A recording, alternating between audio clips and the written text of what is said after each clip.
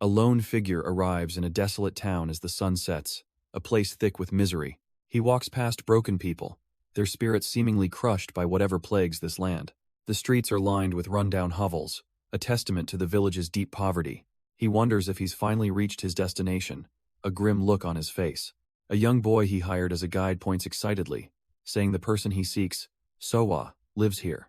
With his job done, the kid eagerly demands his payment, 15 coins, as promised. But the mysterious man is cautious, stating he'll confirm things first before paying up. The boy scoffs in annoyance but seems to have no choice but to lead the way. He pushes the door open, guiding the client into the dark and silent home. Stepping into the shadows, the man's face is revealed, his expression utterly serious. The inside of the hovel is just as bleak as the outside. Broken pottery and sparse furnishings paint a grim picture of their life. And there, in the corner, he finds her, a frail girl in bed, startled by his sudden appearance. Her eyes, though weary, are sharp as she quietly asks who he is. Just then, the guide rushes in, excitedly calling out to the girl, Sowa. The man ignores the boy's cheerful greeting, his focus entirely on Sowa, asking if her surname is Jang. As the boy explains he was just a guide, the man's intense, shadowed face is finally revealed. Sowa is completely baffled, wondering how a total stranger could possibly know her name. She looks up at the towering figure, asking if he really came all this way just for her. Their eyes meet in a silent, heavy stare, the air thick with unspoken purpose. A small, knowing smirk curls on his lips. He has found exactly who he was looking for. Turning to the guide, he casually tosses the boy his payment, his business with him now concluded. Ayuk scampers away, leaving the imposing stranger alone with the bedridden Sowa. Confused and wary, she asks what he could possibly want from someone like her. The man reveals he was a colleague of her father, sent here because of what was written in his will. Her eyes widen in shock. His will? The words hang in the air, heavy with unspoken meaning. He offers no words of comfort, his grim silence confirming her worst fears. The devastating truth finally lands, and tears stream down her face. She completely breaks down, collapsing onto the bed in a wave of crushing grief. The man simply stands and watches, his duty fulfilled, as her heartbroken sobs fill the room. After her sobs begin to fade, the man finally speaks, his tone devoid of any sympathy. He has just one question for her, his voice cutting through the heavy air. Who is she? Sowa looks up, her face stained with tears, utterly confused by the bizarre interrogation. But before she can answer, he makes his move, his blade flashing out of its sheath. He instantly springs back, narrowly dodging an unseen force that just erupted from her. She sits bolt upright on the bed, her own eyes wide with shock at her sudden, violent reaction. A smug grin spreads across his face. He was clearly testing her, mockingly asking if she meant to cripple him. Sowa stares down at her own hands, completely baffled by the power she just unconsciously used. But her confusion is instantly replaced by a surge of raw instinct as she lunges forward to attack. It's a pointless gesture. He effortlessly meets her lunge, stopping her wild assault cold. He pulls back his arm, steaming from the close call, genuinely impressed by her raw power. But Sowa is no longer herself, completely consumed by a dark, primal energy as she lunges forward. The man scoffs, his patience wearing thin, ready to put this so-called scum in her place. With a single, downward strike of his hand, he unleashes a shockwave that smashes her into the ground. He lands gracefully, completely unbothered by her desperate attack. But the smug look vanishes, replaced by a serious expression as he considers drawing his sword. His hand rests on the hilt, confident that unsheathing his blade would turn the tables in an instant. He makes his decision, beginning to draw the weapon to finally end this little game. But something stops him cold, a sudden shift in the air that catches him completely off guard. Sowa's power explodes outward, shattering the very floorboards as she rises once again. The swordsman's eyes widen in disbelief at this sudden turn of events. But before he can move, the entire wall explodes inward with a thunderous crash. A mysterious man and the young boy, Ayuk, stand silhouetted in the breach. The man lunges forward, a terrifying demonic visage appearing right in his opponent's face. It's far too fast, and a spectral punch sends the swordsman's head snapping back. A second, brutal strike slams directly into his chest, the impact cracking his very bones. He chokes, spitting up a mouthful of blood from the devastating, internal blow. The once cocky fighter collapses to the floor, utterly defeated in an instant. A voice mocks him for taking 3 whole seconds, calling him by name, Chilsol. He can only seethe in humiliation, reminded of the terrifying power he so foolishly challenged. The scene shifts, as a skeptical spear wielder questions a bizarre interrogation technique, but his long-haired companion calmly agrees, saying it can be a surprisingly effective method. By a campfire, he explains how it lets you grasp what your opponent knows and what they don't. The spearman presses him, wanting to know the one crucial condition for such a risky gambit. With a knowing smile, the man reveals the secret. One must have immense endurance. His point is proven by a flash of agony, as he's shown enduring some brutal treatment. The memory fades into a harsh reality, where he is bound and kneeling before a captor. A powerful, muscular elder looms over him, sensing something is not quite right. With a sudden move, the elder's hand shoots out and grabs him by the collar. He yanks the captive upwards, his face a mask of cold intimidation, ready to begin. The elder's grip is ironclad as he demands to know the captive's true identity. But the man shows no fear, merely a cool defiance in the face of the threat. Sowa joins the interrogation, a wicked smile on her face as she threatens him with a knife. He calmly begins his story, claiming to be an old friend of Sowa's late father. Then he turns the accusation around, asking why they're pretending to be the very people he came to see. The accusation earns him a blade pressed right against his throat. The girl, now masked, furiously tells him they're the ones asking the questions here. The elder, however, is intrigued by this twist, asking how he knew she was an imposter. With a knowing smirk, he explains that the real Sowa would have recognized him instantly. But elsewhere, the spearfighter knows this is all a lie. Sowa's father had no such visitors. The captive remains completely unbothered, even with a blade to his neck. A confident, almost predatory smirk spreads across his face. And just like that, the elder falls for it, realizing this man must also be searching for Sowa. In a flash, the tables are turned, and the captive now holds the girl hostage, demanding information. He coldly asks if she really thinks he'd be tied up here if he knew anything useful. But as he speaks, the ropes binding him simply fall away. He rises to his feet, completely unrestrained. With his back to them, he declares that this little game is now over. The elder and the girl can only stare in absolute, dawning horror. Before they can even react, he unleashes a devastating punch, shattering her mask and sending her flying.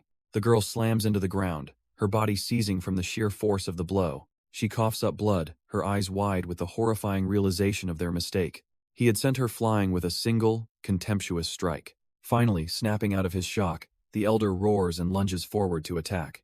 His massive hands reach out, intending to crush the man who had just humiliated them. But the captive meets his furious charge with a look of utter boredom. He sidesteps the attack with impossible grace, making the old man look slow and clumsy.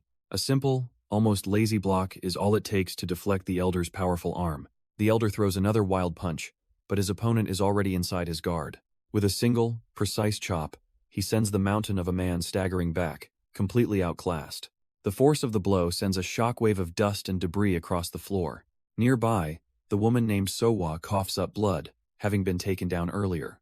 But despite her injuries, a fierce, unbroken will glares from her eyes.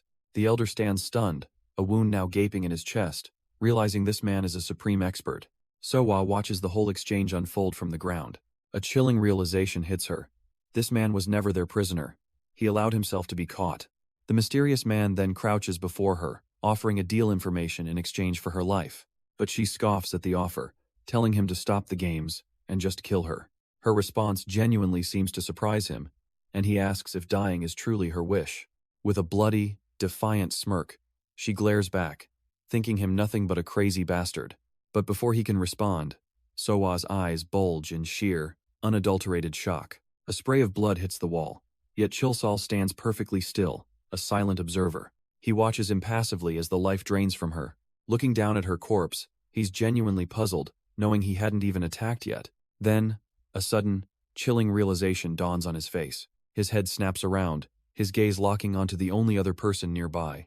It's the young boy, Ayuk, who had been sitting meekly in the corner. Clutched tightly in his hand is a small, golden whistle. Ayuk looks up, a cold smirk playing on his lips, admitting Sowa had exceeded his expectations. Chilsal can only stand there, impressed by the sheer ruthlessness of a boy who'd kill his own comrade. Ayuk then has the audacity to warn Chilsal that he'll regret ever getting involved. The boy's eyes narrow with a confidence far beyond his years. Chilsal, however, is completely unfazed by the empty threat. In fact, the boy's words only trigger a sudden, startling realization. Hes thrown into a memory of a past conversation, one questioning why assassins would target their own leader's daughter. The fragmented pieces finally click into place. He realizes he needs to find Sowa urgently. His mind races, trying to recall who was stationed back in Luoyang.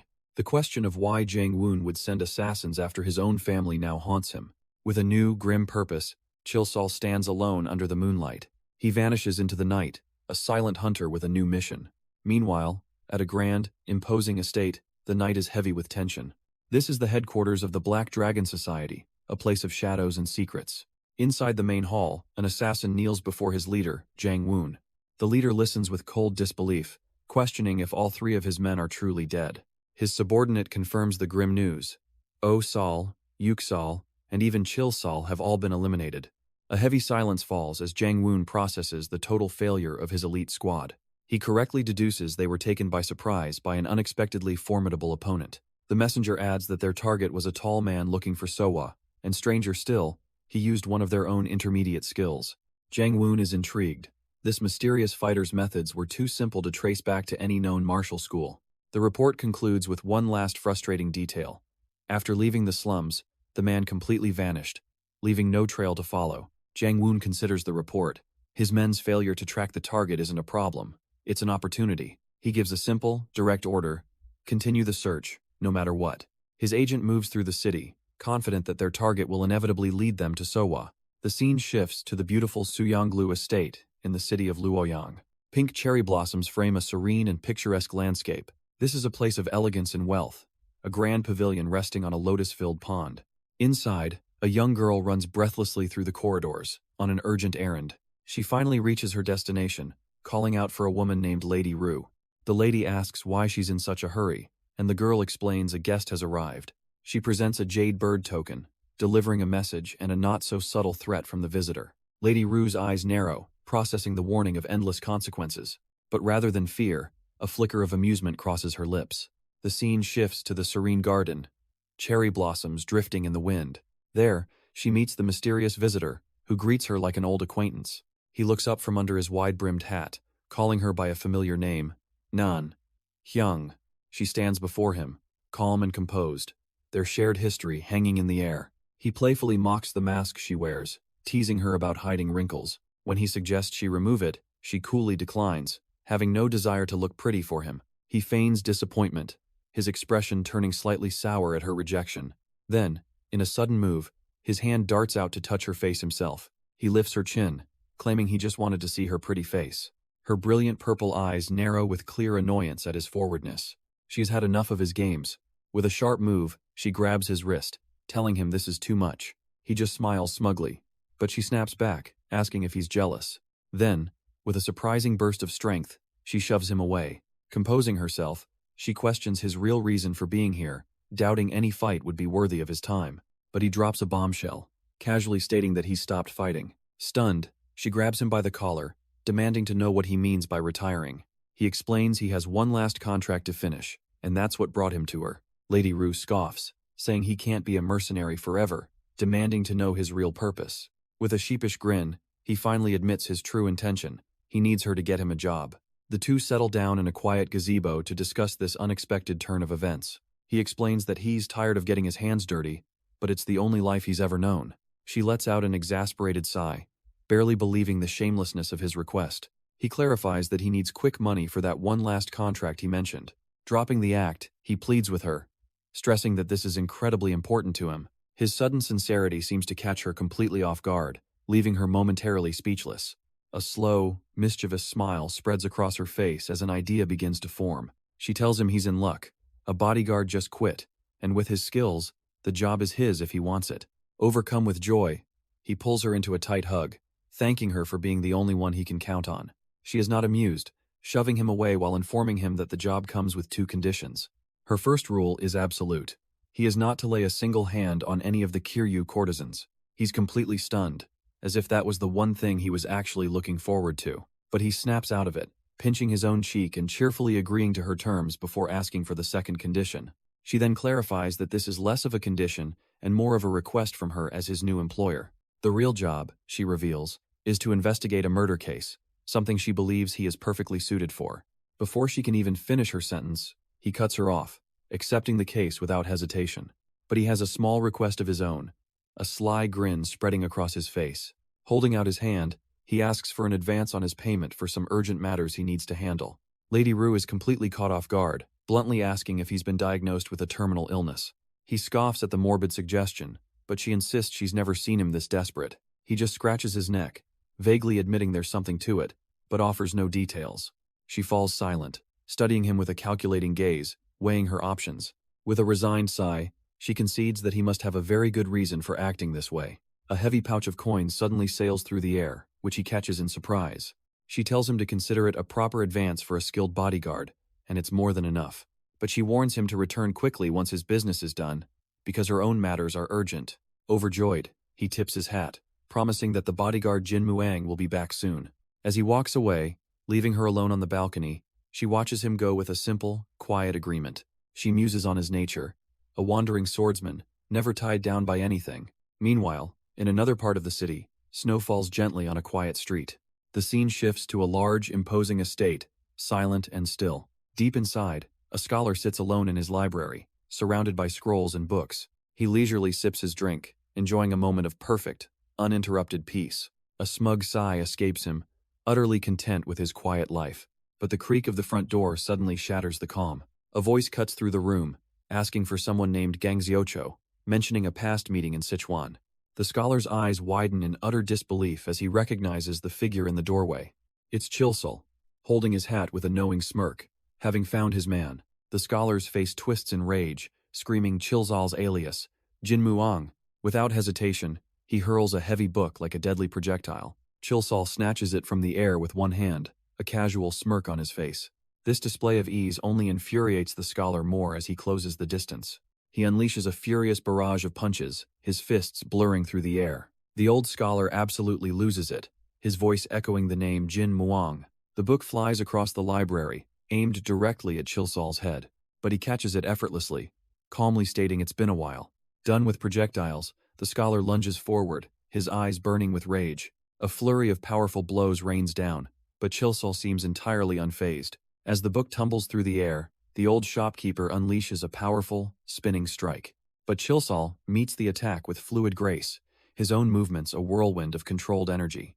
Their fists collide with a deafening crack, the impact freezing them both for a split second. A shockwave rips through the library, marking the end of their sudden, violent reunion. The shopkeeper smirks, admitting he thought Chilsol was dead after losing contact 6 months ago. Chilsol flashes a smug grin, boasting that he couldn't possibly die with so many women ready to mourn him. The old man sighs, remarking that while his looks are the same, his ridiculous personality hasn't changed either. With the tension broken, the two sit down across from each other to finally talk. He asks how Chilsol found this place, and Chilsol reveals he heard about him in Nanyang from a mutual acquaintance. The shopkeeper's expression darkens as he asks if Chilsol also went to see Nangrang. Chilsol casually adds that he even took a job as a bodyguard at Nanyang's place. The old shopkeeper's hand slams down on the table, the wood groaning under the force. He explodes in a rage, questioning how Chilsol could possibly face Nangrang after what he did. But Chilsol just waves it off, claiming it was all in the past and a mutually beneficial deal.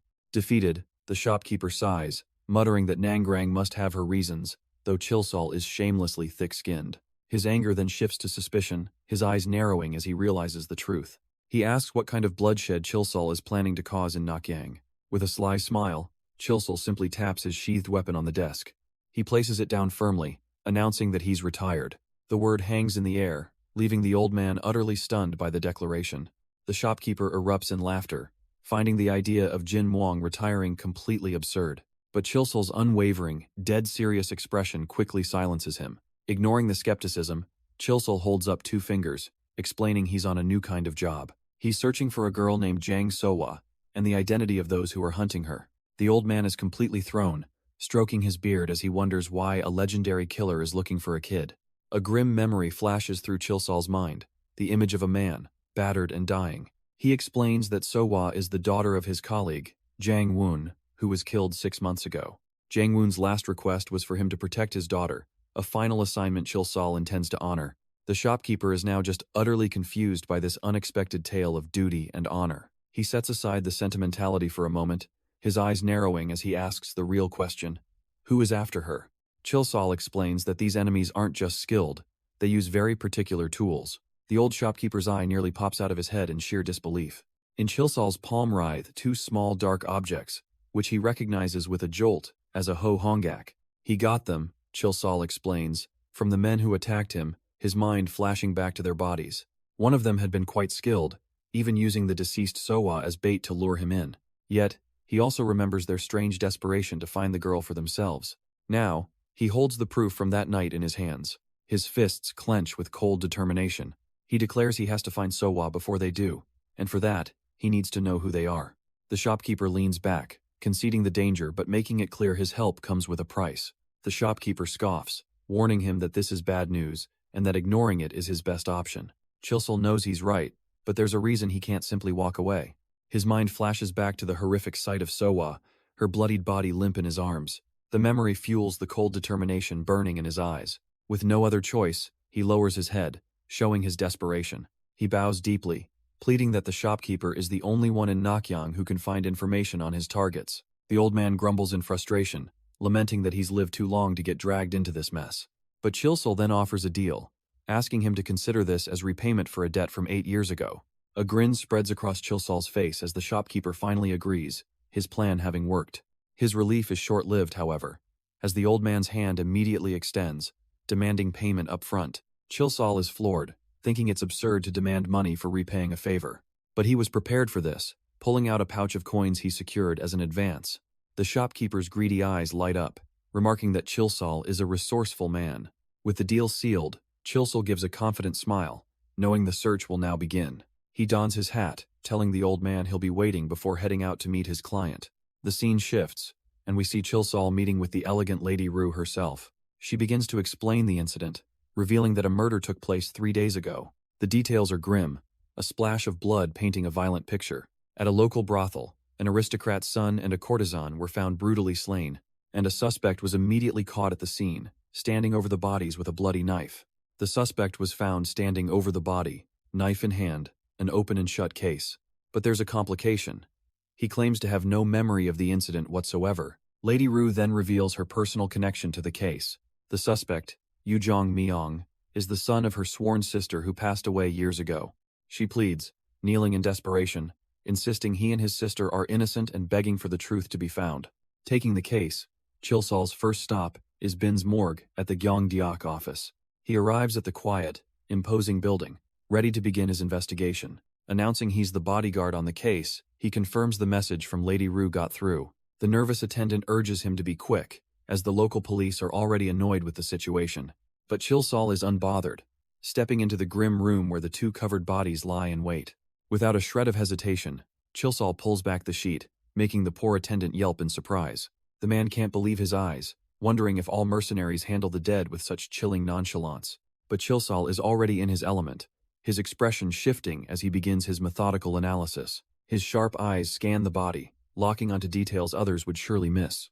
And almost immediately, he finds something on the male victim that gives him pause. The state of the corpse reveals clues, and he takes in every single one. With the first body examined, he turns to the second, much to the attendant's renewed horror. He scoffs at the man's objection, noting this is why no one trusts the authorities' half-hearted investigations. But just as he reaches for the second sheet, an unexpected presence makes him freeze. The doors burst open as 2 officials storm in, demanding to know who dares to touch the evidence. The terrified morgue attendant insists he knows nothing, but the officials aren't listening. One of them grabs Chilsol's arm, demanding to know who gave him permission to be here. But the man's clumsy attack is met with nothing but air, as Chilsol sidesteps effortlessly. With a flick of his wrist, Chilsol seizes the official, completely turning the tables. His fist clenches, a clear sign that this interruption will not be tolerated. A moment later, the officials are sent flying backward, crashing right out of the room. A senior official arrives, his eyes widening in shock as his subordinates are thrown at his feet. He stands frozen in the doorway, staring at the aftermath of the one-sided confrontation. A cold sweat breaks out on his brow. Who could have dispatched his men so easily? His thoughts are interrupted as a pair of sleek boots step into his line of sight. The senior official explodes with rage, pointing an accusatory finger at the intruder. He bellows, demanding to know how anyone could dare lay a hand on a government official. Chilsol stands his ground in the doorway, utterly unfazed by the man's blustering. His eyes narrow slightly, calmly assessing this new, more powerful obstacle. A sudden realization dawns on the official, who believes he's identified the notorious criminal Podu Yuk-ji. He immediately orders his groaning subordinates to get up and make the arrest.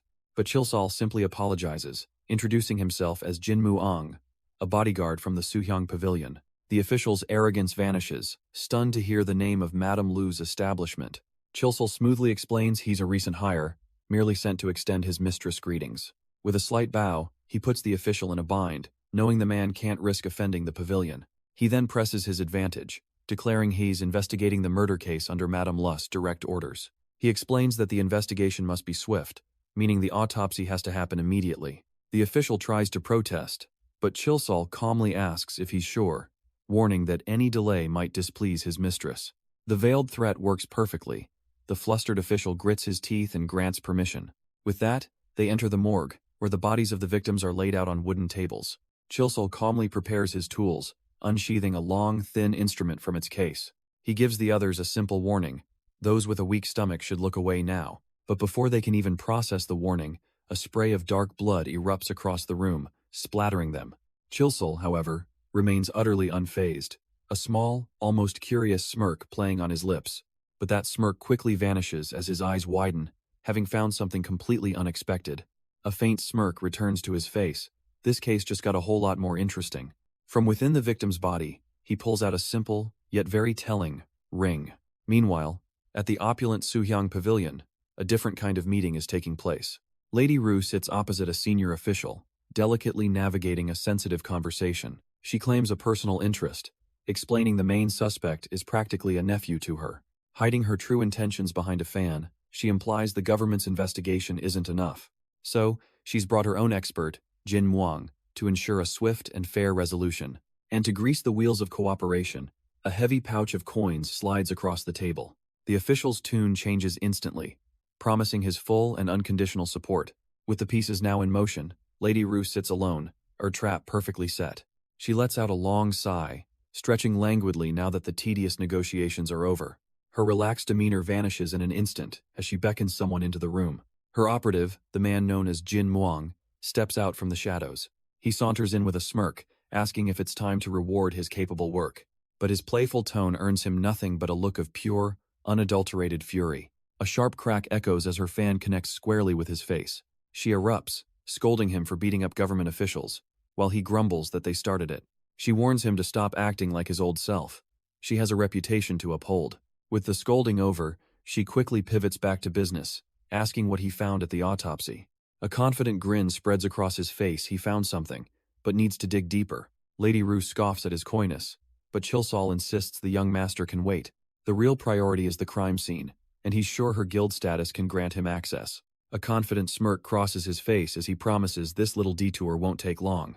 Later, a woman named OK Sion introduces herself, sent on behalf of Lady Rue. Chilsel is immediately taken aback, not expecting a woman from a mid-tier pavilion to be so stunning. He finds himself completely captivated by her presence. After collecting himself, he smoothly explains that Lady Rue wants a thorough follow-up on the case. OK Sion agrees to guide him, but reveals the crime scene has been completely renovated. Fortunately, she knows the discarded items were sent to the incineration yard and should still be there. But as she walks, Chilsel notices something. Her gait feels strangely and unsettlingly familiar. OK Sion catches him staring, and Chilsel quickly plays it cool, denying anything is wrong. He lays on the charm, smoothly complimenting her enchanting beauty to cover his momentary lapse. Getting back to business, he requests to see the victim's room and interview the attendants. But as they walk, his focus returns to her, his instincts screaming that something is off. Then it hits him a flash of dreadful recognition in her eyes that confirms his suspicion. Entering the room, Chilsel immediately begins his own sweep of the renovated crime scene. He kneels down, meticulously searching for any trace of evidence the officials might have missed. OK Sion then brings forward the two courtesans who were on duty that fateful night. With the witnesses before him, Chilsel's demeanor shifts, becoming cold and analytical. He listens intently, his mind already weaving together the hidden threads of the case. One of the courtesans presents the room where the victim, Hebong, met her end. Chilsel's attention is immediately drawn to a secondary door, which she explains is an emergency exit. He steps into the room, his senses on high alert, absorbing every detail of the space. Moving to the window, he peers outside, assessing the room's strategic position. It clicks for him, then the room's isolation wasn't a random choice. It was part of a plan. He begins to reconstruct the scene, trying to think as the victim would have. Closing his eyes, he focuses his energy, diving deep into the lingering traces of the past. A ghostly blue blueprint of the building materializes, and with it, the spectral form of the killer, Jang Woon. Chilsel's reconstruction begins as the phantom takes its first deliberate step. He watches, stone-faced, as the specter moves through the memory of that night, revealing the path the killer took. The victim's room was tactically sound, far from the main stairs, giving her ample warning. But Jang Woon didn't bother with doors or hallways. He came straight through the ceiling, an ambush from an impossible angle. The spectral assassin parries the sudden attack, her instincts buying her a crucial moment. After weathering the initial shock, her training takes over. She immediately pivots, not to fight, but to flee. Her escape route was already planned, a straight shot to the emergency exit. The vision fades, leaving Chilsol alone in the room, the entire sequence now clear in his mind. Hess figured out the victim side of the story. Now only one detail remains, and as he looks out, he sees his employer, Lady Rue, watching from across the way. Her expression hardens, a silent acknowledgement passing between them. With that, Chilsol's next destination becomes clear, the local prison. There, he finds his target, a man named Yu Jong-myung, broken and alone in a dark cell. The young man looks up, startled by the sudden arrival of a visitor. A figure emerges from the shadows, telling him he's been through a lot. He introduces himself as Guard Jin, sent to help young Master Yu. A flicker of hope ignites in Yu Jong-myung's eyes. His aunt must have sent this man. He scrambles forward, grabbing onto Chilsol like a drowning man grasping a lifeline. Tears stream down his face as he desperately pleads his innocence, swearing he couldn't even kill a bug. Chilsol places a hand on him, calmly telling him that everything is all right. But Chilsol's glowing blue eyes seem to see right into the young man's very soul. Yu Jong-myung is stunned into silence, hope and disbelief warring in his expression. The guard's voice is firm. He tells him that he also believes in his innocence. And this certainty, he explains, comes from a very special ability he possesses. In a flash, we see a group of thugs cornering a lone, cloaked figure. The man in the wide-brimmed hat barely reacts to their aggressive posturing. He calmly reveals that to his eyes, all murderers are visible. His power flares, outlining the men before him most glow blue, but one burns a violent, murderous red. The leader of the thugs realizes he's been exposed, his face twisting in pure rage. With a crazed snarl, he lunges forward, aiming to kill the man who has seen his crimes. But that rage means nothing as Chilsol's blade runs straight through the thug's chest. In a blur of motion, he dispatches the rest of the crew before they can even react. Their pained gasps are the only sounds as they fall, one after another. With the bodies littered around him, Chilsol stands as the lone victor, turning to leave. Suddenly, a muscular old man appears, bowing and thanking him for the timely rescue. But Chilsol isn't buying the act, his eyes glowing as he calls out the pathetic disguise. The old man's face twists into a mask of pure fury, his cover blown completely. With a desperate scream, he lunges forward, hoping to silence Chilsol for good. A single, bloody flash is all it takes to end the so-called traitor's life. Chilsol calmly reflects that this special sight of his is indeed very useful for his line of work. Having seen enough, Chilsol declares young Master Yu innocent, leaving the prisoner utterly baffled. He simply tells the frantic man to wait for good news and turns to leave. Yu Jong-myung reaches out in desperation, begging for a real investigation as Chilsol walks away without a second glance. His work in the prison now complete, he makes his way back to report his findings. Moments later, Lady Rue looks up in surprise, questioning if the investigation is truly finished already. Chilsol just smirks, confidently stating that for someone of his competence, it was a simple case. She presses him, her voice filled with doubt, asking if he's really saying Jong-myung is the culprit. But he confirms the young master's innocence, and a wave of pure relief washes over her. With a confident gesture, he promises her that proving his innocence and freeing him by tomorrow will be easy. Sealing their agreement, she places her hand over his, her trust now firmly in his capable hands. But Chilsol's gaze remains sharp, knowing the real work is just beginning. Overwhelmed with gratitude, Lady Rue clasps his hands, professing that she doesn't know what she would have done without him. She quickly composes herself, a faint blush of embarrassment on her cheeks. As he turns to leave, she formally thanks Guard Jin for his service, and he offers a simple welcome. He stops her, however, warning that they can't relax just yet. This isn't a simple crime of passion. She's stunned by his revelation that this is a power struggle between martial arts factions. He explains that both men were merely unlucky bystanders, leading her to a shocking realization. The courtesan was the real target, because Hebong, he reveals, was a spy for the intelligence agency of the Martial Alliance. He found traces of secret techniques on her body, and her room was structured for ambushes, the work of a trained agent. Lady Rue is left completely bewildered, wondering why such a spy would be stationed in an insignificant brothel. He casually dismisses her questions, claiming he knows nothing of the Martial Alliance's plans. Lady Rue panics, demanding he can't just leave without revealing the truth. But he calmly counters, pointing out that this is no ordinary case. He then lays out the stakes, exposing the real culprit could destroy her entire business. The terrifying weight of his words finally sinks in, her eyes wide with realization. Defeated, she agrees to his terms, understanding the danger she's in. A faint, knowing smirk crosses his face. He's in complete control. As he walks away, he leaves her with a chilling thought. Sometimes ignorance is bliss. Night falls over the pavilion, his promise echoing that tomorrow will bring the answers she needs. Alone in the quiet hall, he now stands before a door, ready for the next phase of his plan. His eyes narrow with focus, sensing the shift in the air. His hand tightens on the hilt of his sword, anticipating the coming conflict. He warns Lady Rue to stay inside, a thinly veiled hint that things are about to get messy. The doors slide shut, sealing the room in a fragile silence. For a moment, nothing moves. The quiet only serves to amplify the tension building in the hallway. Then, with a deafening crash, the doors explode outwards in a blast of purple energy. But Chilsal is already in motion, his blade flashing to parry the deadly assault. A confident smirk crosses his face. He's pleased to see his opponent hasn't lost their touch. From the dust and debris, the shadowy figure of his attacker emerges. It's a phantom of pure malice, descending with twin blades wreathed in purple energy. Chilsal's eyes widen in alarm as he recognizes the infamous black cloud concealment technique. Their blades meet in a furious clash, the hallway erupting in a shower of sparks. He pours his own energy into his sword, a swirl of blue light pushing back against the dark assault. But the assassin is relentless, her shadowy form a whirlwind of deadly, arcing steel. The two blades grind against each other with a piercing shriek. A massive shockwave of force explodes from the point of impact. Chilsal is blown back, struggling to hold his ground against the sheer power of the strike. From within the darkness, a single golden eye glares out as the assassin's blade flashes. A sliver of purple energy zips past his face, and for the first time, Chilsal looks genuinely rattled. The speed and power of the attack leave him wide-eyed with shock. Before he can react, the shadowy figure slams into him, knocking his hat clean off. He's thrown backwards onto a bed, completely disarmed and pinned in an instant. The shadowy assassin leans in close, mockingly asking where his old ferocity has gone.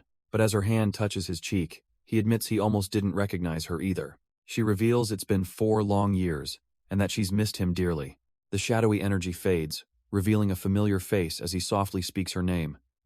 Seol, Ran. Now straddling him, she listens as he asks if she knew all along that he would come. With her hand gripping his side, she confidently confirms that she did. A sly, flustered smile spreads across her face, their tense reunion just beginning. She pulls him into a fierce embrace, confident that there was no way he could have forgotten her. But in the next instant, her smug expression shatters into one of pure shock.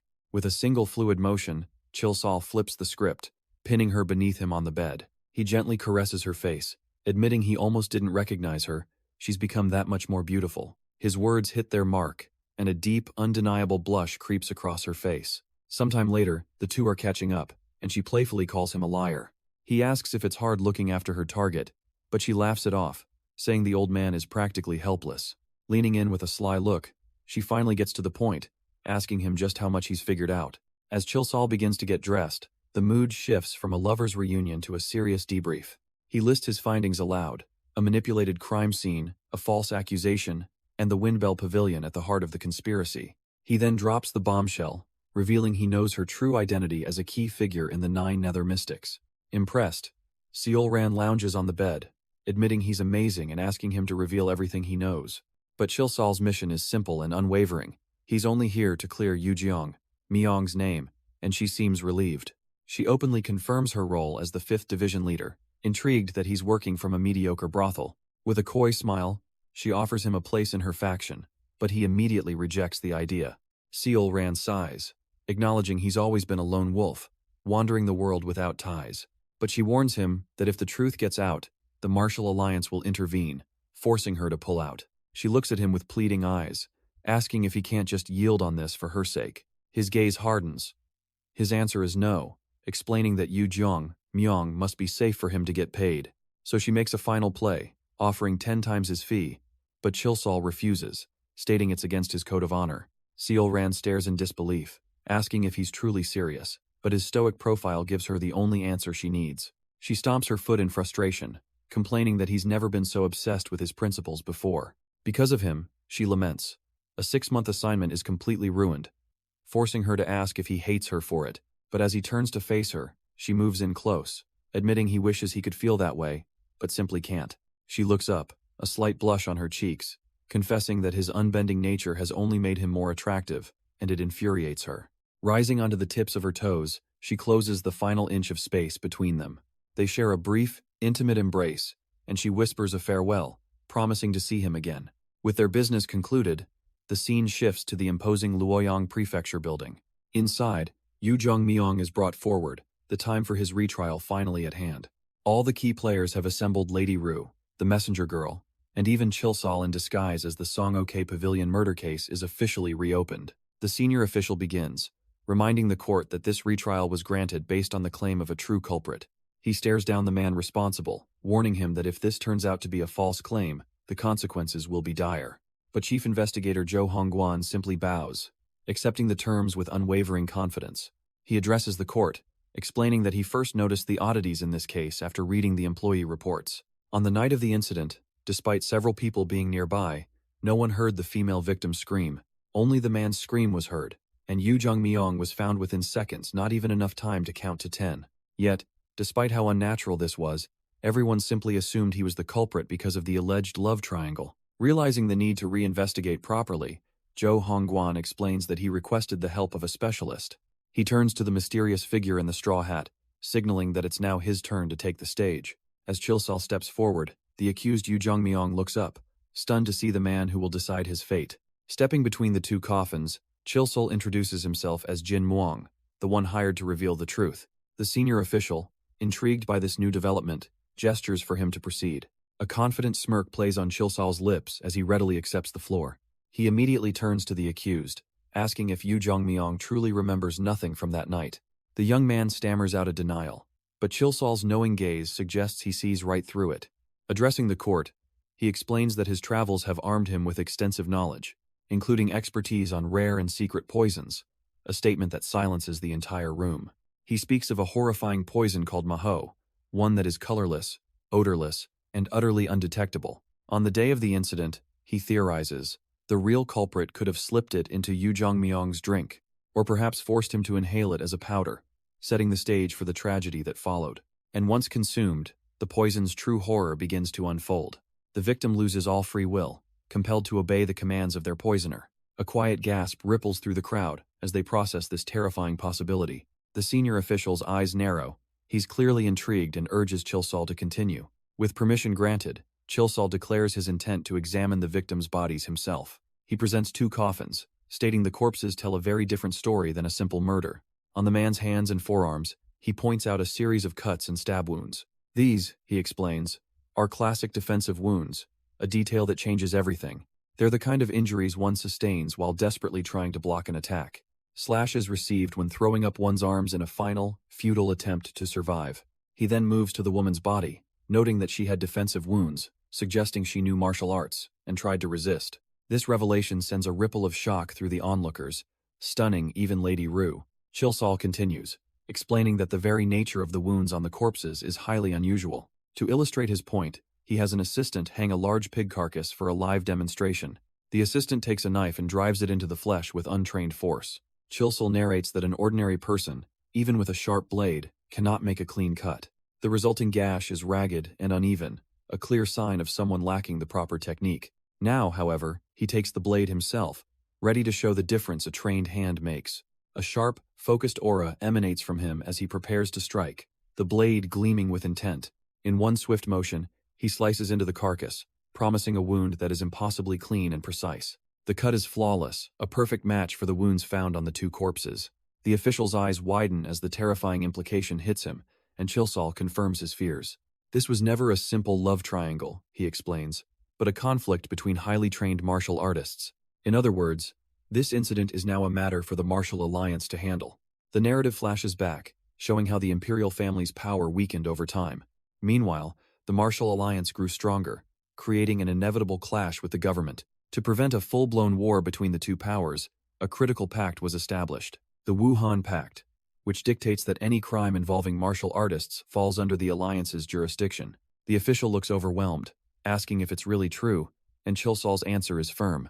The victims had nearly 80 wounds, each one sharp and deep enough to cut bone, the undeniable work of a master. And so, he concludes, there's no way the terrified Yu Jong-myung, who has zero martial arts training, could have done this. The poor man can only tremble, tears streaming down his face as his innocence is finally brought to light. Chilsol isn't done yet, announcing he has another piece of evidence to present. He reveals the weapon Yu Jong-myung was holding, the knife presumed to be used in the crime. But as he holds it up for all to see, he scoffs. It's just an ordinary kitchen knife that would have been damaged cutting bone. He explains that the victim's ribcage was pierced by a precise, sharp blade, a feat this flimsy tool could never accomplish. The real culprit tried to fabricate the scene, he declares, but they weren't smart enough to erase all the traces. With a glint in his eye, he deduces the killer is a trained martial artist who used a weapon as sharp as an awl. This true murderer, he states, killed both victims, fabricated the evidence, and then simply walked away, pinning all of the blame on an innocent man, leaving the officials to whisper amongst themselves, stunned by the revelation. The room erupts in quiet murmurs, the local officials completely floored by this turn of events. The courtesans seem especially disturbed, one young woman even beginning to sob under the pressure. A senior official exhales in relief, thankful they didn't send a faulty report to the central government, and asks if the investigator has identified the true killer. Instead of answering directly, the investigator's sharp gaze sweeps across the assembled crowd. His eyes finally land on a single white-haired elder, who immediately stiffens, wondering why he's the center of attention. The investigator lays out his logic.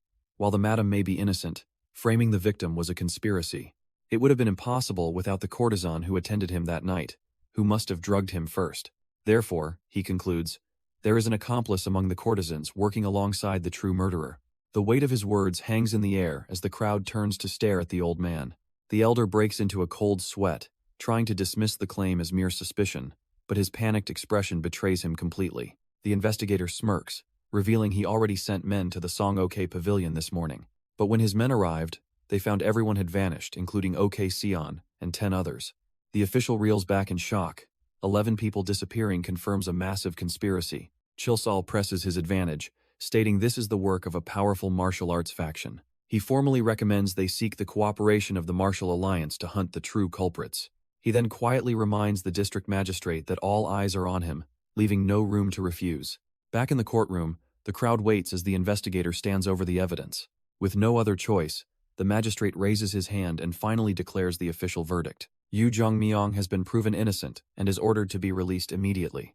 With the initial case closed, the scene shifts to a grand estate in Luoyang, where the real hunt begins. A mysterious woman relaxes in a rocking chair, overseeing her operations from a quiet room. One of her subordinates arrives to deliver an urgent report, addressing her as leader. The leader listens intently, her sharp gaze missing no detail.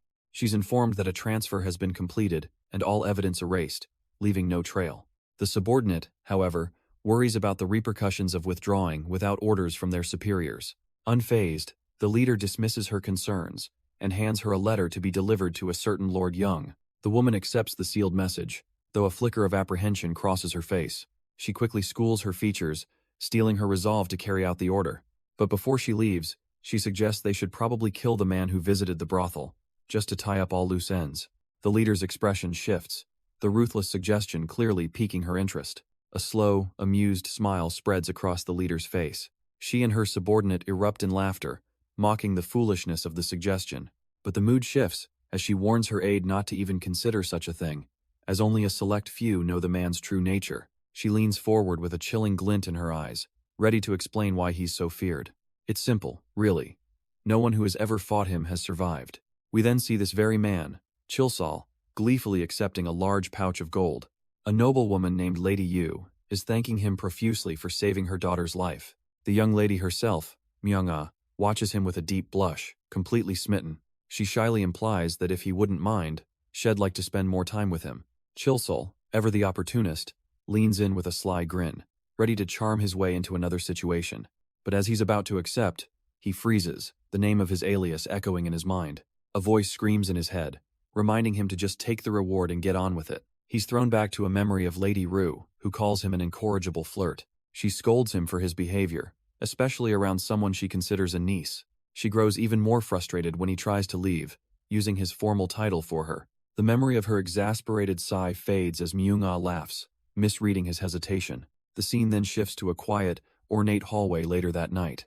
Chilsol walks with a newfound purpose, his playful demeanor completely gone. His eyes are now cold and focused, the eyes of a man on a serious mission. He comes to an abrupt halt, his senses telling him something is near. His hand instinctively grips the hilt of his sword. Without a moment's hesitation, he draws his blade. He realizes this aura isn't Sealron's, it's the signature of a seasoned master. Trusting his instincts, he unleashes a devastating forward slash. He blows the door to splinters, ready to face whatever lies beyond. But as the dust settles, he finds a man sitting calmly in the dark. Chilsol stops dead in his tracks, his prepared attack faltering.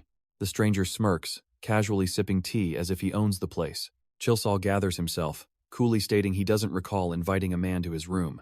A bead of sweat rolls down his face. This intruder wasn't hiding, he was waiting. The man tells him to relax, assuring him he's only here for a talk, though Chilsol senses his incredible strength. He even cracks a joke about being a devoted husband, which is why he couldn't meet in a brothel. Then he drops his name with a flourish. Jushin, Eon, the indestructible diamond cloud. He smugly assumes Chilsol would already be well aware of such a prestigious title. But our boy's complete lack of recognition leaves the branch leader absolutely stunned. He can't believe Chilsol has no idea who the Luoyang branch leader of the Indestructible Alliance is. Shaking off the bruised ego, Ju Xinian gets to the real reason he's here. He knows Chilsol cleared an innocent man's name, and believes he must know the real culprit. The question hangs in the air. Does he know the true identity and motive of the murderer? But Chilsol plays dumb, coolly claiming he doesn't know a thing. Ju Xinian reveals the government has officially requested the Martial Alliance's cooperation, but Chilsol just scoffs, doubting they'd know any more about the case than he does.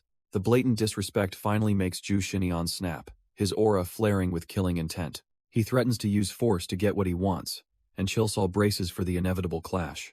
Yet, just as the fight is about to break out, the branch leader's menacing glare softens into a smirk. He unexpectedly backs down, claiming he was only there to see Chilsol for himself. He's actually impressed by his nerve, liking how he treats the indestructible diamond cloud like a mere commoner. With a promise to meet again soon, the imposing figure turns and leaves the room. Chilsol watches him go, a faint, unreadable smile playing on his lips. The scene quietly shifts, settling on the moonlit grounds of the Spring-Autumn Library. Inside, Chilsol sits down for a quiet meeting with the bald shopkeeper. The old man wastes no time, asking if Chilsol managed to find what he was looking for. But before hearing the answer, he offers a drink with a sly, knowing smile. Chilsol cautiously accepts as the shopkeeper pours a cup of fine red liquor. He can't help but question the sudden generosity, wondering what the occasion is. The shopkeeper simply states that this kind of drink is necessary for what's to come. It's needed, he says ominously, to mask the stench of blood that will soon fill the air. The chilling words immediately set Chilsol on edge, his calm demeanor shifting. His eyes narrow, processing the blatant threat hidden in the old man's warning. And just like that, his senses explode, his eyes glowing as he perceives the imminent danger.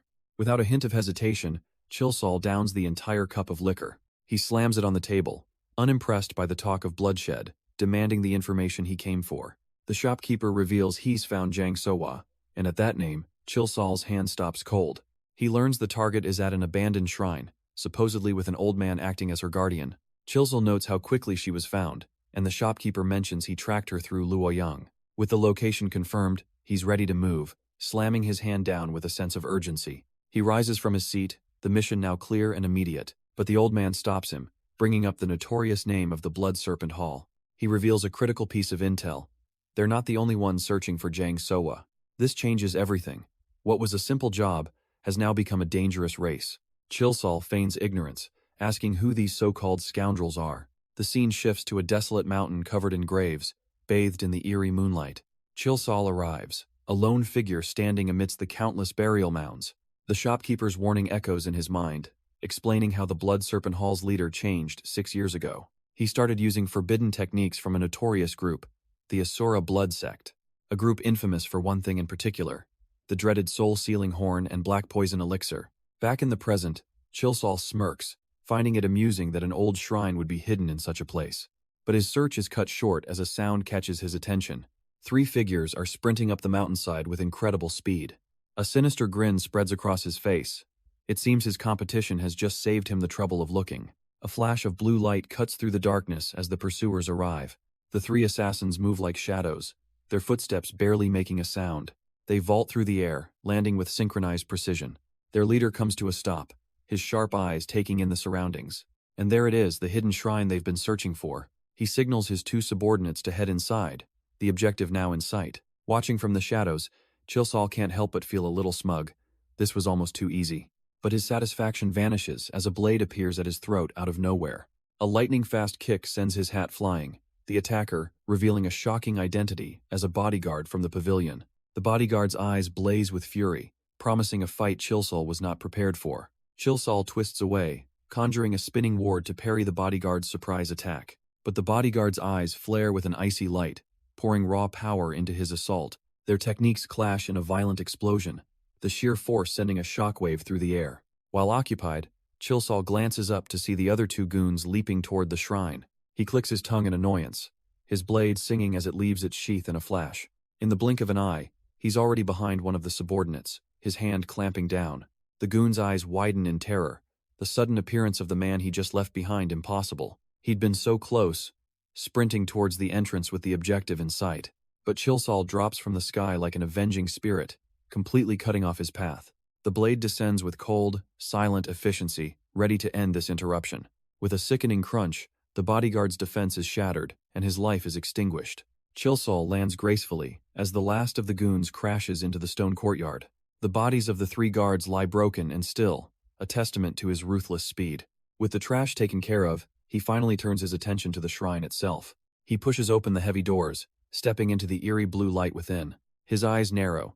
The mission was simple, but what he finds inside is not. In the darkness, a lone figure sits slumped against the far wall, motionless. It's an old man, withered and frail, looking more like a corpse than a living person. Chilsol stands over the broken prisoner, the silence of the room thick with anticipation. He finally speaks, calling out the name Jang So-wa, demanding he reveal himself if he's still alive. But the voice that answers is not an old man's. It's a child, trembling as she asks who he is. Chilsol looks down at her, the mission taking a turn he could never have anticipated. He considers the situation, his expression hidden in the shadows of his hat. This was not part of the plan, but he adapts instantly. A calm, reassuring smile crosses his face, a calculated move to soothe the girl's fear. He introduces himself not as a killer, but as a comrade of her father. Outside, the bloody evidence of his arrival litters the snowy ground. The elite guards he cut down are frozen in their final moments of agony, a chilling display of the assassin's absolute efficiency and power. Just then, another team arrives on the scene, their leader cursing as he realizes he's a step too late. This new assassin leader stares at the shrine, a grim understanding dawning on him. He's informed that their target single-handedly took out 6 of the 10 blood serpents.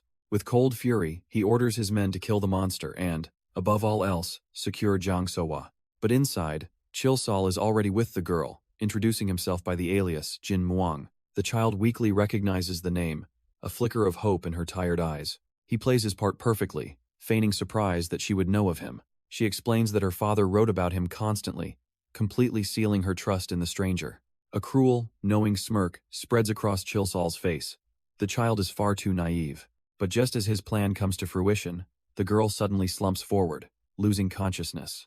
Her body gives out, her name a sharp cry from the assassin as his objective faints before him. Chilsol instinctively catches the girl, startled by her sudden collapse. He immediately assesses her condition, realizing she's severely weakened from prolonged suffering. Even unconscious, the child's hand clenches his robe, a desperate, trusting grip.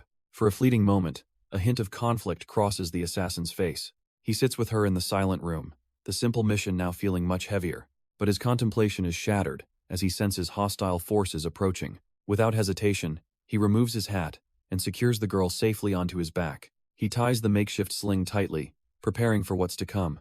With his blade now drawn, he confirms his suspicion. They have uninvited guests. And just like that, the wall violently explodes, heralding their arrival. From the dust and shadows, a masked assassin descends, blade flashing downwards. But Chilsol is already moving, his own sword a blur as it rises to intercept. Steel screams against steel as the two blades lock in a shower of sparks. He holds firm, eyes narrowed with lethal focus, the child's safety his only thought. The assassin presses his advantage, but Chilsol's defense doesn't buckle. With a swift pivot, he redirects the force, throwing the attacker off balance. He gives the man no time to recover, immediately preparing a vicious counter. A clean, fatal strike slices through the first goon as his partner watches. The second assassin draws his blade, undeterred by his comrade's fall. Chilsol leaps forward again, a whirlwind of motion aiming to end this fight quickly. He brings his full weight down in a single, devastating kick. The second assassin barely has time to react, stumbling back in stunned disbelief. His eyes widen in sheer terror as the final blow rushes toward him. A brutal impact shatters his mask and skull, ending the fight decisively. He lets the fool's spirit know it should have chosen its opponents more carefully. With both bodies on the floor, Chilsol lands without a sound, the area now secure. He calmly approaches a frail, withered figure sitting in the back of the room. He tells the old man, Sowa, that his duty is over and he can finally rest. With the child still safe on his back, he turns and walks out, sword in hand. He then steps into a strange, swirling passage, vanishing from the building entirely. Elsewhere, Lady Rue observes with a cold gaze as her trap is finally sprung. But her target, Chilsol, meets the ambush with a single, fluid draw of his blade. He doesn't retreat or dodge, simply standing his ground against the incoming threat. His sword carves the air, creating a vortex of pure martial energy around him.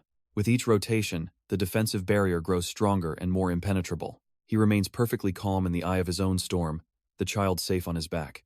On a nearby roof, the hired assassin watches as his hooked net is shredded to pieces. He can only stare in utter disbelief, his perfect ambush completely dismantled. The sheer force of the deflection blasts back, staggering the would-be killer. Chilsol then casually bats away a volley of projectiles, utterly unfazed by the assault. With cold, focused eyes, Chilsol's blade spins, shattering the last of the projectiles. The assassin is sent tumbling through the air, his footing completely lost. But he twists his body, launching himself forward with a dagger, screaming a challenge. He lands hard, trying to regain the offensive with a powerful stomp. Yet his momentum is gone, and he stumbles forward, leaving himself wide open. In that split second of vulnerability, Chilsol moves. He appears before the assassin, his hand gently touching the man's chest. Then, a devastating wave of internal energy erupts from his palm. The assassin's eyes widen in pure terror, the arrogant confidence gone in an instant. A massive shockwave sends him flying back, his body broken by the overwhelming force. The force of the blow sends the assassin tumbling through the air like a rag doll. He crashes into a massive tree with a sickening crunch, the wood splintering on impact. But as the dust settles, another figure remains. The net-wielding assassin is still standing. Blood stains his mask, but his eyes are filled with a chilling, defiant confidence. Chilsol watches him from across the clearing, the last obstacle in his path. He casually brushes a bit of dust from his sleeve, a smug smile on his face. Suddenly, that confidence vanishes, replaced by pure, wide-eyed shock. A blade flashes from the shadows, forcing him to drop and block at the last possible second. He barely manages to intercept the strike, the surprise attack nearly catching him off guard. The weapon is a strange, hooked blade, and he realizes this assassin's stealth is on another level. Without even a second glance, Chilsol bursts past the remaining net wielder. The true threat, the stealth assassin, is left standing alone in the snow. Hess completely baffled. How could his perfect ambush have been seen through? But Chilsol doesn't stop to chat, already leaping up the stairs with the child on his back. The assassin recovers and launches himself forward, determined to finish his target. Chilsol continues his escape, moving with an almost casual speed. But as the assassin closes in, a glint in Chilsol's eye shows Hez already anticipated the move. A flicker of movement, a spray of blood, and the assassin cries out in pain. He stumbles back, clutching a fresh wound, demanding to know how his technique was exposed. Chilsol finally stops, looking back with a bored smirk, asking if that pathetic stealth is really all he's got. The assassin trembles, his confidence completely shattered by his opponent's overwhelming power. He finally grasps the reality of the situation. He was fighting a man who single-handedly defeated the 10 blood serpents. Realizing he's cornered, he drops his blades and tries to bargain, admitting his ambush was a mistake. But Chilsol is unimpressed, informing him that the one who starts a fight doesn't get to decide when it ends.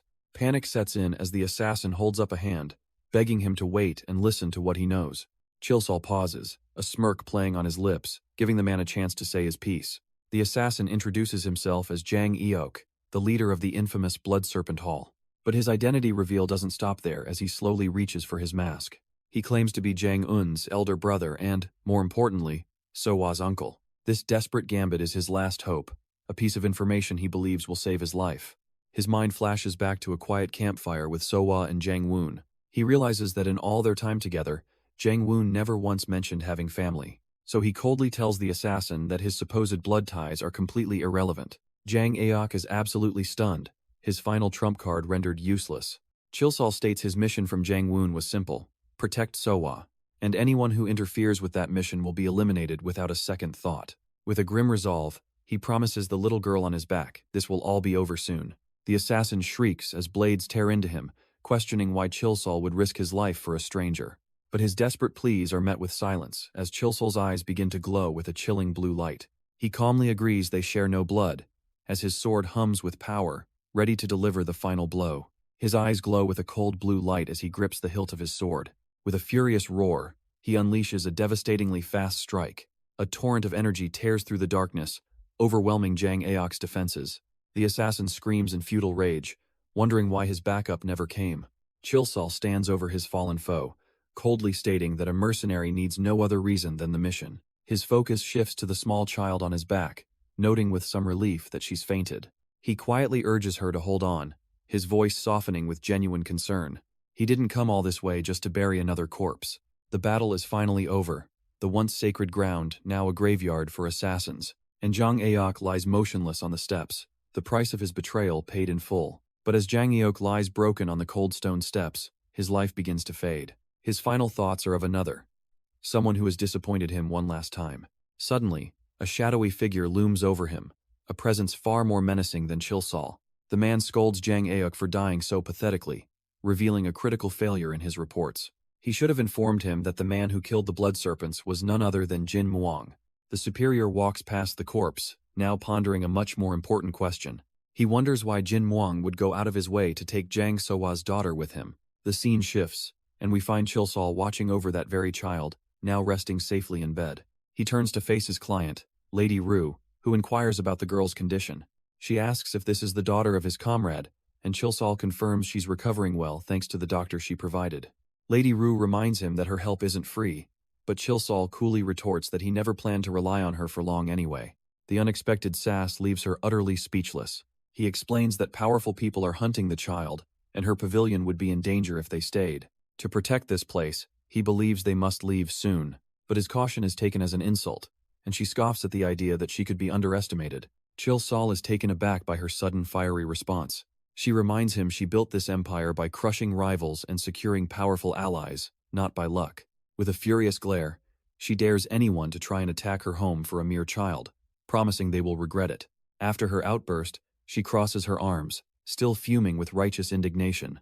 Besides, she shrewdly adds, he's here to protect the girl no matter what, isn't he? Defeated, Chilsol lets out a sigh, admitting he's no match for her in a battle of wits.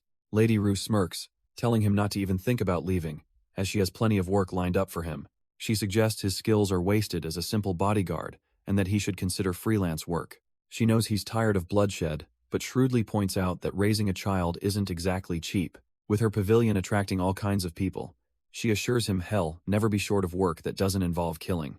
He finally relents, agreeing to at least consider her surprisingly tempting offer. Pleased with her victory, she tells him she'll await his answer and allows the child to stay for now. As she leaves, Chilsol is left alone to process the sudden turn of events. He stands in silence, contemplating his new life and the impossible situation he's found himself in. He then looks over the peacefully sleeping girl, reflecting on his new burden as an unmarried man with a child in tow. Sowa's daughter appears to be sleeping soundly, finally at peace after the ordeal, but her rest is disturbed by a strange, ethereal energy swirling around her.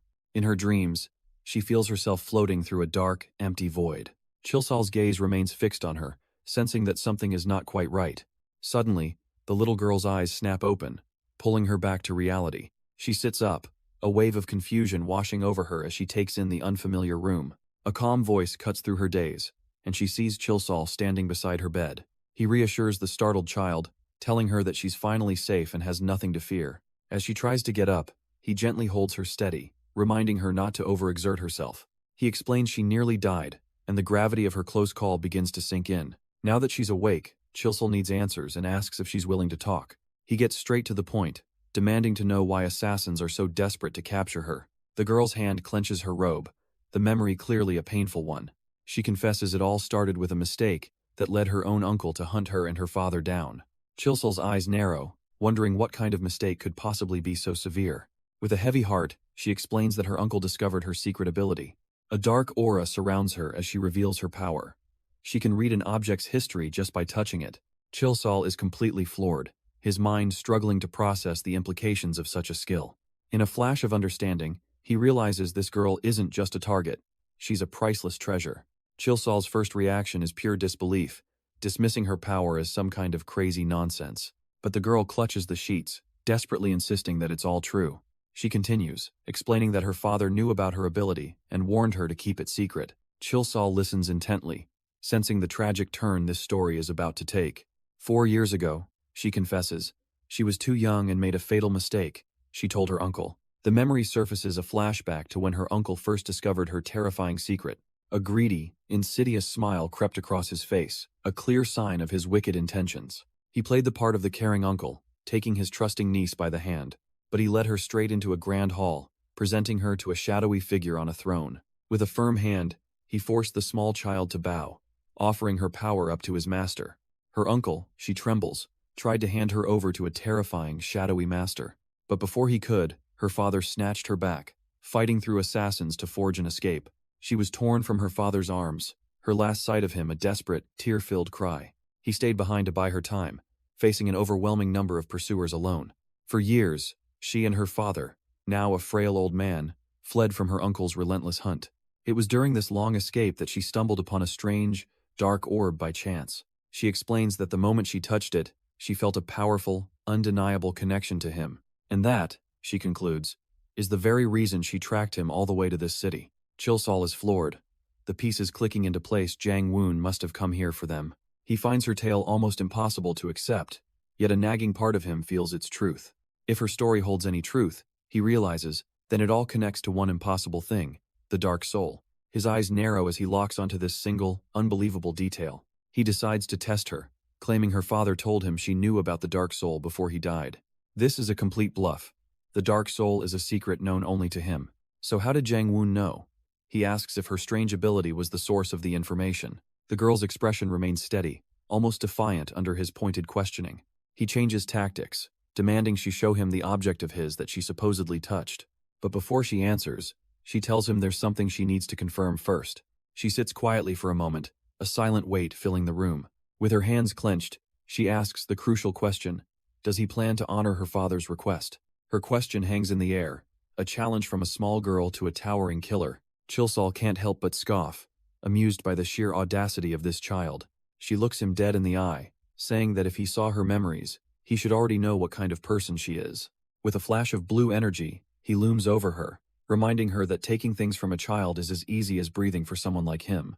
A single tear forms, but her gaze doesn't waver under his immense pressure. She admits she knows exactly how terrifying he is, her voice trembling slightly.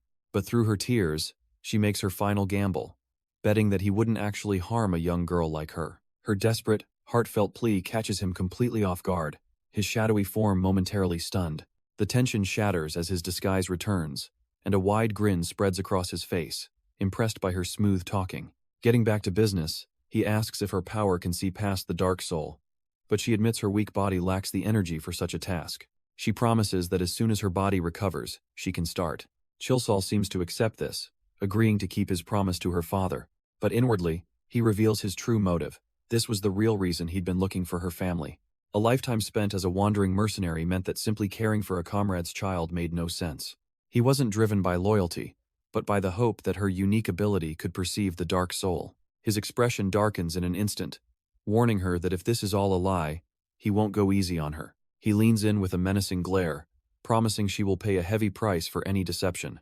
The sudden shift from ally to threat sends a jolt of pure terror through the young girl. Her brave composure completely shatters, and she breaks down into terrified sobs. Watching her cry, Chilsol has a moment of self-reflection, thinking he can't call himself a normal adult for threatening a child. He tries to justify his harshness, thinking it's just the way he's always lived. But even he seems to hesitate, a flicker of regret crossing his features. Through her tears, the girl cries out that he's the only one she has left to trust. Her desperate plea seems to strike a chord deep within him. He comes to a realization, he isn't a mercenary anymore. Kneeling before her, Chilsol makes a solemn vow to protect her with his life, so long as she keeps her promise. A single tear of relief rolls down her cheek, as she wonders if he can truly change. For the first time, a hint of something other than cold calculation appears on his face. Her terrified sobs are cut short by a wave of stunned disbelief. Finally, she breaks down again, this time crying out in gratitude to Mr. Muong. Chilsol presents the purple orb, explaining this is how he saw into her memories. He eyes the girl suspiciously, demanding to know where she acquired such an object. She points to a memory of her own, saying she bought it from a simple street merchant. The girl pieces it together, asking if he saw the person who sold it, and he confirms he did. A vision from the orb flashes in his mind. A beautiful woman with long, dark hair. The memory expands, revealing her standing alone under a magnificent, sunlit tree. Back in the present, he muses on the strangeness of Luoyang, a place haunted by old friends. The scene transitions to the serene exterior of Lady Rue's lakeside residence. Inside, she greets Chilsol, asking if his talk with the child went well. He reports that he learned everything, as the now sleeping girl rests on the floor nearby. With his report seemingly finished, Chilsol turns to Lady Rue with a serious question. She's taken aback, wondering what he could possibly want to ask so suddenly. His gaze becomes incredibly sharp, the casual demeanor vanishing in an instant. He asks her about a woman named Dan Ryung. He needs to know if she's currently at the heavily guarded Chongshan-sama estate.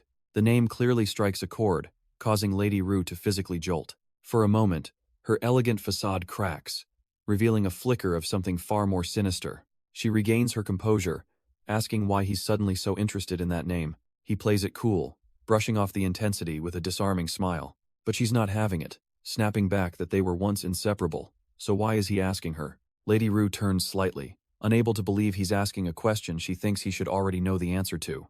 She scoffs at him, questioning why he's suddenly paying attention to a woman who's been gone for years. He throws his hands up in mock confusion, claiming that's exactly what makes this so strange. It's completely out of character for him. He's trying to flip the script, wondering why she is the one getting so worked up over someone from the past. Her reaction is immediate and fierce, telling him not to overreact as if there's no reason for her sudden defensiveness. She then forces a laugh, trying to play it all off as simple curiosity, but Chilsol's smug grin shows he's hit a nerve. Regaining her composure, Lady Rue sighs, her expression unreadable as she agrees to tell him what he wants to know. She finally admits it. Dan Rai, Young is with the Changqian-sama clan, a revelation that clearly shocks him. With a sly smile, she asks him to connect the dots. Why else would the daughter of a fallen clan be with them? A memory from 8 years ago provides the answer. Dan Ri, Young became the concubine of the clan's young lord, Sama Mu, Guang. The revelation hits Chilsol like a physical blow, his composure finally cracking. A concubine? He can't seem to process the word, a dark smile playing on his lips. Lady Rue scoffs at his disbelief, questioning how the most beautiful woman in the province could possibly fall so low. She explains it was a cold, calculated move for power, the very purpose of political marriages. With this sacrifice, the Dan Ri clan managed to claw its way back among the 5 great clans. His usual cockiness gone, Chilsol quietly asks if she's doing well. Lady Rue immediately grows suspicious, demanding to know why he's suddenly so invested in Dan Ryung's fate. He admits he has his reasons, revealing the black shadow pearl he once gave to her. Lady Rue is floored, learning that So Hua somehow ended up with it after buying it from a simple merchant. The pieces click into place for her. Now she understands his obsession. But a new question hangs in the air. How did the pearl get there? Chilsol explains that the black shadow pearl isn't just a trinket. It's a binding promise. Lady Rue listens, the weight of his words sinking in. She reveals that all news about Dan Ryung vanished 6 months ago, as if by a gag order from the Sama clan. His composure shatters, and he grabs her, desperately asking if she has any way to find out what's happening. She pushes him back, retorting that she's not all-knowing, though a certain contact comes to mind. This person will charge a fortune, but Chilsol tells her money is no object. A sly smile crosses her face. She admits she's also curious and agrees to help. Absolutely overjoyed, he pulls her into a sudden tight hug, leaving her stunned for a moment. But she quickly recovers, her expression turning predatory as she tells him a simple thank you won't cut it. He freezes, the implication of her words slowly dawning on him with a nervous sweat. With a predatory gleam in her eyes, Lady Rue reminds him that nothing is free. He just agreed to her second request. Later, her voice echoes from the pavilion, complaining about what a stingy man he turned out to be. The story then cuts away to a massive, sun-drenched estate, the headquarters of a powerful clan. An aide hurries to inform her leader, who stands looking out over the courtyard. The clan leader turns with a confident smirk, hearing that a vice commander from the Alliance patrol squad is here. She steps out to greet the man, noting her surprise that someone of his rank would come in person. This isn't just any officer, it's Nam Weijie, a man feared across the land as the Bloody Tiger Fang. His sharp, intense gaze sweeps over the clan leader, immediately getting down to business. But she meets his stare head-on, her own eyes betraying no fear or hesitation. He questions clan leader Ju directly, asking if she has forgotten the Alliance Master's massive investment in this case. He gets right in her face, demanding to know why she abandoned Songoku, threatening punishment if her explanation isn't good enough. But clan leader Ju just gives a sly smile, completely unfazed, saying she'll accept whatever she deserves. Her aide watches on, realizing this is a political attack by Namwijay, an attempt to weaken their Guyu secret order. The vice commander roars, demanding she finally explain her decision, and with a single phrase, she silences him. The Dark Soul Calamity sect. His eye widens in pure shock. He asks why she's bringing up a ghost from a war 15 years ago, a sect that was supposed to have been annihilated. She calmly reminds him of the Alliance Master's standing order, to avoid conflict with any remnants of that sect at all costs. The gears turn in his head as he realizes the implication. Her retreat was directly connected to them, and she confirms it. She then reveals the Martial Alliance has already sent Lord Samawi and the 5 hidden dragons, proving just how serious the situation is. Namwijay is left standing in stunned silence, understanding that her cowardly retreat just saved them from a conflict with the Alliance's elite. But Namwijay just scoffs, his mind completely made up. He explodes in a rage, calling her excuse ridiculous and far-fetched. Seol Ran remains unfazed, telling him his opinion doesn't change the facts. Doubling down, he threatens to arrest her, as her shadow energy begins to flare menacingly. He orders his men to seize her, declaring he'll hold her personally accountable. A wicked, knowing grin spreads across Seol Ran's face. He's made his choice. In an instant, her shadow clones erupt into existence, and his squad draws their swords. Before they can even process what's happening, one of the guards is cut down. A terrifying shadow looms over the stunned vice commander, its grin promising pain. And just like that, Seol Ran herself is upon him, her hand wrapped tightly around his throat. The vice commander's eyes bulge with terror, choked by the swirling purple shadows. Seol Ran leans in, her voice dripping with contempt, asking if he really thought he'd escape unpunished. Namwijay is completely broken, his authority and confidence reduced to nothing but fear. And this brutal power dynamic seems to be a trend, as elsewhere, OK Sion holds a blade to Ju Shin Aeon. She challenges him directly, questioning what gives him the right to judge the truth of her words. Her face then contorts into that same terrifying shadow, mocking his misplaced confidence in his own strength. Ju Shin Aeon can only grit his teeth, sweating under the pressure of this public humiliation. Having made her point, OK Sion's normal face returns, but her smile is sharp and condescending. It's a victorious smirk that says everything without a word. He was never in her league. She turns her back on him, offering a hollow apology, as she and her retinue depart in triumph. OK Sion glances back with a smug grin, confident that her own report has already reached their lord. She condescendingly tells Ju Shin Aeon that as long as he parrots her words, he won't face any punishment. But another man steps up, the Lord of Budang, vowing to take full responsibility for what happens next. He then erupts, questioning if her blatant arrogance will bring trouble down on her own master. OK Sion just laughs in his face, finding it hilarious that he seems to care so much about her lord's well-being. The Budang lord turns away, disgusted, warning her that a day of reckoning will come for her pride. He gives a final parting shot, saying even the most beautiful flower withers in less than 10 days. Once they're gone, OK Sion notices her aide's worried expression and asks if she thinks she went too far. The aide denies it, but expresses her fear that their enemies will now spread lies and slander. OK Sion simply scoffs, dismissing them as scheming trash, whose only real skill is running their mouths. She coolly declares that if anyone else oversteps, they'll just sever their heads like they did today. But even for her, dealing with such tiresome people is exhausting, and she stretches her aching body. A playful thought crosses her mind. Perhaps it's time to pay a visit to a certain someone tonight. The scene shifts to a quiet room, where Chilsol waits with a grim expression on his face. An elderly doctor is checking on Sowa's young daughter, who sits weakly on the bed. He reports that he's tried every treatment, but her recovery is agonizingly slow. It seems it will take a long time for the girl to regain her vital energy. Chilsol approaches her gently, asking why she seems so downcast. She confesses her frustration, wanting to recover quickly so she can be of use to him again. Her earnest words hit him hard, filling his expression with a deep, unspoken sorrow. She calls her own desire to help a foolish thing to say, but Chilsol gently tells her that the best way she can help is to simply rest. The girl breaks down, apologizing for being born weak, and he's stunned by her overwhelming guilt. He tries to calm her fears, telling her to set aside any worries about being found. He then casually reveals that her uncle and the entire blood temple have already perished at his hand. As he processes his own words, a thought begins to form in his mind. If her uncle was the leader, then her family background must be far more significant than he thought. With a heavy heart, she confirms it. She is from the direct lineage of the Asura blood sect. The name alone sends a jolt through Chilsol, an infamous sect known for its dark sorcery and matriarchal line. And just like that, it all clicks: the source of Sowa's extraordinary power and this child's crushing burden. A cold realization sinks in as Chilsol processes the name of the fallen sect. The girl confirms his fears, explaining her lineage was targeted for annihilation during the Great Chaos War. If her father's true identity ever came to light, the entire Martial Alliance would have hunted him down. And worse, anyone who dared to offer her aid would share the same grim fate. He remembers the old shopkeeper's warning that this mess was far too serious to get involved in. He admits to himself that he's walked straight into a disaster, but he can't bring himself to turn away. The young girl, perceptive beyond her years, tells him she understands his hesitation. Instead of agreeing, Chilsol gently rests a hand on her head, urging her to rest and recover. He gives her his word, a confident smile spreading across his face. He will protect her, no matter what. Stunned by his declaration, the girl finally lets her guard down, crying with pure, unadulterated relief. He gently tells the girl she's a bright child, but her tendency to overthink is a problem. To keep her mind occupied, he decides he'll ask the head courtesan for a simple task she can do.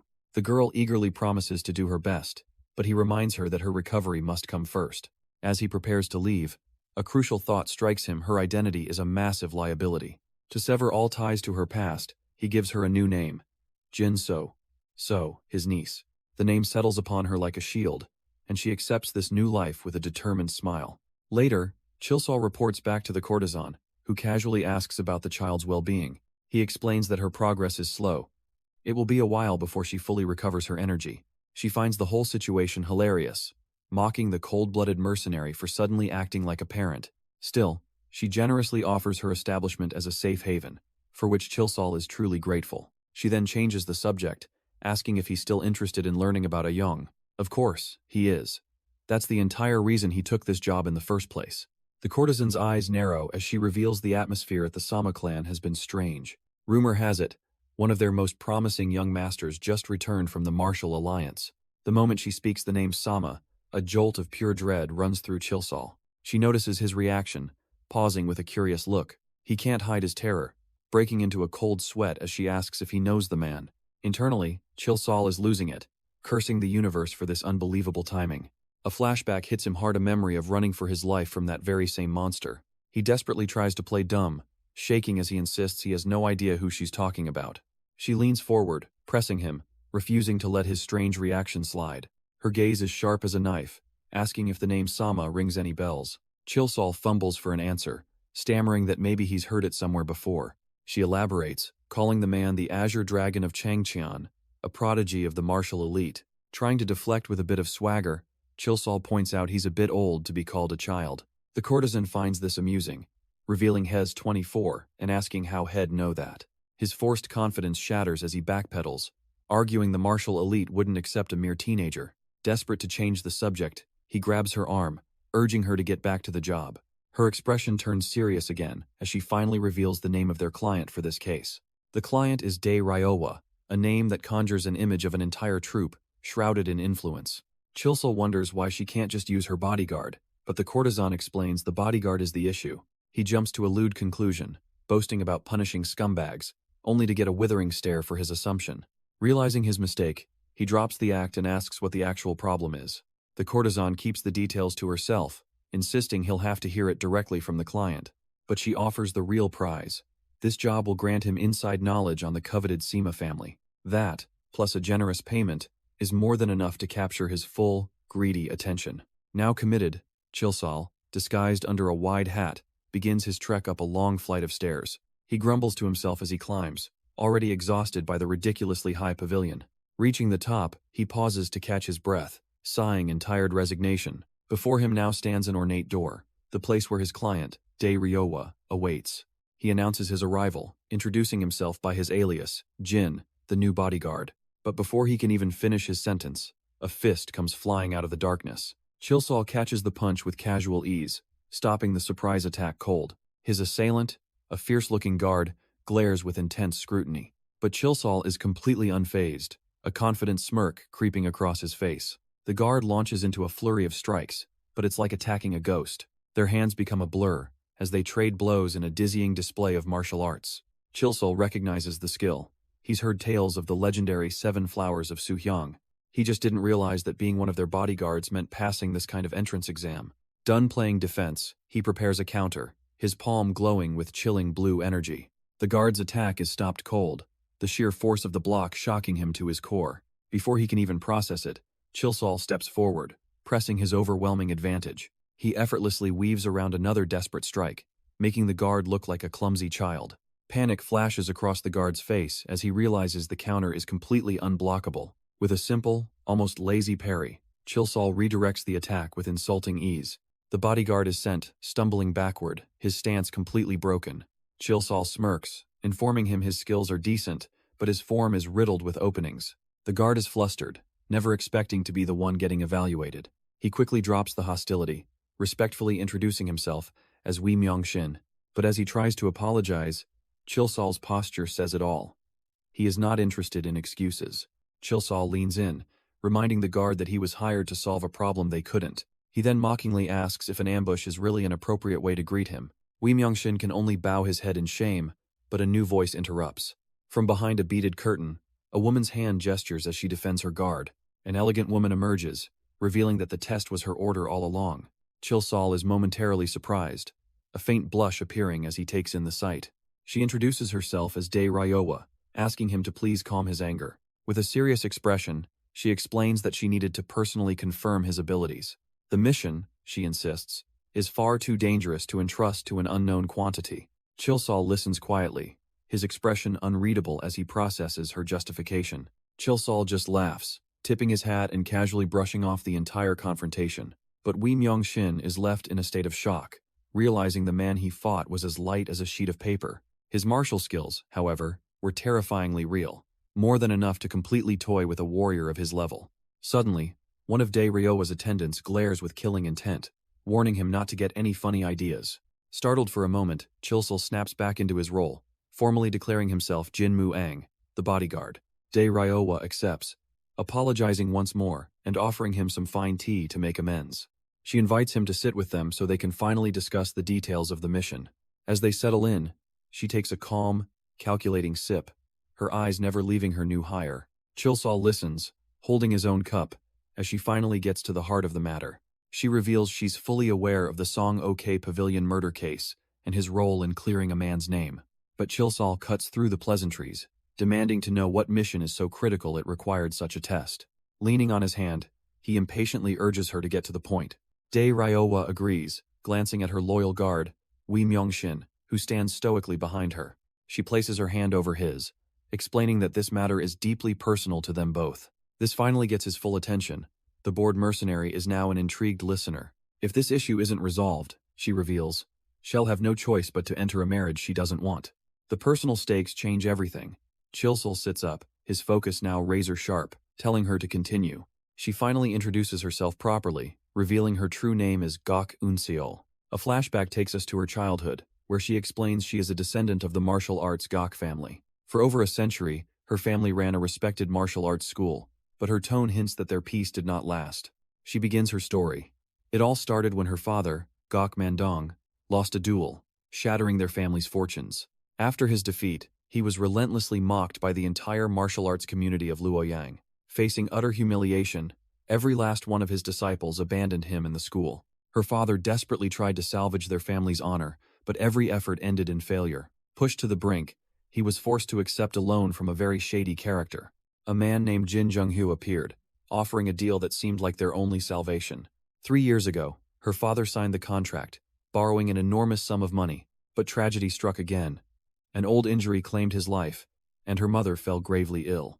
To pay the debt and care for her family, Yoon-seol became a courtesan at Suyang Hyangru. She finally saved enough money, but when she went to settle the debt, Jin Jung-hyo had a twisted surprise waiting. Jin Jung-hyo smugly informed her that her troubles were far from over.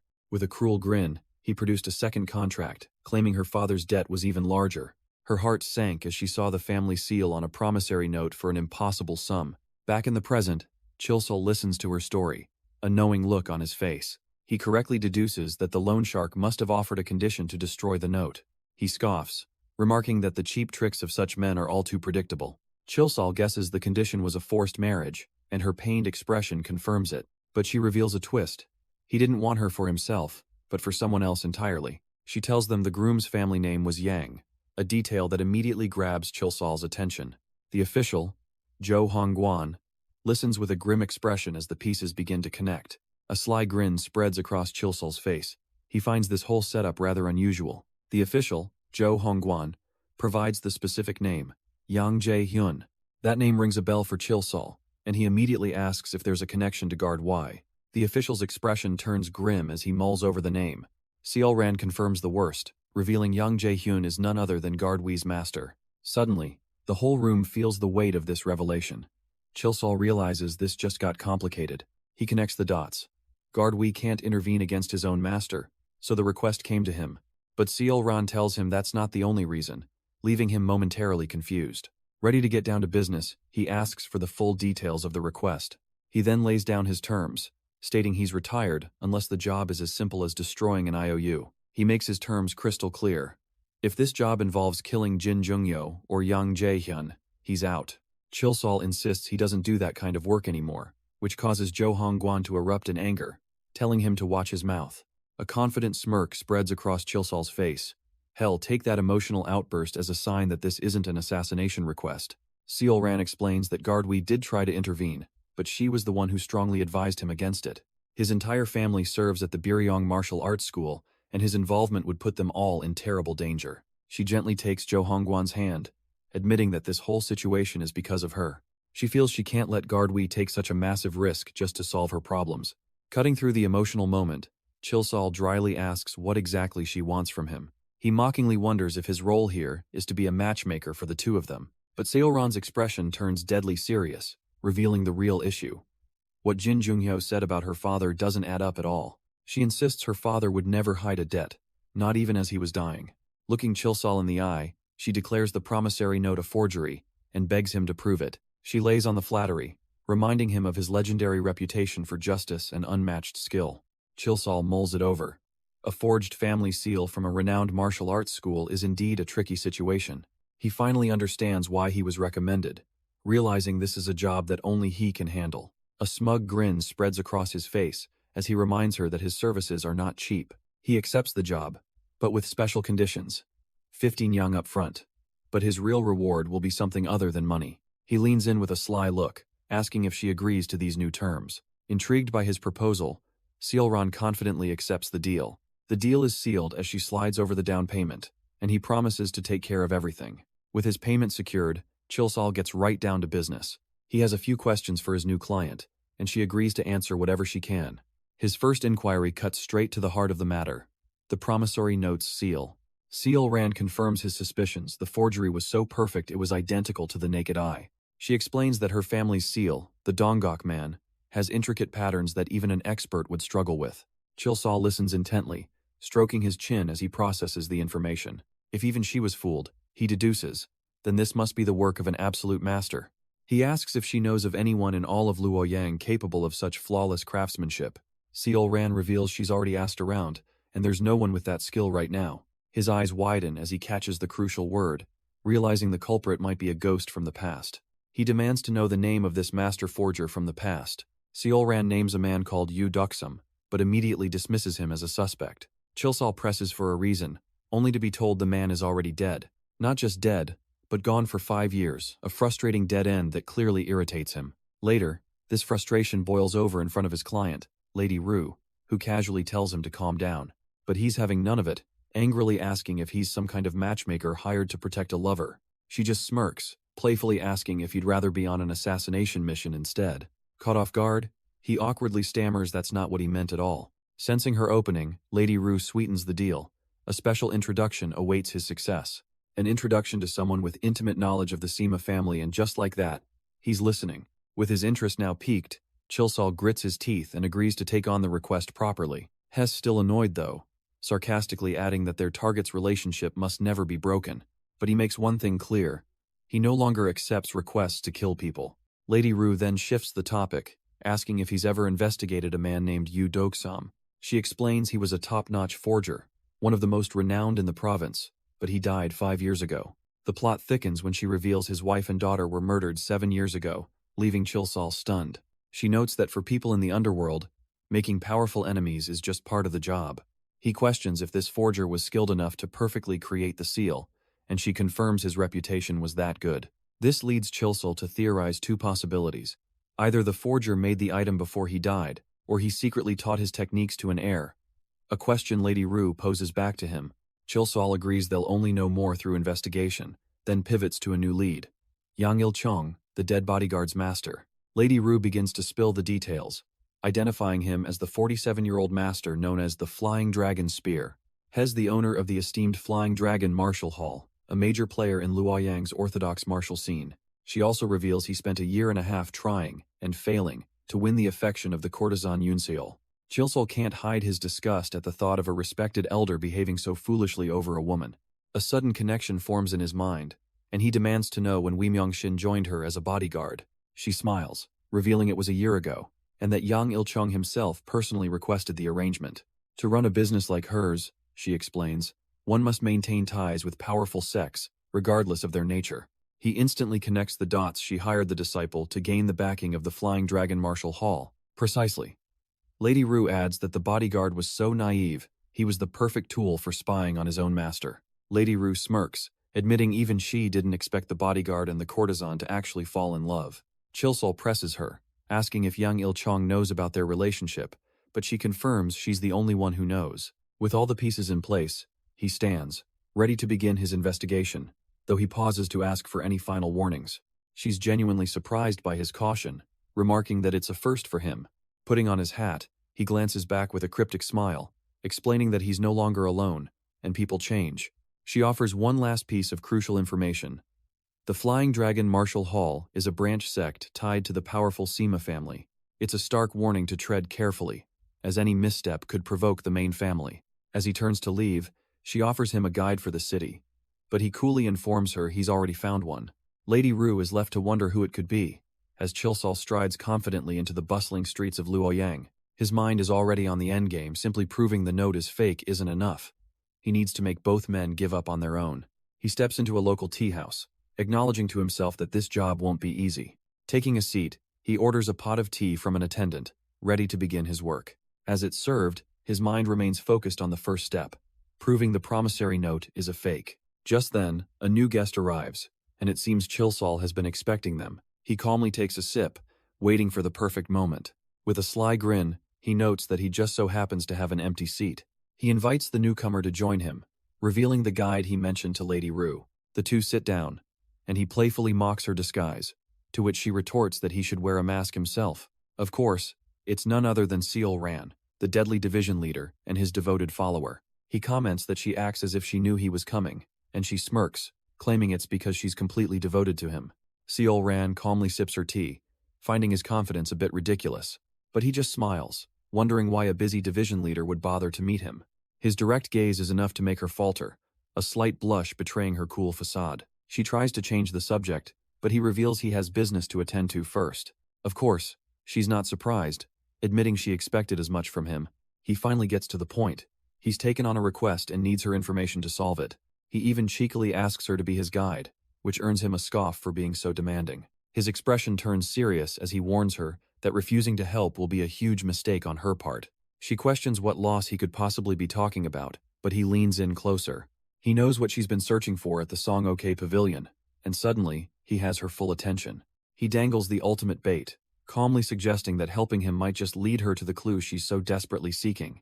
The direct hit leaves her stunned and furious, her mind reeling as a blush of anger spreads across her face. Chilsol can't help but let out a satisfied smirk, knowing he's completely backed her into a corner. She tries to regain her footing, questioning how anyone could trust a man who lies as easily as he breathes. But he simply waves it off, taking a sip of tea, and casually stating that the decision is entirely hers to make. Suddenly, a flash of purple energy slices through the air, aimed directly at his hand.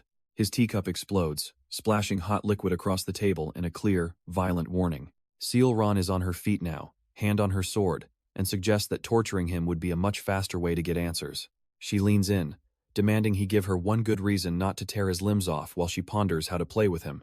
Yet despite her threats, the two are left sitting in a tense, heavy silence, her intimidation having seemingly no effect.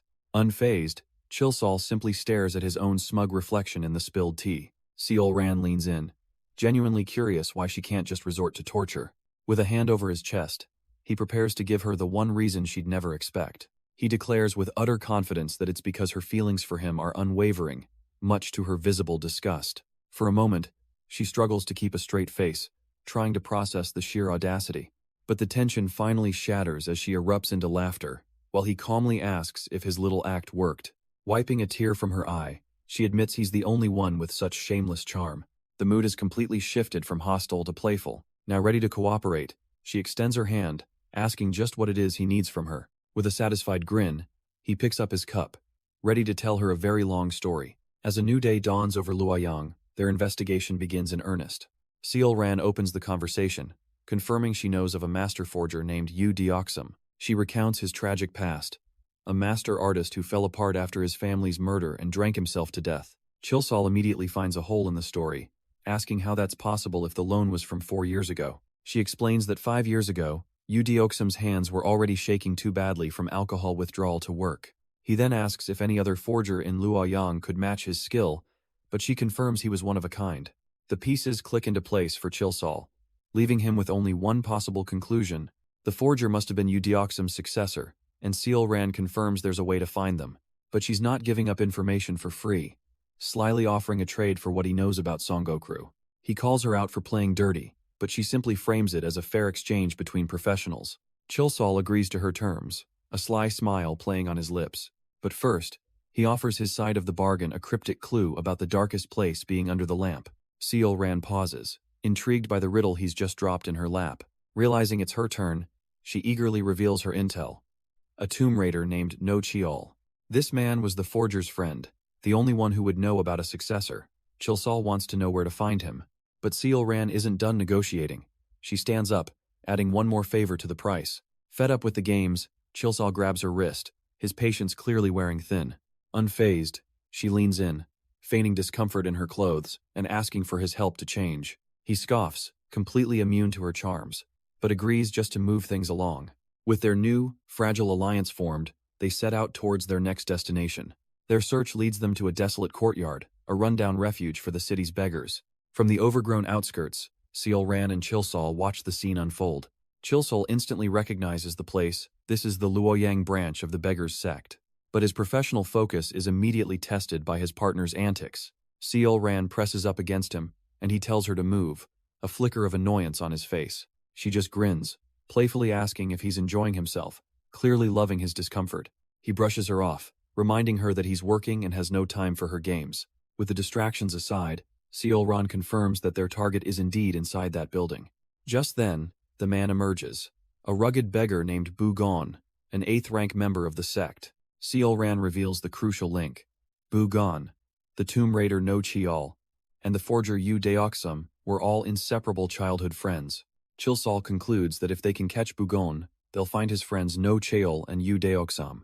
But he knows dealing with an 8th-rank member of the beggars sect will be troublesome. Seol-ran eagerly offers her torturous services, but Chilsol knows that won't work on a man of loyalty. He thinks for a moment, weighing his options beyond simple brute force. A confident smirk spreads across his face as he announces he's just come up with a better idea. Back at the beggars sect hideout, Bu-gon stumbles out, looking weak and unwell. His sharp eyes immediately land on a figure sitting nearby, a flicker of suspicion crossing his face. It's the Osal vessel, hunched over against a wall, looking completely dejected. Having set the stage, Chilsol turns and walks away, leaving his pawn in place. He then disappears into the woods with a burst of speed, putting his real plan into motion. Chilsol moves like a phantom through the woods, a blur of silent purpose. His target, a burly goon, is currently sneaking through the undergrowth. The man grins, having finally found what he was looking for, a wrapped piece of meat. Hez practically drooling, lamenting that an urgent summons is the only reason he hasn't eaten it yet. He even scoffs, wondering why everyone is making a fuss over a few dead Bloodhand Hall assassins. His arrogant thought is cut short by a swift kick to the face that sends him tumbling. Before he can even process what happened, Chilsol grabs him by the jaw with cold disgust. The terrified goon demands to know who he is, but Chilsol calmly states he just has a few questions. A pathetic attempt at defiance earns him nothing but an icy, unimpressed stare. A moment later, Chilsol simply walks away, leaving the brute unconscious on the forest floor. Chilsol calmly watches him run, mockingly praising the impressive escape tactics of the beggar's sect. But he knows it's futile. As Bugon desperately flees through the desolate landscape, the beggar is terrified, his mind racing to figure out who this man is and what he could possibly want. Suddenly, his eyes widen in shock as he senses an entirely new threat. A faint rustle of leaves is the only warning before the ambush is sprung. A second figure, Seolran, explodes into action, a blur of motion too fast to track. She gracefully leaps past him, already setting her trap. With a sharp, focused glare, she unleashes her technique. Thin, sharp wires instantly wrap around Bugon's neck, yanking him to a violent halt. He gasps for air as the threads tighten, choking him into submission. But Bugon digs his heels in, refusing to be pulled down so easily. Seolran grits her teeth, straining with all her might to hold the wires taut. It becomes a brutal tug-of-war, a test of pure strength against her technique. The brute sweats and snarls, his muscles bulging as he resists the razor-thin threads. She's shocked. This boar-like man possesses strength far beyond her expectations. From the sidelines, their companion screams at Chilsol to hurry up and end it already. Heeding the call, Chilsol explodes forward, a shadow closing in on the trapped target. He arrives in an instant, moving past the struggling Seolran to face Bugon directly. With the man completely immobilized, Chilsol drives a devastating punch straight into his jaw. The impact is brutal, Bugon's eyes rolling back as his consciousness begins to fade. With their target unconscious, the female companion scoffs at how easily members of the beggar's sect are lured by food. She asks Chilsol what their next move is, and he answers with a wicked grin. They'll take him somewhere scary. His plan is simple: terrify the man so badly he'll run without thinking, leading them right where they need to go. The companion loves this idea, proudly declaring that scaring people is her area of expertise. And indeed, she knows of a perfect, secluded location nearby for their little interrogation. Later, Bugon awakens, finding himself bound to a simple wooden chair in a dark room. He groans, his head throbbing as he tries to piece together what happened. Before he can even get his bearings, a savage kick sends him, and the chair crashing to the floor. Dazed and terrified, he looks up at his two captors, demanding to know who they are. But Chilsol, now masked and looming, informs him that if he doesn't start talking, they'll start breaking bones. Bugon's screams for help echo out, a sound of pure, unadulterated terror. Under the pale light of the full moon, his captors have let him go. He sprints through the dark, quiet streets, running for his life. Gasping for breath, he curses the crazy bastards who did this to him. He remembers the masked man grabbing him, furious they would kidnap and beat him without a word. Then the woman joined in, a pair of absolute madmen taking turns torturing him. Hez flooded with relief, believing he'd be dead if he hadn't miraculously untied the ropes. From a rooftop, Chilsol and his companion listen to Bugon's distant curses, promising them punishment from the heavens. Chilsol smirks, remarking that if divine punishment was coming, it would have arrived a long time ago. The companion asks how he knew the man would run to Nochul, and he credits the information to Seolran. He explains that the beggar's sect doesn't know Nochul's location, only his close friend Bugon does. His companion is still skeptical, wondering how he could know this when her own group failed to find him. She presses the point, a hint of challenge in her eyes. Chilsol simply turns her own logic against her, asking if she wouldn't already have the info if the sect possessed it. The realization hits her: if her powerful organization couldn't find the information, it means there was no information to find. This is precisely why they targeted Bugon, brutally torturing him for the location of the grave robber Nochul. Chilsol finishes his explanation with a smug grin, knowing that a desperate Bugon would run straight to his hidden friend. And just as predicted, his men watch the battered man stumble towards a specific building. The sign becomes clear as he approaches: the Flying Dragon Martial Hall. From their perch, Chilsol savors the moment, thinking to himself that things are finally getting interesting. With their target located, the female companion announces she can handle things from here, turning to leave. She offers a simple thanks for his help, but Chilsol just watches her with a knowing smile. As they stand under the full moon, she reminds him that their collaboration isn't quite finished yet. He catches her off guard, suggesting they meet up again after the job is done. Chilsol then playfully asks if he should visit her at her workplace, the Suhyang Pavilion. The mere suggestion sends her into a panic, imagining Lady Rue's fury as she insists he must never go there. With a final wave, she leaps from the rooftop, bidding him farewell for now. Chilsol watches her depart with a small, amused smirk on his face. With their business concluded, he adjusts his hat and decides it's time for him to get going too. And without a moment's hesitation, he makes his move, triggering a massive explosion down below. And with the city in chaos, a lone shadow cuts through the night. His target, A heavily fortified estate, its gates standing under the moonlight. The two guards on duty have absolutely no idea they're being watched. A wisp of dark energy begins to manifest right between them, completely unnoticed. Chilsol calls upon his power, cloaking himself in the death god's strength. His spiritual presence flows past the guards, a phantom slipping through their defenses, now a blur of pure shadow.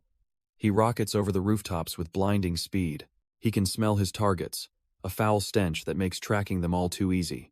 And it seems his prey is well protected, with an entire courtyard full of soldiers. But Chilsol lands without a sound, a silent hunter ready to descend upon them. Peering through the window, Chilsol confirms his target's location. Inside, Bugon is desperately trying to warn a man named Nochiol, who seems completely unbothered. Nochiol finally asks if it's true that someone is after him, a flicker of concern crossing his face. Bugon explains that a powerful martial artist is seeking revenge for a grave they desecrated 10 years ago. Listening from the rooftop, Chilsol grows tired of their pointless bickering. Hez about to intervene when a single phrase stops him cold. A question about Duke Sam's kid. Suddenly, this job has taken an unexpected turn, and Chilsol realizes he's stumbled upon something vital. The two men are now arguing about a young girl left alone at a martial arts hall. Nochiol scoffs, boasting that the Flying Dragon Martial Hall is under the protection of a great family. But he reveals a critical secret. The master there has no idea the girl is actually Deoxam's daughter. Bugon declares they must protect someone named Hong-Ah until they avenge her family. Nochiol then casually asks for updates, name-dropping a certain Jin Yungyo as a potential lead. On the roof, the name instantly rings a bell for Chilsol, stopping him in his tracks. Before he can even process the connection, Bugon violently clamps a hand over Nochiol's mouth. He hisses at his companion, warning him in a panic to never, ever speak that name aloud. The tension finally breaks, and after a quick warning, Bugon's stomach starts rumbling. Chilsol can hardly believe his luck. This eavesdropping session yielded far more than he expected.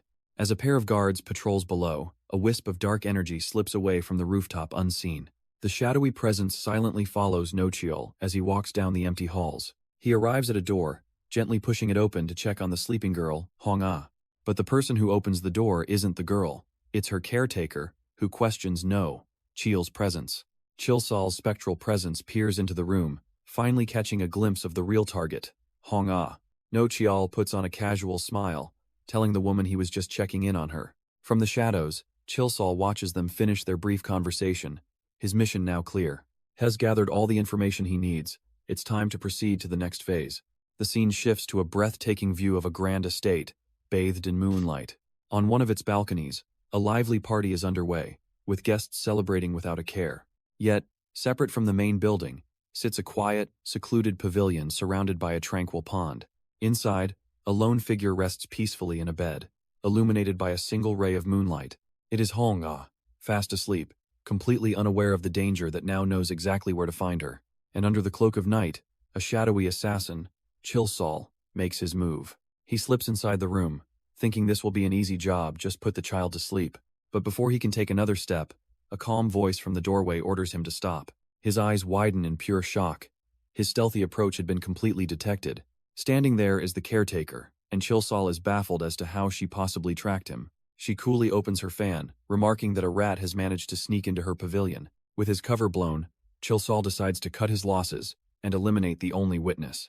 He lunges, declaring that no witnesses can be left alive, but she seems utterly unimpressed. His blade flashes through the air, only to be stopped dead by her deceptively simple fan. The sharp clang echoes as she effortlessly parries his attack, revealing she is far more than a simple caretaker. The caretaker's eyes flash with fury. She tells him this is no longer business, it's personal. Chilsol braces himself, unable to believe the power coming from this woman. He unleashes a desperate, rapid series of slashes, hoping to overwhelm her. But with a single, powerful sweep of her fan, she blasts him away with a shockwave of force. He's sent flying across the room, completely thrown off balance by her incredible strength. Before he can even land, a hand suddenly grabs his face, and he realizes he's been utterly defeated. The caretaker glares down at him, her expression ice-cold and unforgiving. Unfortunately, the noise of their fight has woken the young girl, Hong-Ah, from her sleep. But as she stirs, a second assassin is already at her bedside, clamping a hand over her mouth. Chilsol wasn't alone. Two identical figures stand in the pavilion, their deadly mission now clear. Watching from the tree line, the backup assassins realize their comrade, Black Rat, has failed. Wasting no time, They dash from the shadows, speeding towards the pavilion. The moonlit forest is silent, save for the sound of their urgent steps. But another figure is also on the move, landing with an eerie silence just behind them. He adjusts his conical hat, his expression calm and utterly unimpressed. Inside, the room is in shambles, but the caretaker stands her ground, shielding the frightened Hong-ah. The two assassins finally arrive, only to find Chilsol unconscious on the floor. They immediately recognize the danger, warning each other that this woman, Nanhyang, is no ordinary fighter. A calm voice agrees from right behind them, confirming that Nanhyang is indeed special. The two men flinch, turning to see their leader has appeared without a sound, and their fear instantly doubles. The leader's eyes glow as he gives his order.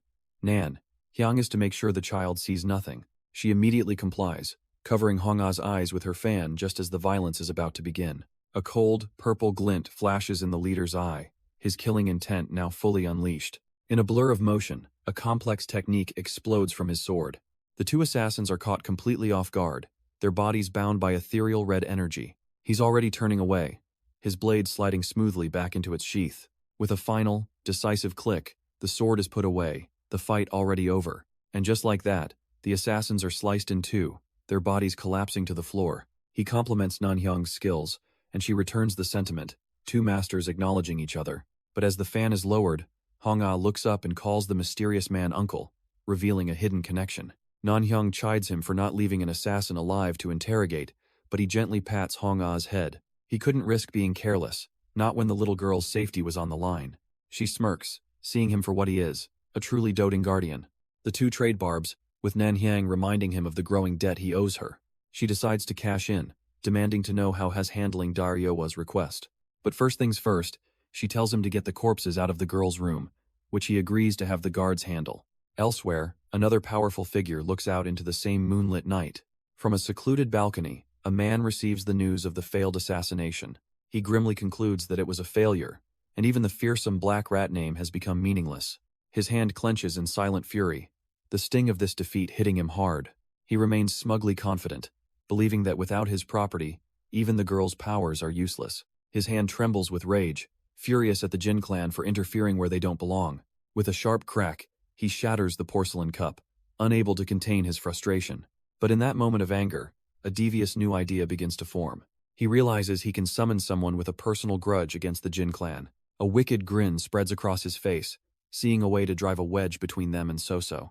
Elsewhere, a new assassin emerges from the shadows, his mission already decided. His purpose is to test the true limits of Soso's abilities. And Soso, completely unaware of the approaching danger, stands before Nanhyang. In a quiet room, Nanhyang gently combs through Soso's hair. She tries to offer some comfort after the traumatic events of the previous night.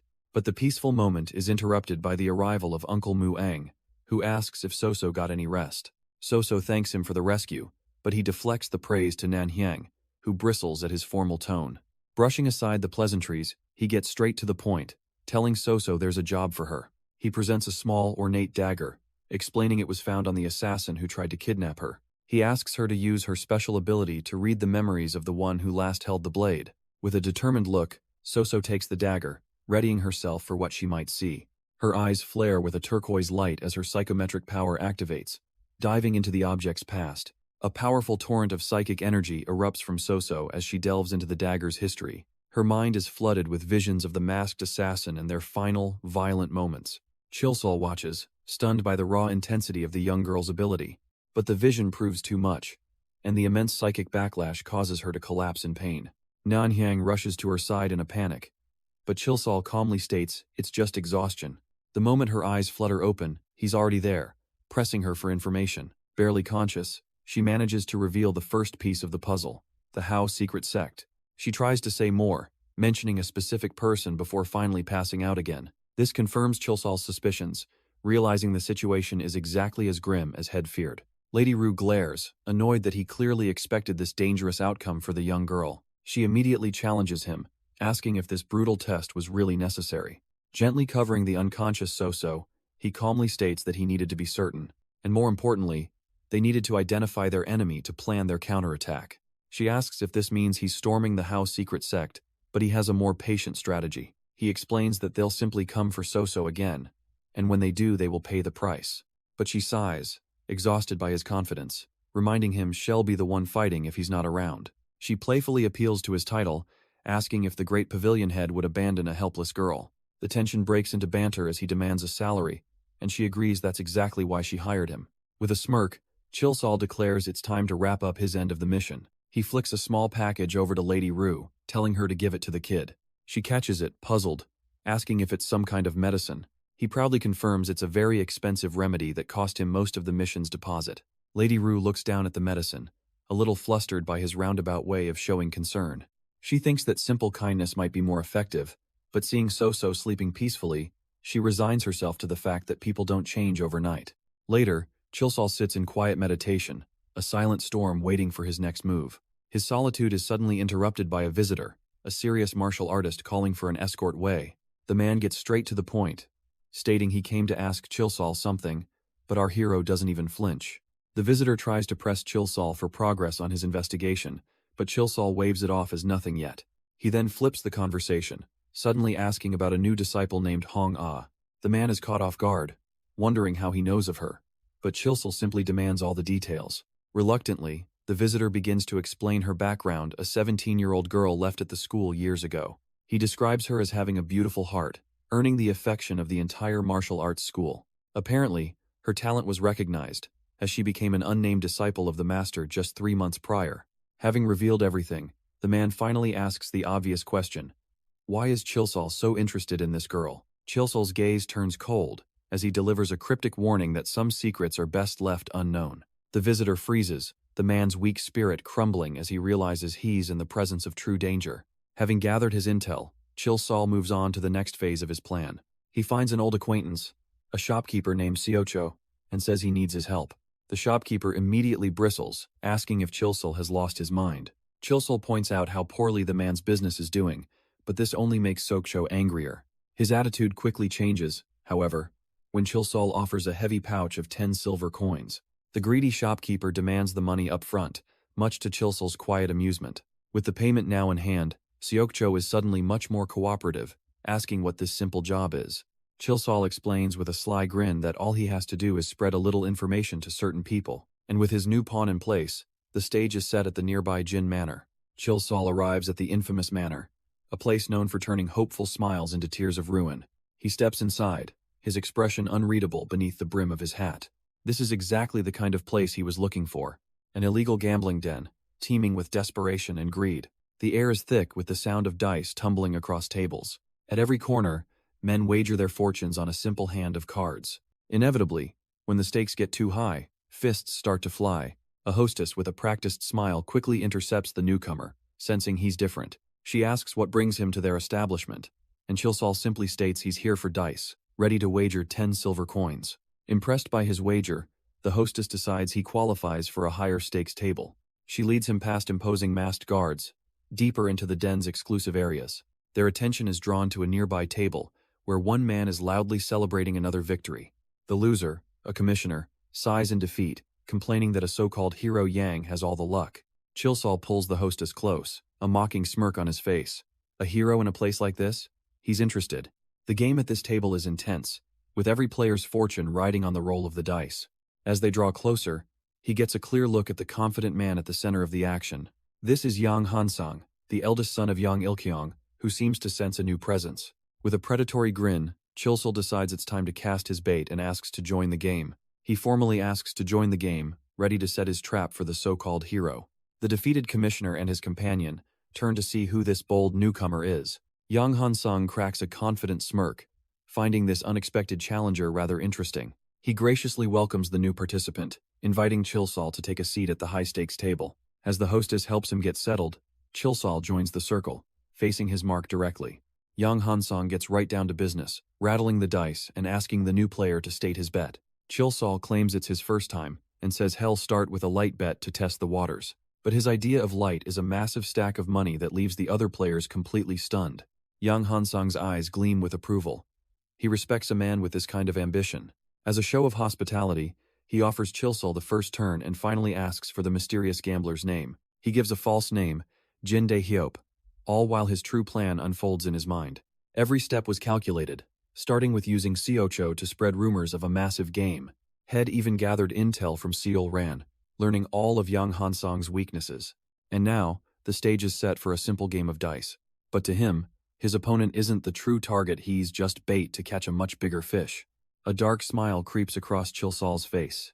He just needs the bait to struggle a little. With that thought, he lets the dice fly from his hand. He leans back coolly, watching them tumble across the table. Yang Hansong and the others can only stare in disbelief at the roll.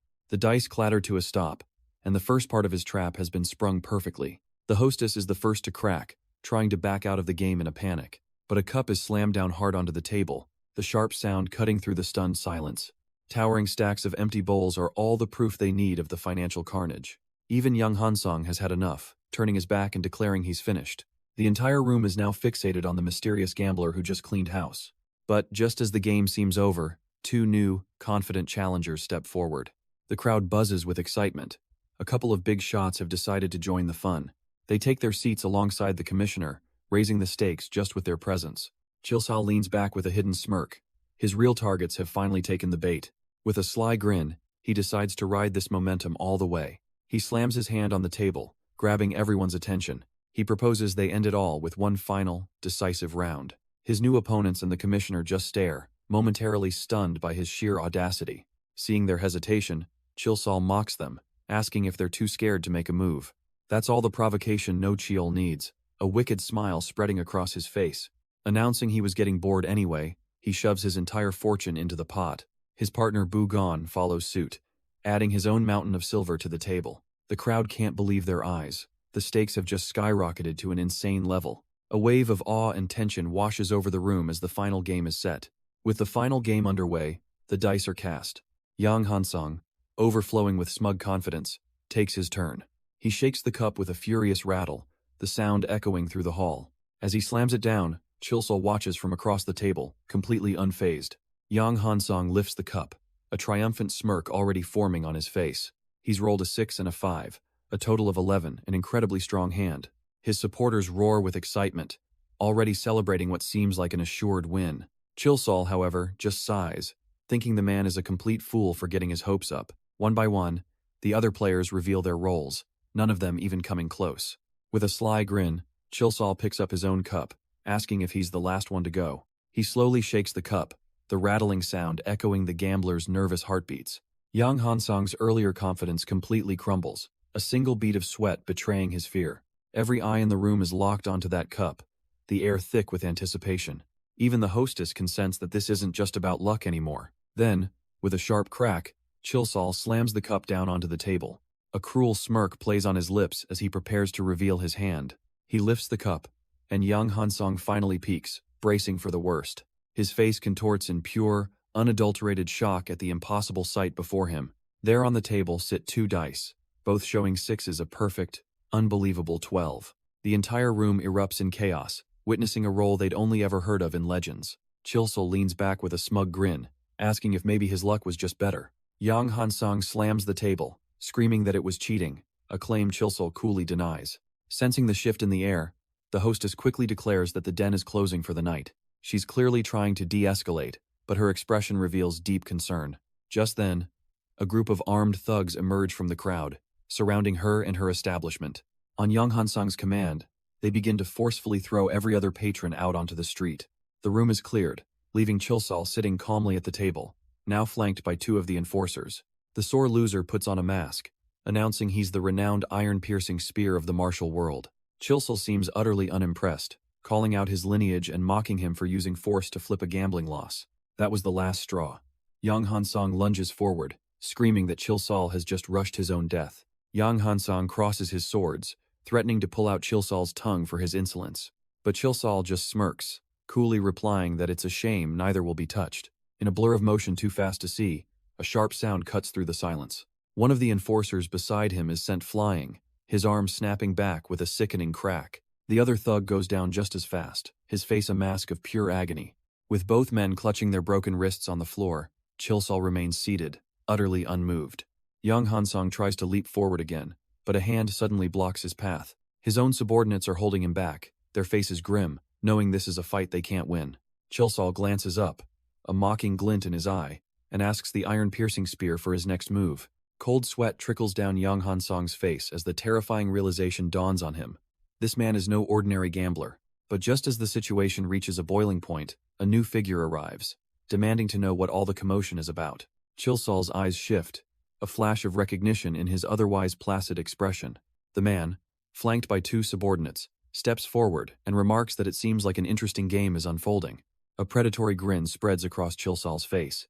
He believes the big fish has finally been caught, but the newcomer smirks back, revealing he's been waiting for Chilsol, calling him out by his assumed name, Jin Jung-hyo. He declares his true purpose. He wasn't here for Yang Hansang's money, but to deal with the imposter posing as the master of Jin Manor. While Yang Hansang continues to fume about being cheated, Chilsol calmly brushes it off as mere luck. The real master intervenes, proposing they settle this dispute with a final, fair game. And to guarantee its fairness, he announces that he will be joining the match himself. A wave of relief and excitement washes over Yang Hansang, who now believes victory is certain with the real master overseeing the game. Bolstered by the master's presence, Yang Hansang slams his fist down, eagerly agreeing to the final game. But Chilsol isn't done, using this chance to taunt the master and raise the stakes, vowing to prove his innocence. The real master of Jin Manor simply nods, taking his seat at the head of the table, ready for the challenge. Without hesitation, Chilsol pushes his entire fortune forward, going all in with 1,250 silver taels. Yang Hansang, however, finds himself short on cash and has to sheepishly ask the master for a loan. Before the master can answer, Chilsol interjects with a condition. Promissory notes are fine, but only from a top-tier financial institution. The real master counters smoothly, revealing that Jin Manor also uses promissory notes and just happens to have some from that very source.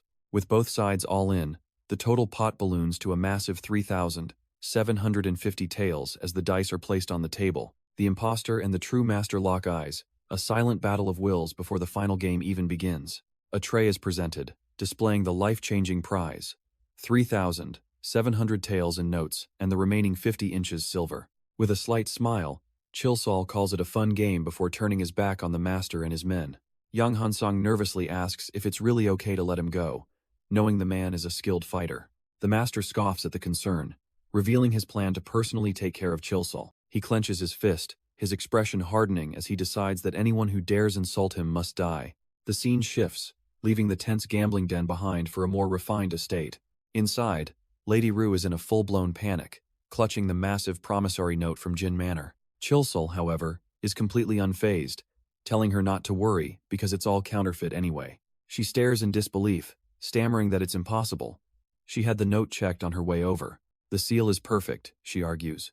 But Chilsol calmly asks if this level of precise forgery reminds her of anyone. A look of dawning horror crosses her face as a single, dreaded name comes to mind. Yoon Seol. Chilsol explains the forgery is so perfect that even Yoon Seol's own father couldn't tell it was fake. He confirms her suspicion. The same master forger who made the seal also made this promissory note. With a thin, confident smile, he declares it's finally time to wrap this case up. Lady Rue, however, looks conflicted, wondering if this elaborate and dangerous plan was really necessary. Chilsol playfully teases her for going soft, asking if she's worried, which she vehemently denies in a fluster. Sighing, she dismisses her concerns and asks him what the next course of action is. He stands ready, assuring her that everything is set and all that remains is the final move. As he walks away, she asks if he's going to the financial hall, but he tells her that would be boring. Instead, with a glint in his eye, he reveals he's heading to the Flying Dragon Martial Hall. The scene shifts to a quiet, empty room where Seokcho sits alone, calmly sipping his tea. His quiet moment, however, is heavy with contemplation. A dark, serious expression settles on his face as he mulls things over. In a recent memory, he questions an assignment, wondering why such a special person is needed for a simple delivery. Chilsol had simply told him it was all part of a grander scheme and that he was being counted on. Before leaving, Chilsol had one more thing to share, figuring it was information Seokcho would want. He reveals that Madame Wu, connected to that murder case he helped solve, has suddenly disappeared. Seokcho had simply acknowledged the intel as the other man took his leave. Back in the present, he connects the dots, realizing Chilsol either knew or expected Wu Chang-eon to vanish. But he quickly pushes it aside, deciding it's not his problem and he should just finish the job. Just then, a voice cuts through the silence, announcing they have something to deliver to him.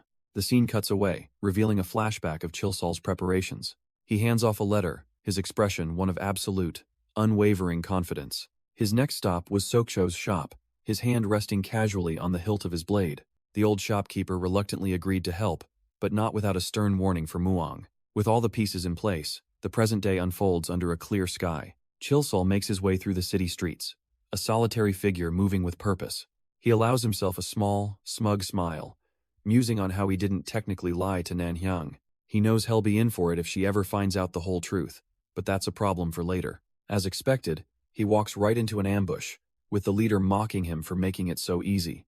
But Chilsol's grin only widens as he thanks them for following his plan to the letter. A gate creaks open, and a new, imposing figure in blue robes steps into a courtyard. He's met by the commander, who greets him with a strained formality, calling him brother-in-law. The visitor smirks, announcing he's in town to investigate the Songoku incident. And since he was in the area, he just decided to drop by the military office. The commander forces a welcome, caught completely off guard by this sudden inspection. He claims he would have prepared a grander welcome if he'd been given any warning, but the inspector isn't listening, his sharp eyes already scanning the compound.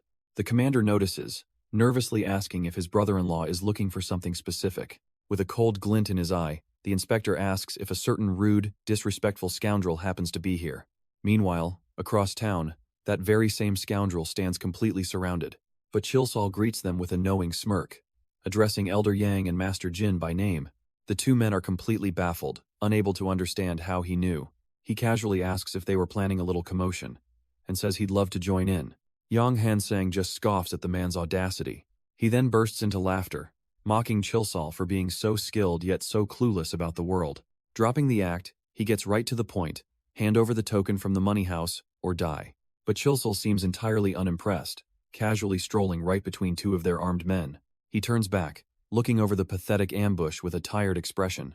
A small, disdainful smirk crosses his lips as he asks if they've ever met a person so despicable. That's the last straw for Yang Hansang, who screams that Chilsol's naivety is the real problem and orders his men to attack. The first subordinate charges forward, blade raised, ready to strike down the insolent stranger, but his wild, furious swing is met with an almost lazy, effortless block from Chilsol. Before the man can even register his failure, a swift counterstrike slams hard into his side. He's sent stumbling backward, his momentum completely broken by the single blow. And in that instant, Chilsol's eyes flash with a terrifying crimson light as his true power is unleashed. A wave of force erupts from his body, blasting the remaining attackers off their feet in a chaotic heap. In the blink of an eye, he's already behind another subordinate, his hand clamped firmly on the man's head. He uses the stunned man's own body as a launch pad, vaulting gracefully into the air. Yang Hansang can only watch and his disbelief turns to searing pain as a heavy boot crashes directly into his face. Having neutralized the entire squad, Chilsol simply turns and dashes away. Yang Hansang can only facepalm in shame, forced to admit the intruder's footwork is on another level. But that shame quickly boils over into pure, unadulterated rage. He screams for his men to get up and chase that bastard down immediately. Chilsol, however, doesn't seem worried in the slightest.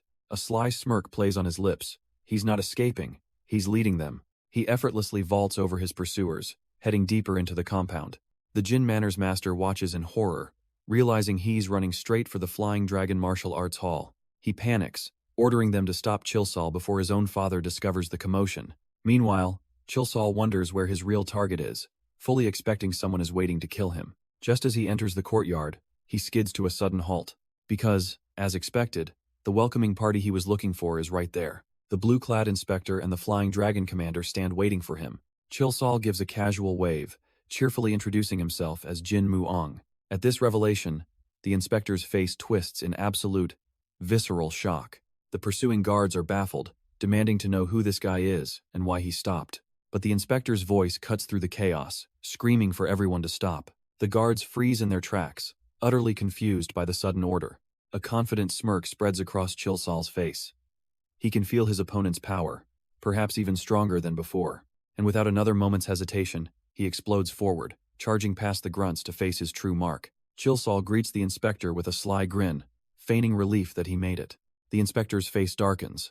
That shameless, infuriating attitude of his hasn't changed one bit. When the commander asks, the inspector downplays their history as just a brief connection. Chilsol loudly scoffs at this, and his mockery sends the inspector into a rage. Just then, Yang Hansong and his father hurry into the courtyard, adding to the chaos. The young master is completely lost, wondering why this stranger is acting so familiar with his uncle. Chilsol's taunts push the inspector too far, and he draws his blade, threatening to end him right there. The Flying Dragon commander quickly steps in, urging his brother-in-law to calm himself. From the doorway, Yang Hansong's father watches the volatile scene with narrowed eyes. He may not know the full story, but he has a strong suspicion his foolish son is the cause of it all. The inspector bites back his rage, thinking he'd love to kill this upstart but can't act with his brother-in-law present. But Chilsol steps into the tense silence, calmly asking what's causing such a commotion. He bows to the Flying Dragon commander, introducing himself as Jin Muang, a bodyguard from the Suyang Pavilion. He offers a formal apology for trespassing on the Marshal Hall's grounds without permission. However, he continues, there was a very important reason he had no other choice. His eyes begin to glow as he makes a shocking accusation. The commander's son has been conspiring to distribute counterfeit tokens. Yang Hansong is speechless, the color draining from his face as the charge is laid bare. The commander clenches his jaw, furious that his idiotic son got caught dealing with the notorious Jin Zhongyo. In truth, the Flying Dragon Hall was always one of the weakest sects of the Sima clan. Their wealth came from secretly backing Jin Zhongyo's loan sharking and gambling operations in exchange for massive bribes. The commander knows the main Sima family would never tolerate such illegal dealings. Making matters worse, his own brother-in-law, a strict inspector, has arrived on the scene. He desperately tries to de-escalate, hoping to move the conversation inside and away from prying eyes. But the inspector refuses, intent on settling this issue immediately. He turns his gaze to Chilsol, admitting that while the man is trash, he isn't one to spread lies. A confident smirk plays on Chilsol's lips. He now has the perfect audience. With a defeated sigh, the commander allows him to continue his explanation. Chilsol recounts an honest gamble where he won a large sum from the commander's son. However, an expert later informed him that the promissory notes he received were well-known counterfeits. He claims he came here to prove his innocence, only to be ambushed, forcing him to flee for his very life. The inspector turns to the commander, his question hanging in the air. He finds it ridiculous that the mighty Jin Muang would flee from such nobodies. Yang Hansong bursts out in a desperate panic, shouting that it's all lies and begging them to believe him. Unfazed, the inspector cuts him off with a simple, damning question. If it's a lie, why was he with those men? The commander, seeing his son trapped, redirects the pressure onto one of the host's subordinates, demanding he confirm the truth. His glare is a silent, unmistakable command. The subordinate breaks into a cold sweat, realizing in horror that he's being set up to take the entire fall. In a flash of desperate self-preservation, he throws himself to the ground, confessing that it was all his fault. He slams his forehead into the pavement, a brutal, bloody act of submission. He pleads that the Lord Magistrate knew nothing, that he was simply trying to help an old friend. All the while, Chilsol and the inspector watch the pathetic theater unfold, one with a smirk of victory, the other with a cool, calculating gaze. But Chilsol's eyes narrow. This was never about the underlings. His true target has always been the man at the top, the Yang magistrate himself. The entire courtyard is now a stage, with a bloodied man groveling as the crowd murmurs in confusion. They whisper amongst themselves, trying to figure out what crime the powerful Lord Magistrate could have possibly committed. From the back, more onlookers watch the chaotic public confession, completely lost. But Soso sees it all, her gaze sharp and analytical, piecing together the hidden truth. The commander, believing he's dodged a bullet, feels a wave of relief, thinking he can now pin all the blame on Chilsol's alias. He puts on a grand performance, acting as if he's a magnanimous leader, and asks Chilsol how he'd like to be compensated. But the inspector isn't having it, cutting in to ask if the commander truly believes this was all just about getting some money back. His sharp glare says it all, this isn't over, and the real interrogation is just beginning. Chilsol begins with some false praise, commending the commander on his fair handling of the situation. He claims he'll be satisfied with simple compensation and a promise this won't happen again. But the commander interrupts, sensing he's losing control and insisting there's more to it. Chilsol's eyes glint with menace as he invokes the traditional punishment for cheating in a gambling den. The demand shocks everyone. Both the Jin Manor Master and Yang Hansong must have their wrists cut off. The Master erupts in fury and disbelief, screaming about this madman's impossible demands. But his frantic protests are completely drowned out by Chilsol's powerful roar, who bellows that he hasn't even finished speaking yet. The sheer force of his voice stuns the Master and his guards into absolute silence. Watching from the side, the inspector can't help but be a little impressed by Chilsol's unwavering boldness. With the room in his grasp, Chilsol offers a twisted sort of mercy, but with a third condition attached. He then whips out the expertly forged promissory note at the heart of the conflict. Holding it high, he declares that such a master forger can't be allowed to create more victims. And so, his final, shocking demand, he must also take the wrist of the one who made the note. The sheer audacity of his proclamation leaves the entire courtyard in stunned silence. The commander finally speaks, finding the demands excessive and pointing out the forger isn't even present. A sly, confident smile spreads across Chilsol's face as he reveals the forger is right here. That simple statement sends a shockwave of disbelief through the commander and his allies. Without hesitation, his finger shoots out, pointing directly into the ranks of the Flying Dragon Hall. He names his target, a young woman named No Yunhong, the forger's own daughter. The accusation hits No Yunhong like a physical blow, her eyes wide with pure terror. Chilsol lays out his simple, damning logic. The master forger had no disciples. The only one who could have inherited his skills was his hidden daughter, Yu Yunhong. She was the one who forged not just the notes, but the family seal itself. Back in the present, she stammers, trying to deny the undeniable truth. The Flying Dragon commander seethes, realizing the depth of the deception within his own ranks. But Chilsol stalks forward, dismissing her pleas. A crime was committed, and there will be consequences. Backpedaling in fear, she weakly insists that she had no other choice. Just as he closes in, a hand shoots out and grabs her arm. It's her colleague, No Chiol. In a shocking move, he yanks her into a sprint, screaming for her to run as they try to escape. Desperate, No Chiol believes their only hope is to reach Bugan, vowing to protect her this time. No Yunhong is stunned, barely able to process her colleague's sudden act of defiance. Chilsol, however, looks utterly unimpressed, dismissing this whole affair as a tiresome chore. But his bored expression vanishes in an instant as he senses movement. In a flash, another figure blurs past him. The blue-clad inspector is making his move. He lands directly in the path of the two escapees, his speed utterly inhuman. No Yunhong looks back in horror, realizing their path is completely blocked. The inspector lands with a ground-shaking thud, a silent, impassable wall. With a graceful pivot, he positions himself perfectly to intercept them. No Chiol freezes, the damning question hitting him. Running away only proves their guilt. The inspector's blade flashes as he orders them to stand down and await judgment. His voice is cold steel, promising instant execution if they dare to disobey. No Chiol and Yunhong can only stare back, paralyzed by the sheer killing intent. Despite the danger, No Chiol whispers a promise to protect her through whatever comes next. But the standoff is broken by another man, who calmly explains he simply wanted to avoid bloodshed. The inspector's eyes ignite with crimson fury, warning his brother-in-law that if this is a false accusation, his hands will be forfeit. The man, however, seems completely unfazed, holding his ground with a confident smirk. As they separate, the inspector fumes, annoyed that this intervention stopped him from acting sooner. The air is thick with tension as all parties, the victim, the accused, and the authorities await the deciding testimony. And finally, all eyes fall on Chilsol, now addressed as Guard Jin, as he's told to begin. Chilsol begins his testimony, explaining that he was in the middle of a private investigation. His client was being extorted over a promissory note for a debt her father supposedly owed. And the one who brought that note, he declares, was none other than the master of Jin Manor. The note was a highly sophisticated forgery, and his mission was to uncover the master counterfeiter behind it. His search led him to a man named Yu Deoxum, one of the few artists skilled enough for such a flawless fake. But the trail went cold. Deoxum had lost his family and drank himself to death years ago, forcing Chilsol to track down an old friend. That investigation, he reveals, led him directly to No Chiol, who was hiding Deoxum's secret child. He announces her real name is Yu Yunhong, a bombshell that causes the girl to freeze in utter shock. The host's subordinate, who had been beaten earlier, glares with pure rage at this unbelievable turn of events. The Flying Dragon commander is absolutely furious, realizing his haul has been compromised, while the inspector simply smirks. Chilsol continues, explaining that since Deoxum had no disciples, his counterfeiting skills could only have been passed to his child. He then lays out the whole scheme.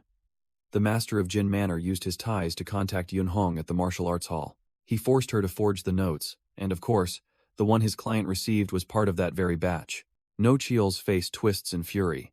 He's realizing the depth of the betrayal and how he's been used. Seeing his opening, the inspector barks an order to his men. Search Yunhong's room immediately. His subordinates move without hesitation, turning her personal space upside down in search of proof. And wouldn't you know it, they find a box almost instantly, filled with counterfeiting tools and transaction records. Yunhong trembles in absolute terror, the promissory notes and seals they found serving as her death warrant. The inspector turns to the hall's master, a predatory smile on his face, asking if he was also involved in the crime. The Flying Dragon commander freezes, sweat beading on his brow, completely trapped by the inspector's pointed question. The commander's mind races, If the main family discovers this, he's finished. He has to sever all ties. But then the inspector, or rather, guard Jin, offers him a seemingly gracious way out of this inconvenient mess. The commander sees the offer clearly. Pin everything on Master Jin. But the sheer audacity of this man, gritting his teeth, he asks what the guard wants. The demands are simple. Return the silver and punish the forgers. But then comes another condition. Master Jin must personally burn the promissory note from the martial hall. As the commander seethes, Chilsol calmly adds that there is just one more thing. He's to stay away from the Suwong Pavilion from now on, as his presence would now be unwelcome. That's it, the final insult. A low growl escapes the commander's lips. He finally snaps, roaring that this whole disaster started because of that woman. His own blindfolded subordinate turns, asking what woman he could possibly be talking about, brother-in-law. The commander quickly waves off his subordinate, but internally his seething, finally realizing Chilsol was working for someone else all along. He collects himself, seeing the out he's been given. Frame Master Jin for everything, just as the Black Rat suggested. With a thin veneer of composure, he agrees that this is the best way to settle the matter. From the shadows, Chilsol smirks. He knew the commander had no other choice. The decision is made, and the unfortunate Master Jin is immediately dragged away, screaming that he's been falsely accused. The commander watches his chosen scapegoat with a cold, unreadable expression. Absolute terror grips Master Jin as he realizes what's happening. He trembles uncontrollably, his world completely falling apart. Just then, the blue-clad inspector unsheathes his blade, declaring it's time to carry out the punishment. In a final, desperate plea, Master Jin begs Yang Hansong for help, but it's far too late for that. Yang Hansong can only watch as a blur of steel flashes towards the helpless Master Jin. With a single, merciless swing, the blue-clad inspector severs the man's arm. The courtyard echoes with screams as No Chial and No Yunhong watch in utter horror. Yang Hansong stammers that this is too much, but the inspector coldly states they've disgraced the family. He reveals he'd rather take their heads, but will settle for a wrist out of respect for his brother-in-law. His chilling gaze then falls upon No Chial and No Yunhong, who cower in terror. No Chial throws himself forward, begging for forgiveness and pleading for them to spare his niece. He lunges, a desperate, final attempt to shield her from the inspector's wrath. But a single kick sends him flying, with a sharp warning that interference will cost him his head. The inspector grabs No Yunhong, declaring it's time for her to pay the price for her family's shame. No Yunhong screams as the inspector's sword descends, a blur of merciless steel. But with a sharp clang, another blade intercepts the blow just inches from its target. An arm has shot out, stopping the executioner cold, and No Yunhong can only stare. Her eyes widen in stunned disbelief, a single tear of terror now mixed with confusion. The mysterious intervener, Jin Muang, flashes a confident smirk, telling the inspector that's enough. The inspector's face twists from cold fury into pure, unadulterated shock. He grabs Jin Muang's arm, demanding to know what in the world he thinks he's doing. He was just about to sever the wrist of the ringleader, so why is he being stopped now? Jin Muang admits he was going to let it happen, but he's had a change of heart. The inspector absolutely seethes, questioning why he should care about Jin Muang's sudden whims. Jin Muang declares that this child never had the luxury of choice. Unlike the spoiled young masters, who broke the law out of their own free will and greed, Hong Ah was simply born a forger's daughter, inheriting a life she never asked for. After losing her parents, what could a little girl, left all alone, possibly have done? She acted to protect the uncle who took her in, and to support the martial hall that became her home. She only did what she had to in order to survive, to be of some use to the people who gave her shelter. He sees her past clearly now, a talent she never wanted, a skill that was cruelly exploited by others. So, if they truly want to hold someone accountable for these crimes, shouldn't it be the greedy men who backed her into a corner, leaving her with no other choice?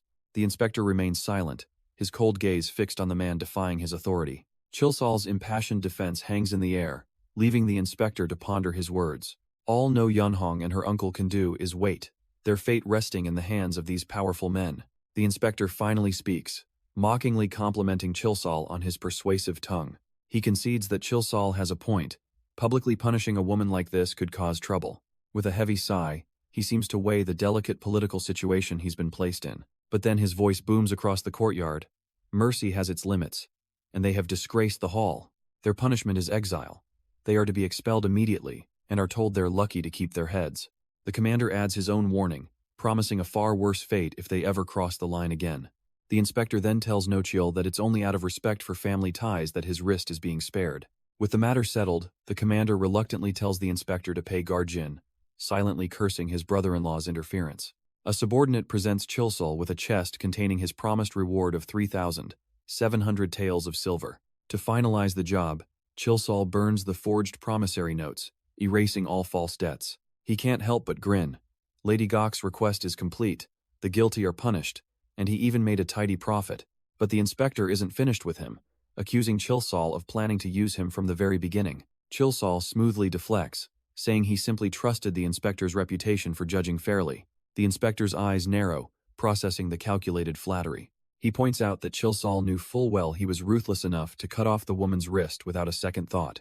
Yet, Chilsol's gamble paid off because he did listen to the whole story, just as he was manipulated to do. Chilsol just smiles, claiming he always believed the man he remembered would do the right thing. The inspector's face turns to ice, retorting that while he may be the same, Chilsol has definitely changed. As Chilsol begins to walk away, he muses that people can change, and a lot has happened since they last met. The inspector calls out his old name, Hui, adding that it was nice seeing him after all this time. But his expression hardens, and he asks if Chilsol also predicted what was about to happen next. Chilsol turns back, completely confused by the sudden shift in tone. In a flash, the inspector strikes, sending the boxes of silver flying from his hands. He follows up with a swift kick, sending the escort tumbling and the payment sailing across the courtyard. His subordinates move like a well-oiled machine, snatching the boxes right out of the air. Chilsol recovers in a fury, shouting that the silver is his hard-earned money. The inspector coolly informs him that winnings from illegal gambling belong to no one and will be confiscated. A challenging glint appears in his eyes as he goads Chilsol to try and take it back, just like in the old days. Seething with rage, Chilsol can only grit his teeth, knowing he's been completely outplayed. He throws a childish tantrum, declaring he's had enough and is leaving this whole mess behind. Later that night, the dust from the confrontation has settled. Chilsol reports back to Lady Rue, informing her that the job is officially finished. She acknowledges his work but can't help but notice his foul mood, asking why he's so grumpy. He snaps, accusing her of being just as ruthless as ever for setting him up. Lady Rue smirks, cutting right through his anger and guessing this is all about the inspector. A faint blush creeps onto her face as she tries to play dumb, denying everything. But Chilsol isn't having it, revealing that Seokcho, the shopkeeper, told him everything. He gestures wildly, reminding her the inspector still looks at him like he murdered his parents. Lady Rue leans in close, her eyes sparkling with mischief as she points out a glaring inconsistency. The Jin Muang she knows would never let an enemy live, and the inspector is, last she checked, a man. She even mentions hearing rumors about how the inspector is beautiful enough to be a heavenly maiden. But that same inspector is far from playful, sternly warning his brother-in-law that this is a matter of the Sima family's honor. He extracts a promise that Guard Jin will be protected, and the man solemnly agrees to keep his word. Elsewhere, the Flying Dragon commander is seething, refusing to accept that things are over. His fist trembles with rage, feeling his honor has been trampled by Jin Muang and betrayed by his own people. With a face twisted in fury, he vows that those wretches will pay the price for their insolence. The inspector, too, senses the coming storm, realizing this entire affair is far from over. And back in the room, Lady Rue simply turns away, leaving Chilsol to deal with the chaos she's so clearly enjoying. Chilsol can only let out a bitter, exasperated sigh. He bursts into laughter, mocking the absurd theory about the Sima clan's genius. Lady Rue, however, entertains the idea, asking if the great Sama Hui really is a woman in disguise. He quickly concocts a story about a past rivalry, claiming they parted on bad terms. He tries to wave it all away, insisting that the successful job is all that matters. But Lady Rue isn't convinced, making a swift exit as he calls for her to wait. As she leaves, her intuition tells her that he is definitely hiding something crucial. The playful facade drops, replaced by a sharp, calculating curiosity. Alone, she considers the possibility, recalling the strange tension between him and Muang. A shadow of suspicion crosses her face. She's not about to let this mystery go. With her mind racing, Lady Rue slides open the door and summons her attendant, Sangha. She has a new, urgent task for her. Find a man named Seokcho and bring him to her at once. Elsewhere, the very couple Chilsol rescued are bowing deeply, offering their profound thanks to Guard Jin. He plays the part of a humble mercenary, simply stating that he was carrying out their request. But his tone turns serious as he warns them that their path forward will be anything but easy. He reminds them that the powerful young Guanju will not soon forget this humiliation. The woman's expression darkens, the weight of their new, powerful enemy sinking in. But her partner takes her hand, his grip firm and resolute in the face of their uncertain future. He declares they are prepared to overcome any obstacle, and Chilsol can only offer his quiet support. After agreeing to leave the city, the couple turns to the final matter at hand, settling the payment. Instead of gold, Chilsol asks for an introduction to someone with inside knowledge of the Sama clan. Lady Gok readily agrees, assuring him her contacts serve the Grand Madam herself and will tell him anything. The scene then transitions, taking us to the bustling city of Luoyang. Life moves on as always, with crowds filling the busy streets and marketplace. A voice suddenly calls out the name Mu Ang, and Chilsol pauses, turning to find its source. A woman in a distinct yellow and black outfit, Seol Ran, waves him over from a quiet corner. She playfully asks if he forgot their promise, but he smoothly replies that he never forgets a promise to a woman. She teases him for the obvious lie, but he just leans in, asking if he's ever broken a promise to her specifically. Her expression shifts as her gaze drifts past him, her sharp eyes spotting something. She casually points out that it seems he's brought a guest along for their meeting. Chilsol glances over, his eyes easily spotting the two men trying and failing to hide in the alley. The thugs are confused, wondering if these were supposed to be Seol Ran's men, not their targets. She just scoffs at the thought, dismissing them as low-class thugs and correctly guessing they're hired assassins. As they step into the open, their path is suddenly blocked by a whole crew of armed goons. Chilsol smirks, telling Seol Ran not to kill them to keep things simple, much to her feigned disappointment. But her battle lust is palpable, a dark intent flaring as she admits she won't be satisfied holding back.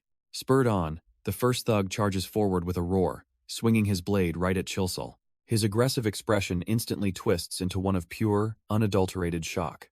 In a flash, Seol Ran moves, sending the man flying with a single kick while already engaging two others. She's a whirlwind of motion, effortlessly dismantling the entire ambush crew in mere seconds.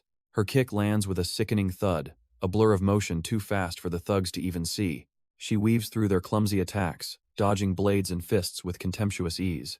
One of the brutes thinks he sees an opening, lunging at Chilsol with a wild swing.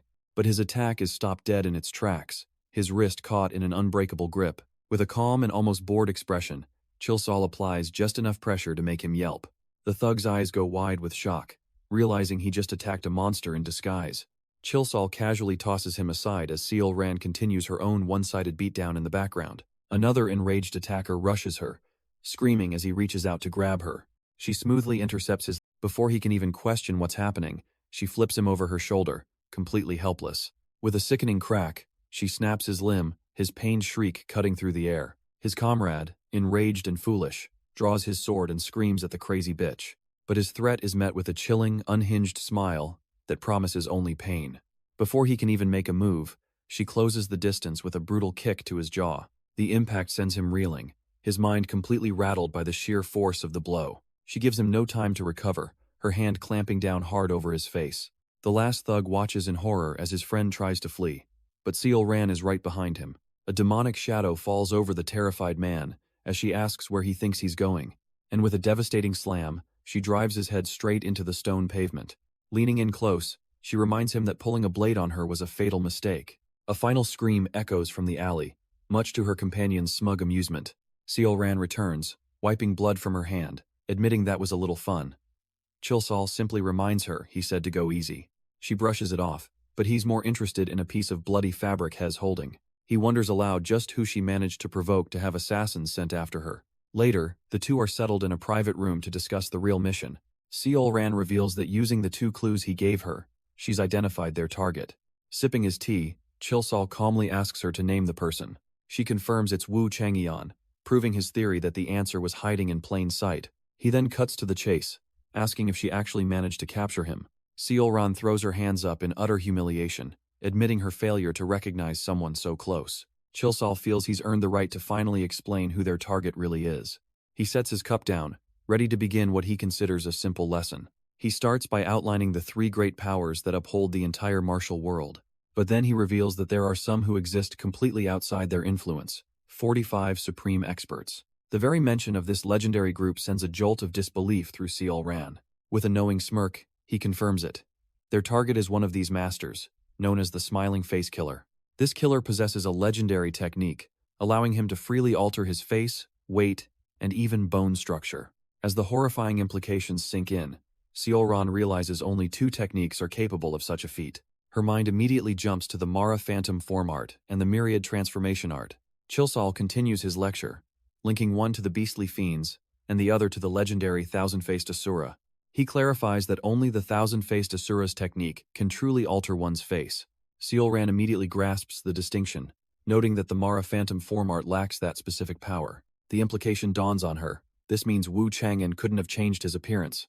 Chilsol smugly confirms her deduction, before questioning why she seems so certain about anything. He even prods her, suggesting she might already have a connection to the legendary Asura. But Seolran pivots, her gaze hardening as she asks about his own ties to the 9 Dark Soul demons. He offers only a tense silence in return, his expression unreadable. She moves on, reminding him of the more urgent problem, proving she didn't kill someone named Hebong.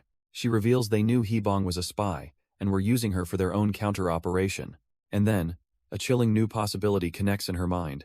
Was Wu Chang'an the one who killed her? Chilsol waves his hand dismissively, trying to paint himself as a simple bodyguard who wants no part of this mess. Seolran just smirks, clearly not buying his act for a single second. She gets up to leave, rejecting his offer for a meal. She's in no mood for pleasantries. With a sharp glance, she gives him his orders. Find a secluded inn for their next meeting. But as she walks away, his tone shifts, calling out a final, chilling warning that the beastly 8 fiends never move alone. With that grim thought hanging in the air, Seolran disappears into the anonymity of the crowded streets. Chilsol is left sitting alone in the now empty room, the silence closing in around him. He takes a solitary drink, figuring he'll head back after finishing his cup. Suddenly, a noise from another room shatters the quiet, his eyes snapping wide with surprise and alarm. The commotion is coming from Soso. Seokcho tries to brush it off as just playing around, but Chilsol is clearly not amused. The bald man grabs Soso, absurdly claiming he's doing Chilsol a favor by keeping his room lively. Just as the argument heats up, a new voice cuts through the tension, mocking them for fighting in front of a child. And there she is, Nan Hyang, her eyes glowing as she claims full responsibility for the intrusion, shocking Chilsol. He completely loses his cool, demanding to know how she could possibly let another man into his private quarters. He insists this is a line that can't be crossed, but his outrage is met with a calm, almost playful smirk. With a bright smile, she simply tells him that starting today, he'll just have to accept it. He stammers, asking for a little warning, maybe for his opinion to be considered for once. But his weak protests are met with a dismissive silence, leaving him utterly stunned. Nan Hyang then gives him a simple choice with a smile. If he has a problem with it, he can leave. He can only shout about employer tyranny, but Nan Hyang has already laid out the new terms. Seokcho will be staying here from now on to look after Soso. The old bookseller just admits he quit his shop. No one was buying books anyway. Chilsol sees right through the flimsy excuse, knowing Nan Hyang must have arranged this whole situation. With that matter closed, she smoothly changes the subject, asking him about their current target. He's confident their enemy won't dare make a move, not after Sama Hui's intervention. But she pierces his confidence with a single detail. The warning was only to protect her. With his arrogance checked, she lays out his next task. He must protect Yunsul and guard Wei, who are leaving Henan in 3 days. Chilsol instantly connects the timing to another job, but his predictable request for extra pay is coldly shot down. Nan Hyang smirks, reminding him that he's already secured some extra funds for himself. Chilsol is completely frozen, realizing he's been caught red-handed. She knows everything. His winnings from the Jin family, and the 50 taels he tried to hide. Cornered and outplayed, he grits his teeth and accepts the job, muttering curses under his breath. Later that night, the scene shifts to a quiet room under the pale moonlight. Chilsol is by Soso's bedside, warning her to stay away from that brat Seokcho. But Soso calmly calls him out, asking why he speaks so badly of someone he clearly likes. The accusation sends him into a flustered panic as he vehemently denies it. She clarifies, explaining it just feels like there's no ill will between them. Soso then looks away, thoughtfully adding that her senses detect no malice from anyone around her. Chilsol falls into a contemplative silence at her innocent observation. She sits up with a teasing smile, asking if he's the one she should be wary of.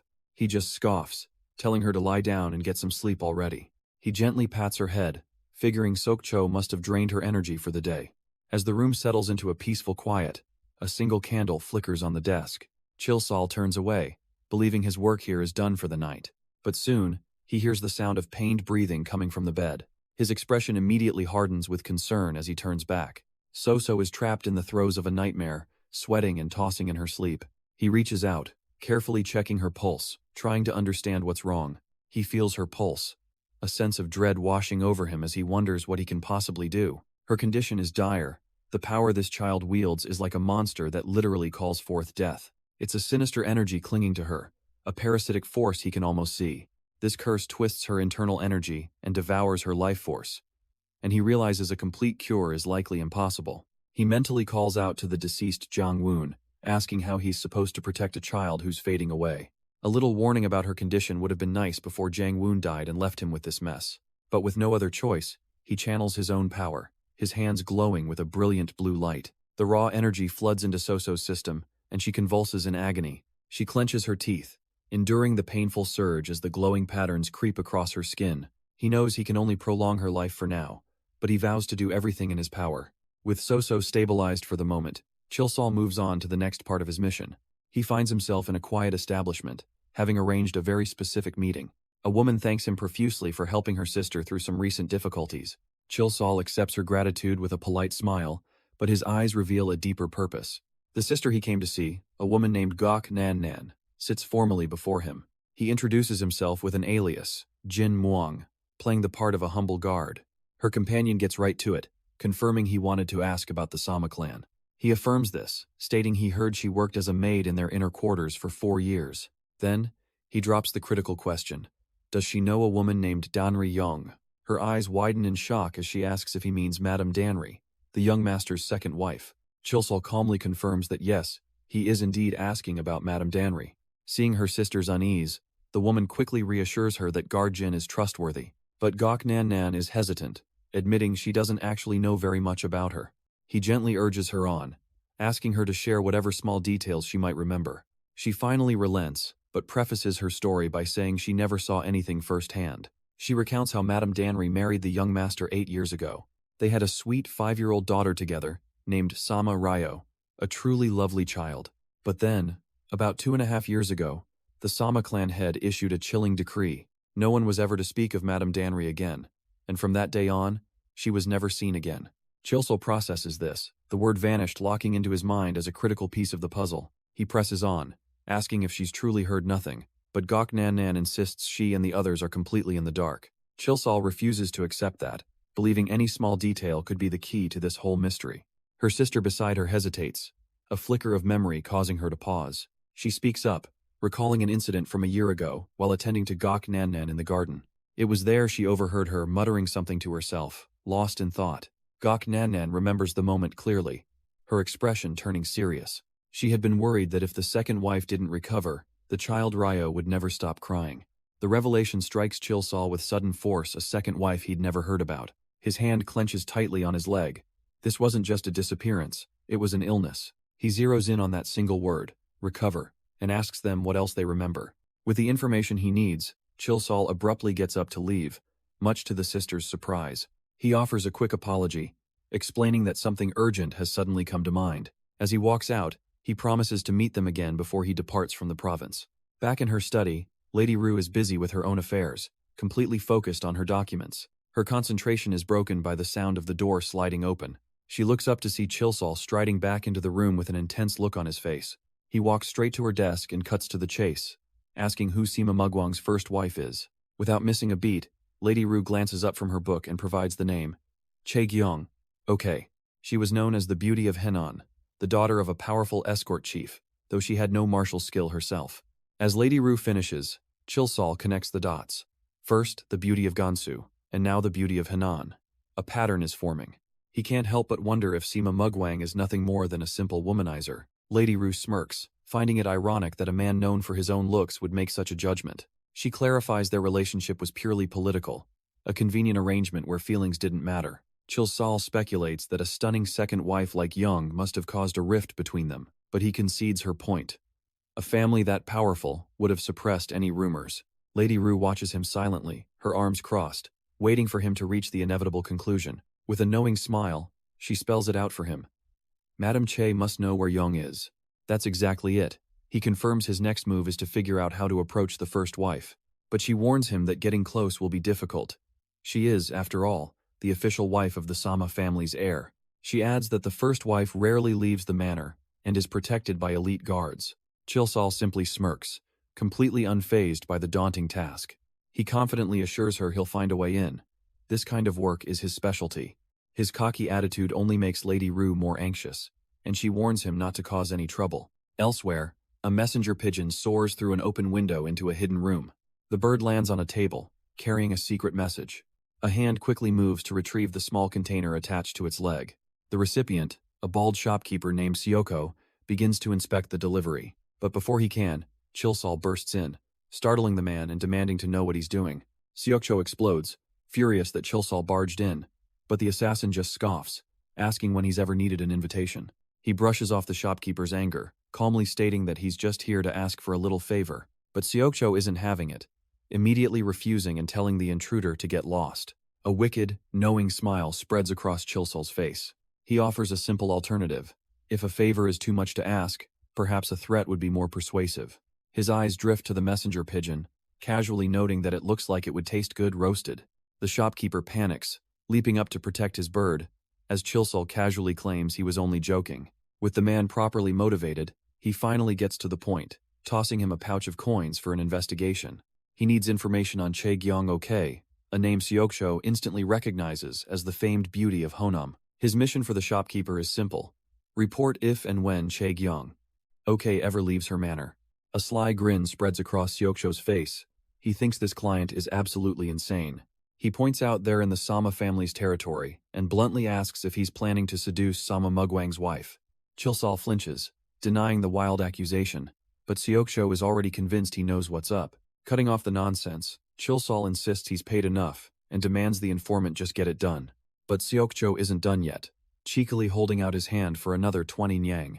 Chilsol snaps, yelling that he already gave him more than enough for such a simple task.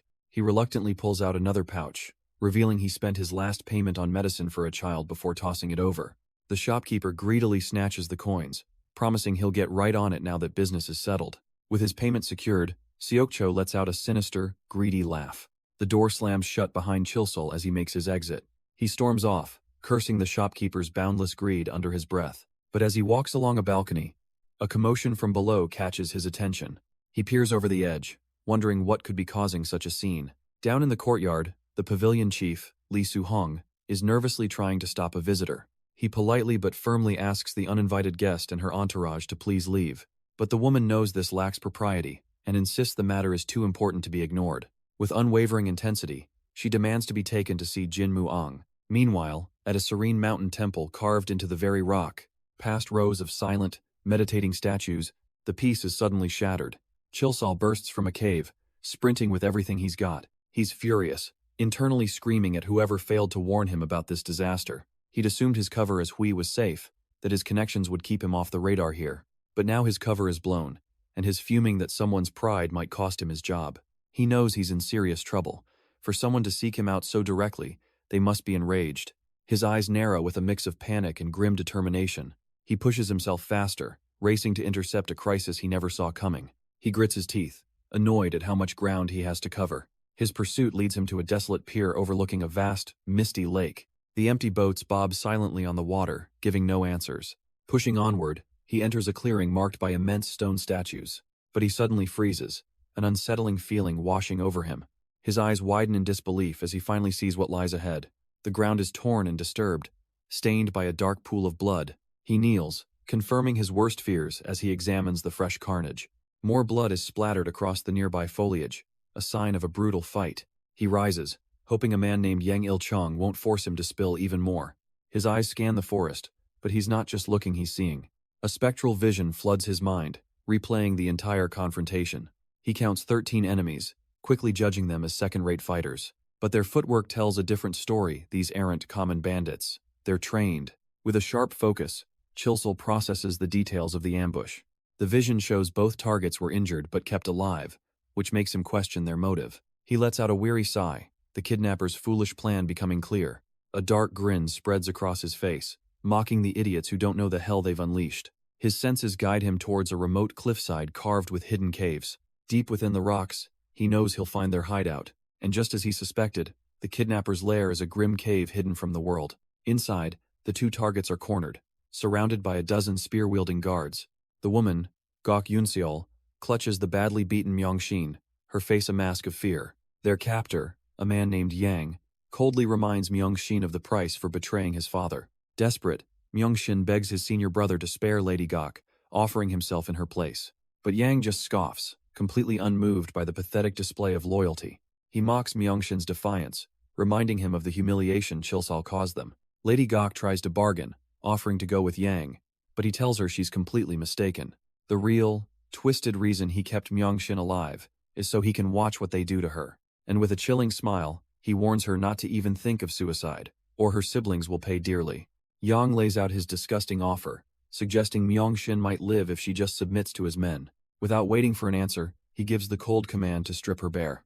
A final, soul-crushing wave of terror washes over Lady Gok's face. But just then, a quiet arrival is reflected in an unseen eye, a newcomer who finds this whole situation a god-awful mess. Yang's guards are the first to notice, spinning around in alarm to face the intruder. A lone figure now stands before them, having walked right into the middle of their sordid party. Yang's face contorts in shock and rage, recognizing the man he calls Jin Muong. But the man, Chilsol, simply offers a calm, almost predatory smile in return. Furious, Yang spits that Chilsol is even dumber than his own father for daring to show up here. The insult rolls right off him, as Chilsol's confident smirk doesn't waver in the slightest. Yang throws his head back and laughs, declaring that this unexpected reunion is the best thing that's happened all day. He's been dying for a piece of Chilsol, but his father ordered him to stay away. Now, he figures, no one can object if he kills him here. But Chilsol just stands there, unbothered, explaining that he isn't quite ready to lay down his sword. That's the last straw for Yang, who boils over with rage and orders his men to capture the bastard. With their master's command ringing in their ears, the guards surge forward as a single unit. One of them grins with sadistic glee, promising to tear his mouth open and rip him apart. They quickly surround Chilsol, their spear tips closing in from all sides. But in a blink, his hand moves, a blur of motion too fast for them to even register. With a devastating kick and a swift chop, Chilsol drops two guards before they even know what hit them. He twists his body, effortlessly dodging a spear thrust as the remaining guards begin to panic. Another guard lunges, but Chilsol casually catches the spearhead mid-thrust. Using the shaft as a springboard, he launches himself high into the air, soaring over the guards. Yang Hansong sneers from the sidelines, thinking what a foolish, suicidal move it is to jump like that in a real fight. But as he descends, Chilsol slams his foot down onto two crossed spears, shattering the guards' formation. His eyes glint with cold, calculated precision. This was no random flourish. The impact stuns the guards below, their balance completely broken.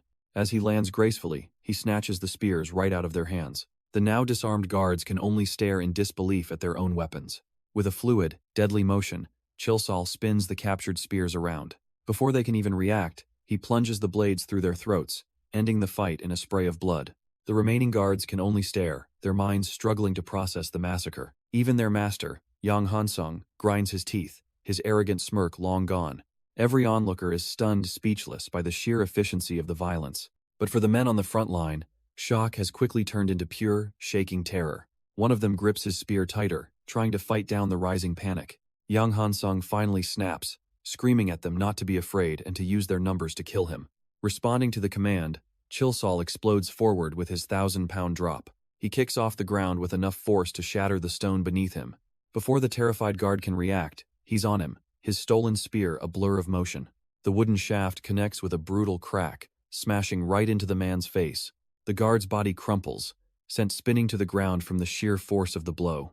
Blood splatters across Chilsol's face, but he doesn't even flinch. His eyes just glow with a cold, predatory light. He stands over his handiwork, a silent challenge to the remaining men. The guards are frozen, their faces etched with pure, unadulterated terror. This isn't a fight. They realize it's an execution. But fear quickly boils over into a desperate, cornered rage. They scream, calling him a monster, a demon, anything to conquer their own fear. With a final, unified battle cry, the remaining men surge forward to meet their fate. Chilsol simply grins, finding their insults rather refreshing after all this time. With a glint in his eye, Chilsol decides playtime is over. He explodes into motion, a whirlwind of black and red cutting through their ranks. The guards can only watch in horror, their unified charge instantly breaking into chaos. One man feels a phantom rush past him, a chilling premonition of his own end. Another screams as the blunt end of a spear smashes towards his face. But Chilsol remains completely unfazed, a serene predator in a field of prey. He spins through them, his movements too fast and fluid for them to even process. A brutal strike sends one guard reeling, his eyes wide with the shock of impact. Then the killing blow lands, a spear punching straight through another's chest. The last few men can only tremble, surrounded by the bodies of their fallen comrades. The last guard alive trembles in abject terror, his final moments closing in. But he's not the target. Chilsol is already moving past, a whirlwind of death. He dispatches another with a brutal grab, the man's life ending before he even hits the ground. With the last of the fodder cleared, his crimson eyes lock onto the final boss. In the distance, Yang Hansong has resorted to the coward's last gambit, a hostage. He screams, threats, sweat beading on his face, blade pressed against the woman's throat. Chilsol just smirks, completely unimpressed and even a little disgusted by the pathetic display. He casually lines up his foot with a discarded spear lying on the ground. With a flick of his ankle, he sends the weapon spinning through the air like an arrow. The spear smacks the sword from Yang Hansong's hand, disarming him with effortless precision. Yang Hansong stares at his empty hand, paralyzed by sheer disbelief. But Chilsol gives him no time to process, already closing the distance in a heartbeat. His eyes glow with cold purpose as he surges forward, a blur of deadly intent. In a single, explosive motion, he flashes past the two of them. The dust settles, leaving the woman standing alone, completely untouched. She turns, her eyes widening in dawning horror as she finally understands. Behind her, the body of her former captor lies silent on the ground. But Chilsol is already complaining, worried his ruined clothes will earn him a lecture from Nanhyang. For him, the life-or-death fight was nothing compared to this domestic crisis. The rescued woman can only stare and tremble, baffled by the bizarre man who just saved her. With his task complete, he casually tells the pair to disappear for a few years. He assures her that by the time they return, no one will be left to hunt them. Overwhelmed with gratitude, the woman calls him her benefactor and thanks him for saving their lives. The title seems to amuse him. He certainly doesn't see himself as some noble hero. In his mind, some people are just trash, and killing them is simply taking out the garbage. He leads her to the shore, where he's already prepared horses for her escape. The other man's wounds aren't fatal, he explains, but she needs to find a physician fast. With a deep, respectful bow, she promises to never forget his kindness. Chilsol watches impassively as she rides away, his brief detour now concluded. His attention now turns to his actual destination, the Flying Dragon Martial Hall. He finally arrives at the Flying Dragon Martial Hall, standing silently on the perimeter. Chilsol reflects on the target, a man who wasted his life on obsession. It's a pathetic end, but one he's seen countless times. Now, it's time to begin. He closes his eyes, and his entire presence seems to shift, turning inward. A faint shimmer indicates the activation of his assassination arts. He knows his standard techniques have limits, but he has a trump card for just this occasion. Enveloping himself in a shroud of dark energy, he calls upon the death god's stealth. When combined with his scent-erasing ability, he becomes completely invisible. Two patrolling guards walk right past his position, smiling and chatting, completely oblivious. He drifts through the courtyard like a specter, unseen even by the hall's masters. Even the estate's residents, a mother and her child, pass by without sensing the phantom of death in their midst. He continues his silent journey across the sprawling manor grounds, a place of false peace. Arriving on the roof above the main hall, he settles in like dust. From the rafters, Chilsol peers down, an unseen god of judgment looking upon the men who sealed their own fates. Inside, the manor's high-ranking members are gathered, completely oblivious to the specter looming over them. One of them complains that their senior brother, Yang Hansong, is running late for the meeting. A gray-haired elder just smirks, casually suggesting Hansang is probably just delayed, dealing with some woman. Another strokes his goatee, sneering at the memory of the humiliation Hansong supposedly suffered. They toast to their success, gloating that the disciples' loyalty is secured and that the wild beasts of Hyangsan got a fine meal. But then, one of the elders voices a sliver of concern, wondering what might happen if young Master Hui ever found out unaware he's listening to every last word. The manor master scoffs at the very notion, smugly asking if anyone's ever seen a dead man talk. But the gray-haired elder presses on, reminding him that this entire mess began with Jin Jung-hyo. The leader listens, a thoughtful and dangerous glint in his eye. He dismisses their concerns, claiming the man is still useful. A failure like this will only ensure his absolute loyalty. His subordinates reluctantly accept his judgment, completely unaware of the shadow seething above them. In the rafters, Chilsol's eyes ignite with a piercing, murderous red light. He has heard enough. A pulse of violet energy erupts from his form, instantly alerting the men below. The manor master's arrogant composure shatters, his face contorting in pure shock. He moves in a flash, his hand instinctively gripping the hilt of a blade hidden in his chair. His eyes lock onto the figure now standing on the crossbeam, the very man they thought they controlled. Chilsol's golden eyes are filled with utter contempt. The Manor Master can only stare, recognizing the face of Jin Muong. With a grimace of disgust, Chilsol launches himself downward. He drops from the rafters like a stone, landing with a deafening thud as the subordinates draw their weapons. He smirks, telling them he heard enough to know they're as rotten as the late Yang Hansang. The master probes about Hansang, and Chilsol retorts that he can ask the man himself in hell. A vein throbs on the master's temple, his composure cracking. He scoffs at the threat, dismissing it as a pathetic bluff and noting Chilsol came alone. One of his loyal subordinates steps forward, promising that such arrogance will be paid for with his life. Surrounded on all sides, Chilsol stands perfectly still as the subordinates take their battle stances. The lead subordinate lunges, aiming to end this with a single, decisive spear thrust. In response, Chilsol draws his blade, unleashing the technique known as Sorlo, First Fang. His movement is a blur, his focus absolute as he executes the counterattack. He twists past the spear tip with impossible grace, the guard's attack hitting nothing but air. The subordinate is sent flying, completely overwhelmed by the sheer speed of the maneuver. Another guard attacks from the side, but Chilsol deflects the spear with his clawed hand. The impact sends a shockwave through the weapon, throwing the attacker off balance. With contemptuous ease, he stops the spear shaft with his bare hand, freezing the assault. A faint smirk plays on his lips as he prepares his next move. The demonic battle step. Another guard, clearly a leader, steps forward with a powerful thrust of his spear. He pours all his focus into the attack, believing this will be the final blow. But Chilsol moves like a phantom, already inside his opponent's guard. He unleashes the 100-paste-8 techniques, a blur of motion the guard can't even track. His hand clamps onto the man's face in a brutal yaksha's stunning vital strike. For a split second, the guard's eyes widen in pure, unadulterated terror. With a contemptuous flick of his wrist, Chilsol sends the man flying backwards. The so-called principal stumbles away, clutching his shattered face in agony. Seeing their leader so easily dismantled, the other subordinates roar in fury. They swarm forward, creating a deadly wall of spear points aimed right at Chilsol. But their wall of spears is nothing more than a playground for him as he vaults over the first attacker. The guard's face contorts in shock, realizing far too late that he's completely outmatched. With a sharp crack, Chilsol stomps down on the spear shaft, using it as his own personal stepping stone. His eyes flash red as he twists in midair, turning the man's attack into his own momentum. He slams a vicious elbow directly into the subordinate's neck, the impact echoing through the courtyard. The man reels back, dazed and bleeding, his attack utterly broken.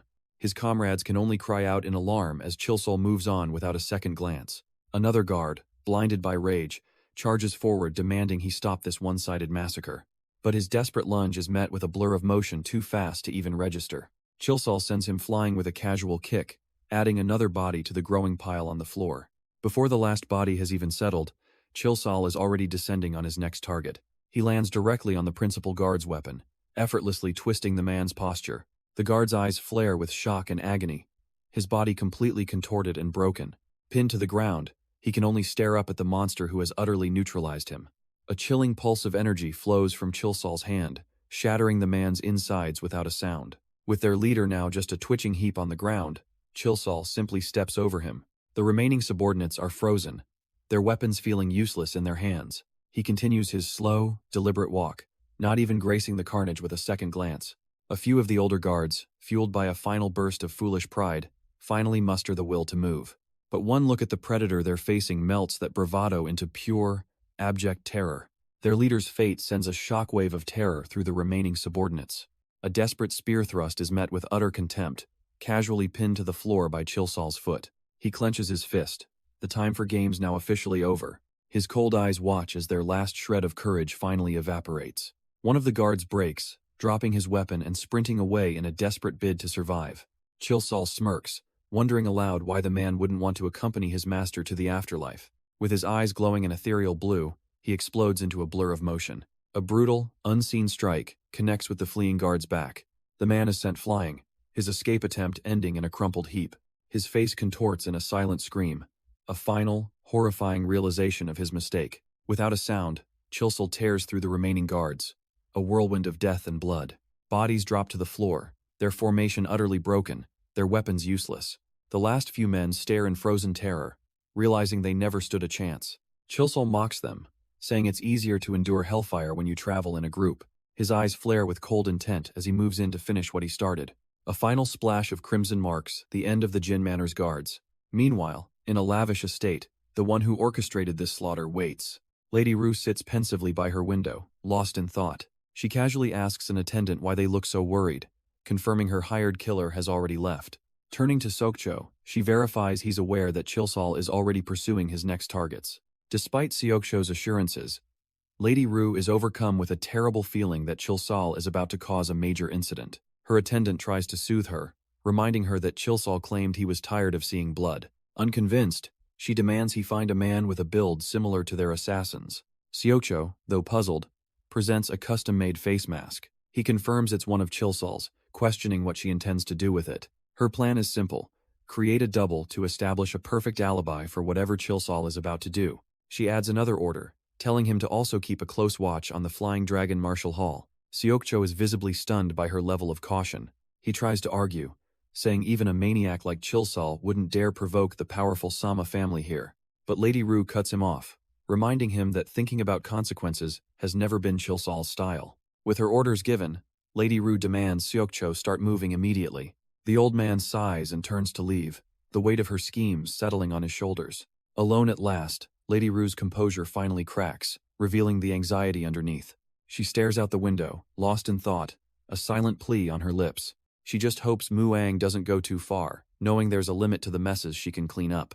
The mere thought of his wild unpredictability makes her clench her fist in pure frustration. Meanwhile, the man of the hour, Chilsol, is sporting a particularly smug, carefree grin. He greets Nanhyang, playfully asking why she's glaring at him like he's committed a crime. She bluntly reminds him of the two conditions of his job, which he mockingly salutes and recites. But her next question wipes the smirk off his face. Why did he cause a massive incident without permission? Nanhyang gets straight to the point, asking if he really thought she wouldn't find out about his little escapade. Unimpressed by his feigned confusion, she presses him, tired of the games. The two erupt into a shouting match, with her reminding him his job was post-incident cleanup, not a killing spree. She lays out the grim details. 19 people dead, with their bodies mutilated in a grotesque display. He finally connects the dots to the Flying Dragon Marshal Hall incident, but shamelessly denies any involvement. She scoffs at his offer to swear an oath, questioning the value of a vow from a pathological liar. He pretends to be hurt by the accusation, but Nanhyang sees right through his pathetic act. Suddenly, his entire demeanor shifts as he drops to the floor. He begs her not to fire him over a simple misunderstanding, claiming he has a child to care for. But she's unmoved, revealing the true consequence of his recklessness. He made such a mess, the Muram Alliance is now investigating.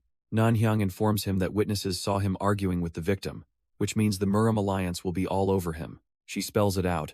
He's now the #1 suspect and must lay low as a simple guard until this blows over. The very concept of laying low seems to short-circuit Chilsol's brain. She then lays down the new, very strict rules: no staying out overnight, no accepting side jobs, and a strict curfew. He protests that he's not a child, but she immediately silences him by asking if he'd rather just quit. His attempts to bargain for a small job, an advance for Soso's medicine, or even just dignity are all shot down with cold indifference. Under a clear sky, some time passes with him under these new restrictions. He's later seen walking with Soso along a path lined with blooming trees. Chilsol sighs, complaining that this disciplined life is definitely not good for his body. Soso asks why he isn't resting, but he just calls her a brat, telling her to stop talking like an adult because it's obnoxious. Soso looks down, apologizing for being a burden and forcing him on these walks. The sudden sincerity catches Chilsol completely off guard. For a brief moment, his usual sharp demeanor softens ever so slightly. He quickly deflects, pointing to a bench and insisting that he's the one who's tired. So they sit together, a quiet moment of peace under the blooming trees. After a while, he reaches into his robes as Soso watches with curiosity. He pulls out a piece of beef jerky, offering it to her with a simple command to eat. She accepts, and they share the snack in comfortable silence. Soso glances over at him, taking in this rare, gentle side of her protector. He then says that whoever marries her must have saved the world in a past life, and the unexpected compliment makes her puff her cheeks. She asks what he meant, but he just brushes it off, telling the sickly kid to eat. Soso just looks at him, a little surprised by his uncharacteristic kindness. He then turns and crouches down, offering his back without another word. The girl freezes mid-bite, completely stunned by the unexpected gesture. She can only stammer out a confused question, not understanding what's happening. Growing impatient, Chilsol gruffly tells her to get on, as he won't repeat himself again. With a bit of hesitation, she climbs onto his back, and he begins to walk. She leans against him, feeling secure as he quietly wonders when he last did this. He can't recall ever carrying a child, but realizes it's not such a bad feeling. But their quiet moment is shattered as the scene shifts to the bloody aftermath of a brutal massacre. Chilsol arrives for his next assignment, his face a mask of cold professionalism. He enters a private room to find his employer, Lady Rue, already seated with a Muram Alliance official. The official, branch leader Yang, greets him with a sly smile, addressing him as Guard Jin. Chilsol wastes no time mocking the man for being in a brothel, but Yang simply laughs, insisting it's official business. Lady Rue smoothly cuts in, gesturing for Chilsol to take a seat with them. He sits down, the tense atmosphere suggesting this is more than a simple meeting. Yang then gestures to the fourth person at the table, introducing Chilsol as the bodyguard he'd arranged for young Master Sama. Playing his role perfectly, Chilsol offers a polite greeting, introducing himself by his alias, Jin Muang. The young master, Sama Muryong, finally reveals himself, his sharp eyes sizing up the new hire. Lady Rue quietly explains that this is no ordinary client. He's the second son of the formidable Sama clan. Chilsol listens, his gaze sharp, as the weight of the Sama name hangs in the air. The narrator explains their legacy, a clan whose martial arts dominated for 3 centuries. Their wealth and influence are so vast that their disciples are spread across the entire region.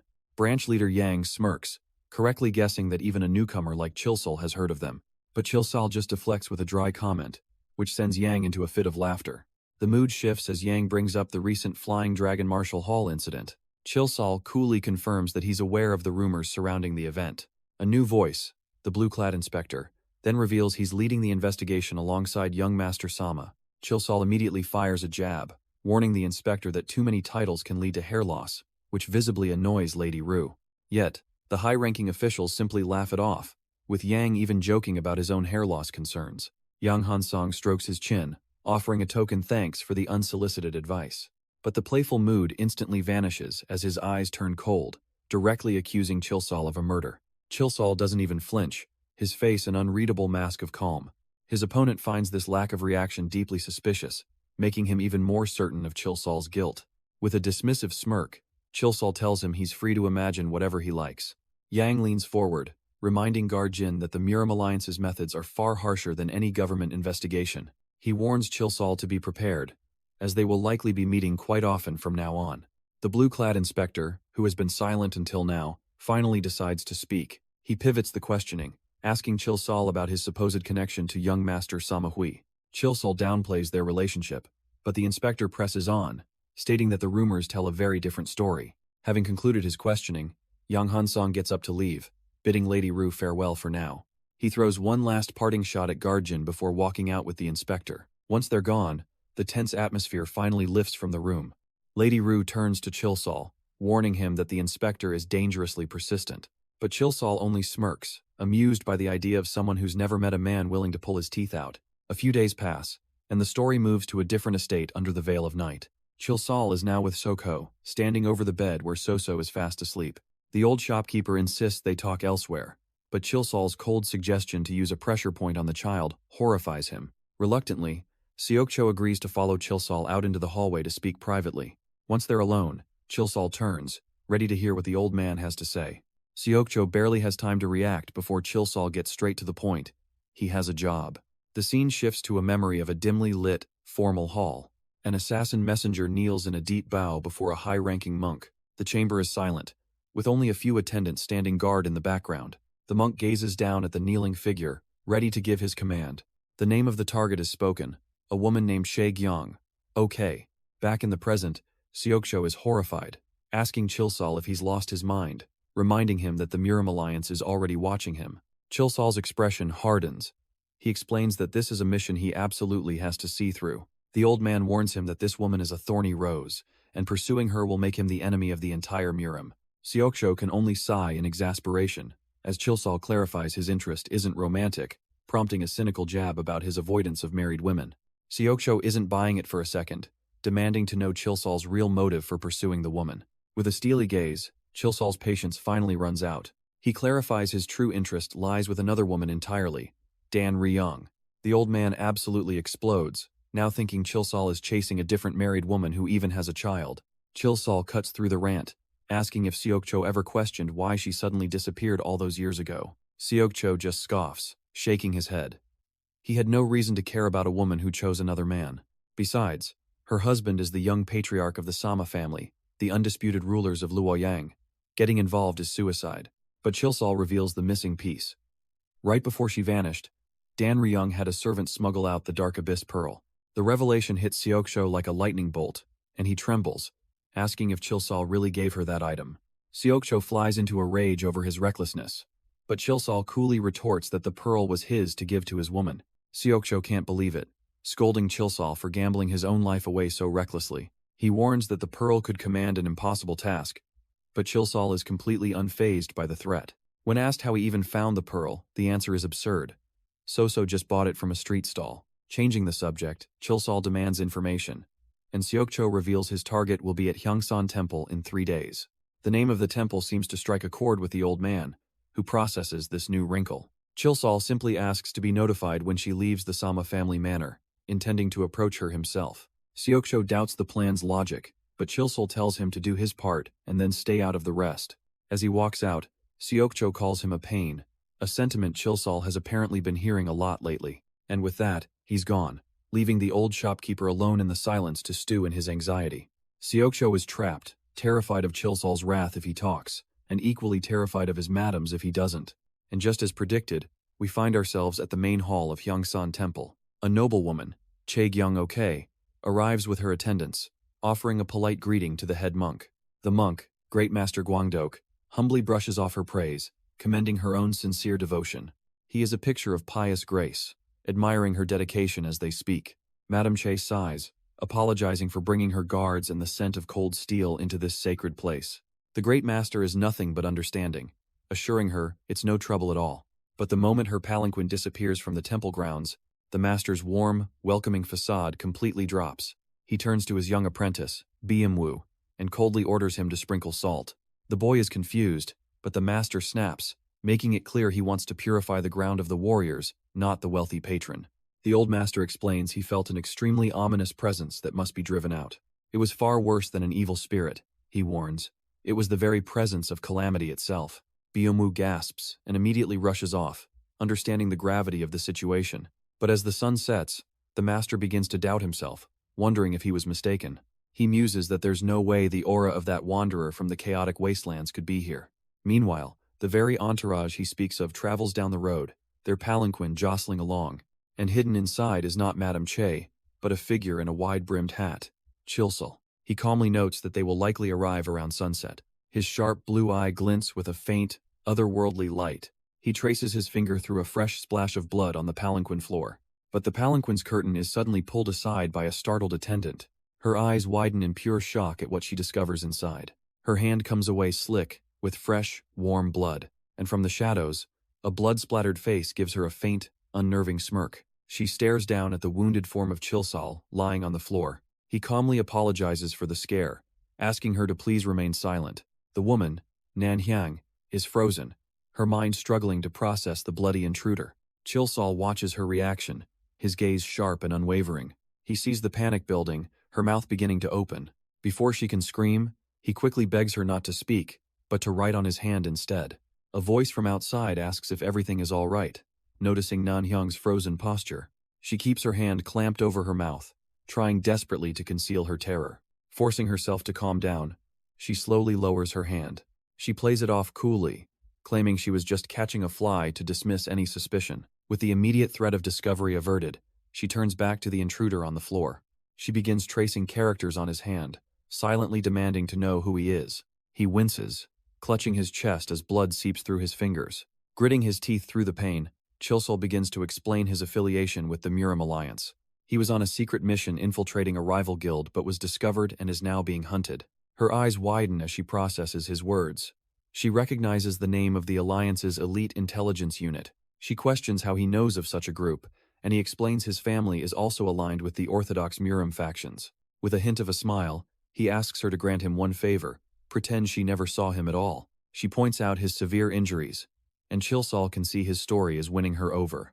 He feigns nobility, refusing to endanger her life should the Four Seas Carriage Guild find him in her care. But she insists, offering him sanctuary at her home where she claims no one would dare follow. He declines again, explaining he must urgently meet someone, as the fate of the entire Muram hangs in the balance. Unwilling to reveal his contact's name, he apologizes, citing the secretive nature of his mission. She accepts his refusal but still urges him to rest at her home until he's healed, if only to ease her conscience. She reveals her home is that of the powerful Vast Heaven Sama clan, a name she's sure he's heard of. Chilsol's eyes go wide. The very person he's desperately searching for is a member of that exact clan. Lady Rue leans in, a sly smile playing on her lips, asking if he might share the name of his contact. But Chilsol can only grit his teeth, a sharp pain lancing through his chest as his wounds protest. She watches him, her expression unreadable as she processes his stubborn silence. He glares back, refusing to yield, his mission's secrecy paramount even in his weakened state. With a sigh, she tells him to forget etiquette. His injuries are far too serious for such formalities. Seeing no other choice, Chilsol finally concedes, agreeing to accept her kindness for a short while. The world sways, and he finds himself resting his head on her lap, the tension finally leaving his body. As she looks down at the mysterious man, a faint blush dusts her cheeks, her curiosity piqued. The day bleeds into a fiery sunset, marking the passage of time, and as dusk settles, a grand carriage arrives at the gates of the Vast Heaven Sama clan's estate. An attendant informs her master they've arrived, assuring him it's finally safe within the manor. But Chaegyong-ok notices his cracked lips, her concern growing over his worsening internal injuries. He brushes it off, but his paranoia remains. He's still using voice transmission even on friendly ground. She naively suggests asking her father for help, a proposal he immediately and frantically rejects. He stresses that his location is a top secret, which makes him realize who she must be talking about. Unfazed, she simply asks what she can do to help him now that involving her family is off the table. He admits he needs a secure place to treat his internal wounds, a request she seems ready to grant. With a sly smile, she offers her personal room, a place no one can enter without her permission. He hesitates, questioning the propriety, but she disarms him, saying she trusts an orthodox martial artist. His eyes narrow, weighing her words, trying to figure out if this is an act of kindness or a gilded cage. Lady Rue notes his hesitation, explaining they'll need to sneak past her guards to reach her room. Chilsol scoffs at the idea of being caught, boasting that his concealment skills are second to none. He smirks, adding that even so, he's going to need her assistance to pull it off. Meanwhile, two powerful figures meet in secret as the sun rises.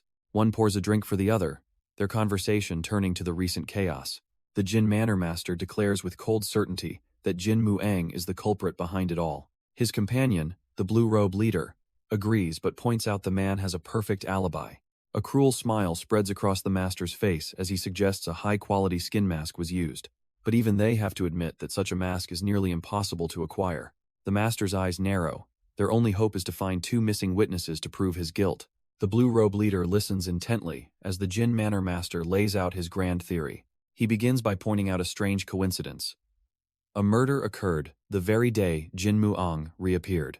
A few days later, elite assassins from the Blood Serpent Hall were found slaughtered on that same mountain. As he pours a drink, the leader questions if these cases are even related, but the master is just getting started. He reveals the thread connecting all the recent massacres. A tall man in a bamboo hat was seen at every crime scene. The leader bursts out laughing, dismissing the idea of accusing Jin Muang based on such flimsy witness statements. But the master just grins, announcing his plan to reinvestigate those earlier incidents, suspecting a cover-up. He admits he initially dismissed the report on the dead assassins, assuming his subordinate had handled it. Now his companion is intrigued, asking what exactly he found that was so suspicious. The master's eyes narrow with cunning, explaining a glaring hole in the original report that he's about to exploit. He lays out the facts. The 8 slaughtered assassins were highly skilled, a force that couldn't be wiped out by just anyone. The only other anomaly in the area was the decomposing corpse of a frail old man found in a nearby cave. With a cunning smile, the master poses the real questions. Who killed the assassins, and what was their connection to this dead old man? He watches his companion, the leader of the investigative team, letting the implications sink in. The master can see he's successfully baited the hook. His companion's eyes narrow with intrigue. This is far too interesting to pass up, and he requests to join the new investigation. The master rises with a satisfied grin, reminding the man that as deputy leader, his involvement was a given. The leader stands as well, his expression now firm and committed. A silent agreement passes between them, and just like that, the two men set off, ready to dig into a conspiracy that runs deeper than anyone imagined. Meanwhile, A palanquin arrives at a grand, sunlit estate. An attendant respectfully informs the madam inside that they've reached their destination. In another part of the city, a subordinate with determined eyes tells her master, Chilsal, that she is ready. He offers no reply, simply closing his eyes in silent preparation. A moment later, a sinister, shadowy aura begins to bleed from his very being. The woman is absolutely stunned, her composure shattering at the sight. She can only stare, completely caught off guard by this terrifying display of power. Her mind races, realizing she had no idea what kind of monster she truly served. With trembling hands, she nervously gathers the front of her robes. Then, with a deep breath, she sits, ready for whatever ritual is about to begin. Chilsol's shadowy form stands before Lady Rue, his presence alone warping the air. Without a moment's hesitation, she lifts her wide robes, providing the perfect hiding spot.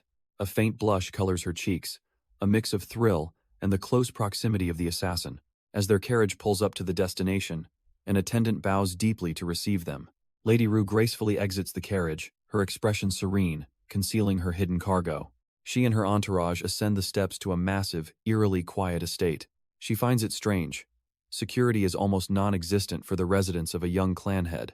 An older attendant, Yunong Rang, greets her, asking if performing 3,000 bows was tiring, but Lady Rue simply smirks, replying that the visit was absolutely worth the trouble. She reminds the attendant of the bad omen she'd warned her about, glad she chose to ignore it. She lets out a quiet, self-satisfied chuckle, clearly enjoying her secret. But a sudden, sharp rap from inside her robes shatters her composure. Her face instantly flushes, a jolt of shock catching her completely off guard. The attendant notices, asking if she's unwell, but Lady Rue quickly plays it off, realizing she nearly suffocated her passenger. Seeing her tremble, Yunong Rang simply assumes it's exhaustion from the journey. Desperate to cover her state, she comments on the beautiful stars in the night sky, but the attendant just looks up, confused, pointing out that it's completely overcast. Brushing off the odd comment, she leads Lady Rue into the lavish guest quarters. With a final gentle smile, Yunong Rang tells her to rest well, totally oblivious. The moment she's alone, Lady Rue hurries deeper into the room, finally free. The moment they are finally alone, Chilsal stumbles, his subordinate rushing to his side. He explains his internal injuries briefly flared up, but assures her not to worry. She insists he get some proper rest, still visibly concerned for his well-being. Instead of resting, however, he moves towards a secluded part of the room. He leans in, promising his sex special technique will have him healed by morning. Then, to her shock, he lifts a floorboard, revealing a hidden compartment. He slips down into the dark, concealed space without hesitation. From below, he instructs her that he will be meditating and cannot be disturbed. With a soft flick, he tosses something up to her from the darkness. Left alone, a faint blush creeps onto her cheeks, clearly flustered but resolute. Meanwhile, a mysterious figure zips across the city rooftops at blinding speed.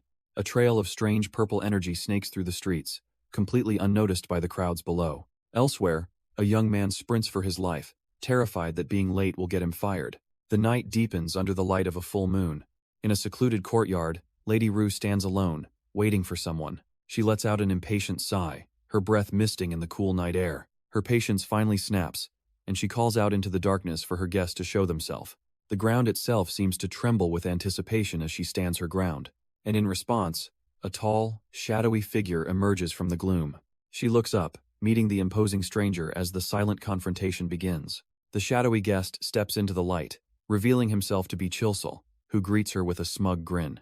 Lady Rue is in no mood for pleasantries, grabbing him and demanding to know what he's been up to. She cuts straight to the chase, mentioning the name Che Gyong Ok, while silently cursing Seokcho for his loose lips. He tries to reassure her, promising that her business, the Suhyang Pavilion, will remain untouched. But his words completely miss the mark. She isn't worried about her business, but about someone named Dan Ryung. A subtle wave of relief washes over Chilsal, thankful that Seokcho didn't reveal everything he knew. He finally explains his actions, the blood on his clothes telling its own story, and she seems to understand his reasons. With the matter seemingly settled, Chilsal turns to leave, announcing that it's time for him to get to work. But she stops him cold, demanding to know why he had Seokcho investigate Che Gyong Ok in the first place. Her eyes narrow as she warns him not to even think about seducing the woman, a notion that leaves Chilsal utterly appalled. He cheekily reassures her that he never goes after married women, which is why he's holding back. With a strained smile, he adds that he doesn't care what she does during the day. But her eyes flash with fury as she cuts him off, warning that if he's late for his shift, He's finished. Chilsol gives a crisp salute, promising her words are engraved on his bones, as she dismisses him to get to work. The two then part ways, walking in opposite directions under the pale moonlight. Once he's safely out of her sight, his entire demeanor shifts. The playful mask falls away, and he realizes that was far too close. He needs to be more careful. Later that night, within the walls of a grand pavilion, the sounds of training echo. A condescending voice rings out, praising his diligence but mocking the martial art as a waste of effort.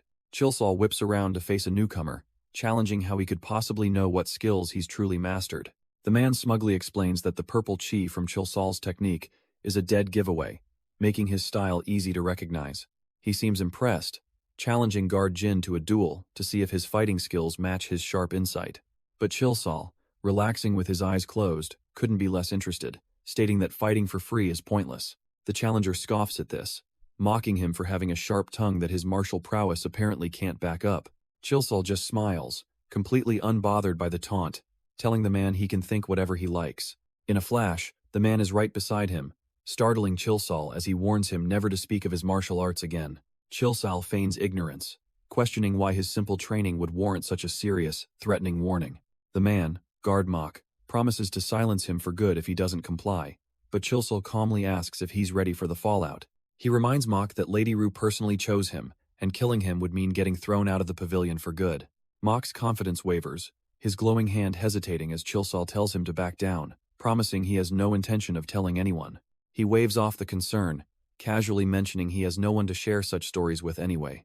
Guard Mok finally relents, his tense posture softening as he accepts the fragile truce. Chilsol cheekily congratulates him on a wise choice, a comment that clearly grates on the guard's nerves. Now, curious, Mok asks for his martial name, but Chilsol deflects, claiming he's not fond of the attention. This prompts a rather direct question from the guard, and Chilsol recalls someone else asking him something similar. A name suddenly flashes in his mind, Ju Shin Eon, and he says it with a grin. The name drop leaves guard Mok completely speechless, his mind reeling from the unexpected connection. Chilsol then leans forward, hinting that he has his own difficult reasons for being in a place like this. After all, he muses, everyone in the martial world is carrying their own heavy story. Mok concedes, promising to trust him, but Chilsol simply shrugs, ending the tense encounter on his terms. As Chilsol leaves, guard Mok questions his destination, but gets brushed off with a curt reply to mind his own business. The guard watches him go, a seed of suspicion firmly planted in his mind. He mulls over the name Chilsol gave Jin Muang, a name he's never heard before, deepening the mystery. Chilsol, however, has made his way to the gambling den hostess, who sharply asks why he's neglecting his duties. He coolly explains that he was curious about something, or rather, someone. Guard Mok. The hostess finds this amusing, pointing out that Mok, unlike Chilsol, never causes any problems. But from Chilsol's point of view, the guard's mere presence feels like a ticking time bomb. Unfazed, she asks if he really thinks she's ignorant of Mok's true identity. Chilsol clarifies his question. He wants to know why she would hire a man from the infamous 100,000 Great Mountains. She leans forward with a coy smile, asking if he really wants to know, as he plays it cool, pretending to be indifferent. She coolly dismisses his concern, claiming she neither knows nor cares about guard Mok's circumstances. Chilsol is stunned, questioning why she'd hire a man who is so obviously hiding from someone. He warns that if the flying demon hidden bloodspot finds him, they'll destroy her entire establishment, but she's not worried. She confidently explains that Mok is careful, unlike Chilsol, and won't attract unnecessary attention. Still, he can't shake the feeling that something is wrong, and she immediately presses him to explain himself. He points out the double standard. She always threatens him about causing trouble, yet treats Mok with such care. She scoffs at his complaint, leaning forward to tell him it's only natural, because Mok is not him. Leaning in even closer, she warns him not to pry too far into her business, reminding him exactly who she is. Chilsol smoothly gets up to leave, announcing he's going back to work protecting her assets. With a sly grin, he cheerfully promises to protect his paycheck, leaving the tense conversation behind. Nanhyang leaves him with a final, ominous warning about what's to come. The next morning, the mood shifts as So-So listlessly pushes food around her bowl, all appetite lost. Chilsol tries some tough love, reminding her that her medicines are draining his wallet dry. She promises to recover quickly, and he holds her to it, telling her to finish the food in front of her. He explains his heading out for the day but assures her he'll be back for dinner. With a sly grin, he warns her not to skip her recovery routine just because he's gone. He turns away, a soft smile on his face as he thinks about what a handful she is. So watches him depart, her gaze thoughtful and perhaps a little worried. The second he's out the door, however, the gentle guardian disappears, replaced by the hardened killer. But before he can take a step, hands shoot out from the shadows, grabbing him in a surprise attack. But the supposed ambush is anything but subtle, as heavy feet slam into the ground. It's not an assassin, but a furious, burly man who grabs Chilsol, demanding to know what's wrong with him for speaking to a child like that. He tightens his grip, calling Chilsol a cold-hearted bastard, but the killer is completely unfazed, asking what he even did. Chilsol coolly suggests the man get his eavesdropping habit treated, while the man, Sokcho, blames Chilsol's booming voice. Sukcho gets emotional, claiming he could practically hear Soso's fragile heart cracking from the other room. Absolutely done with the theatrics, Chilsol yanks him by his braid, mocking his dramatic flair. Sokcho asks if he feels any sympathy at all, and Chilsol fires back that of course he does, questioning the man's sudden bizarre behavior. He dismisses the pointless fight, telling Seokcho he's heading to the Sama clan manor and to watch over the girl in his absence. Without another word, Chilsol turns and walks away, leaving the other man stewing in his frustration. Seokcho watches him depart, a dark look on his face, convinced that Chilsol's arrival has only served to turn everyone's life upside down. Meanwhile, within the sprawling and opulent grounds of the Sama clan manor, a young aide frets to herself, unable to check on her patient after he requested privacy. But her thoughts are cut short when the man himself suddenly appears before her. Relieved, she asks about his internal injuries, and Chilsol confirms her care has helped him recover. He then presents a small wooden box she had brought for him earlier. As they sit, he asks what's inside, and she reveals it's a secret medicinal elixir from her clan. Opening the box reveals golden pills, which she explains will greatly aid his energy circulation. Chilsol is genuinely moved by her kindness, promising he will never forget this favor. She apologizes for not getting him official treatment, but he assures her it's fine. His mission requires secrecy. She offers to bring him breakfast, but Chilsol declines, having already taken a grain abstinence pill. The aide seems worried that a mere pill won't be enough for a man in his condition. He assures her it's fine, but then asks if she could help him with something else. Without another word, Chilsol begins to disrobe, leaving the young woman completely stunned. She quickly covers her face, blushing furiously at the unexpected turn of events. But he simply turns his back, revealing a nasty gash that she warns will scar without proper care. He tells her not to worry, cryptically mentioning that there are other wounds she cannot see. He gently takes her hand, pulling it away from her face as he looks back at her. These scars, he explains, are proof that he has lived an honorable life in the line of duty. She gently tends to his back, still confused about his talk of honor and hidden wounds. But Chilsol is already moving on, announcing his intention to find someone within the clan. The aide is aghast, questioning his decision given his condition, but he insists he can't delay any longer. She reminds him that this is the fortress of the Sama clan, one of the two great sword clans. Infiltrating such a place is impossible. He would be discovered in moments, no matter how skilled he is. Realizing he won't be swayed, she desperately offers her help, promising to keep his secret if he'll just confide in her. She grabs his arm, begging him to let her assist him instead of going off on his own. He turns to her, his gaze steady, a silent acknowledgement of her plea. With a soft grip, he takes her hands, offering both his thanks and a quiet, ominous apology. He finally relents, admitting he has no other choice but to rely on her help. She asks the crucial question of who he's here to meet, and he reveals the name, Dan Rai Young. A subtle, knowing smile crosses the aide's face. That name clearly means something to her. Later, alone in his room, Chilsol can only curse as the new information sinks in. He collapses, consumed by regret, wondering if he should have taught her less or maybe everything. The frustration is written all over his face, the weight of his past actions crashing down. He sits up with a start, recalling the details. She went insane after reading an ancient tablet. His hand trembles at the thought, finding small relief only in the fact that Sama Mugwang loves her. But that's not enough. He finds it utterly absurd that such a kind person is now imprisoned. His thoughts spiral, connecting the madness-inducing clay tablet to something far greater. Could it be that what Sama Qianling found was the legendary key of the universe?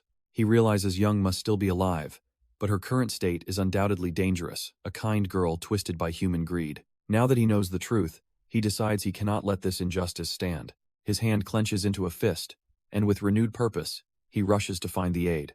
He reports that his injuries are almost fully healed, but she notes he still calls her Miss. Chilsol admits he can't bring himself to accept her marriage to the clan's heir. He apologizes for his rudeness, confessing that he simply can't control how he feels. She listens quietly to his bold confession, her expression thoughtful and unreadable. Having said his piece, Chilsol thanks the aide, his focus shifting back to the mission. He then asks her to guide him to the training room, a heavily restricted area. She's hesitant, explaining that the place is protected by elite warriors and complex traps, suggesting he report to the clan head instead. But Chilsol immediately shuts that down, stating that it's impossible. He explains that after he acquired his intel, assassins were already lying in ambush for him. The only way they could have known his location, he presses, is if someone from inside Windbell Hall leaked his information. The aide is shocked, the horrifying implication dawning on her. A spy from the Four Seas Carriage Guild is in their ranks. He confirms her suspicion, driving home why reporting this to the higher-ups is a death sentence. Understanding the danger, she sighs in resignation and agrees to guide him herself. Before they head out, Chilsol takes a moment to compose himself. The bloodstain's a stark reminder of the danger. The aide helps him prepare, getting him a fresh change of clothes for their infiltration. She then emerges in a rather showy new dress, cheerfully asking if he's ready to go. Chilsol gives her a look of pure, unadulterated annoyance. This isn't exactly a social call. With their disguise ready, they make their way towards their destination within Windbell Hall. They enter an office, only to be immediately noticed by a large, balding man who whips around in surprise. The man, Sokcho, yells at Chilsol for entering so silently, clearly startling him. He sarcastically assumes Chilsol must be terrified of their boss to be sneaking around on time for work. Chilsol, completely unfazed, ignores the jabs and gets straight to business, asking for an expert in formations. Siko questions why Head needs such a specialist, to which Chilsol calmly reveals his true goal, the Sama clan's main training room. The older man is utterly confused, but Chilsol simply confirms his impossible destination. He scoffs, telling Chilsol to give up. No one has successfully breached that room in 300 years. But Chilsol insists he cannot, stunning Seokcho with the reason. Someone named Young is trapped inside. He explains the girl will die if he abandons her, a fact he simply cannot ignore. With no money to offer, Chilsol puts his own sword on the table as collateral, demanding Seokcho find him the experts. Seokcho reluctantly accepts, his gaze hardening as he warns this is the last time he'll work on credit. Under his breath, Chilsol can't help but call the man a greedy bastard. Seokcho immediately fires back, yelling that a greedy bastard and a stingy miser are practically the same thing. The scene shifts to a quiet, moonlit pavilion later that night. Inside, Chilsol shares a rare, peaceful meal with the young messenger, Soso. As they eat, he finds himself quietly observing the girl across the table. For the first time, he seriously wonders if he speaks too harshly to her. He can't quite tell, though, since he realizes he's almost always scolding her for something. The thought crosses his mind that he has absolutely no idea how to raise a child. He decides that once things calm down, he'll have to observe some other households. After the meal, Chilsol takes a moment to relax, stretching out on a daybed. But his rest is interrupted, as a hand slides open the door to his room. It's Sokcho, announcing he couldn't find a formation master, but has the next best thing. Sokcho explains that 5 years ago, the Sama clan renovated their secret training chamber, and he knows the man who was in charge. Chilsol, feigning boredom, confirms this means the man would know the chamber's layout both inside and out. Seokcho clarifies that while he may not know the deepest secrets, he could certainly sketch out the general structure for them. Getting down to business, Chilsol asks who and where.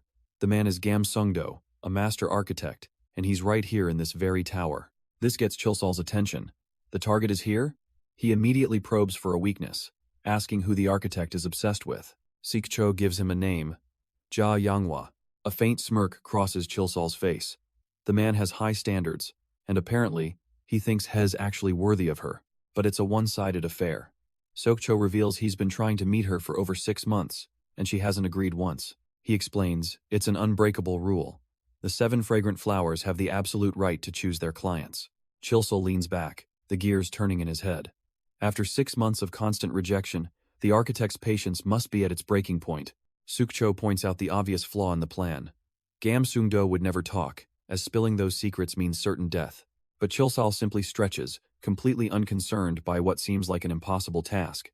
His ally is floored, asking incredulously if he's really going to try and meet the infamous Ja Yanghwa. Chilsol confirms it's their only path forward, but Seokcho can't believe he even has a connection to her. And he's right to be skeptical, as Chilsol admits he's only seen her twice, leaving Seokcho utterly stunned. He argues she's notoriously picky, and won't be swayed by a man in a mask. But Chilsol just smirks. His looks are just a bonus, not the main event. Later that evening, The pleasure house is bustling with patrons and attendants. Without a moment's hesitation, Chilsol strides purposefully up the main staircase. An attendant quickly moves to block his path, demanding to know what business he has there at this hour. Chilsol states his purpose plainly and provides the key to open any door.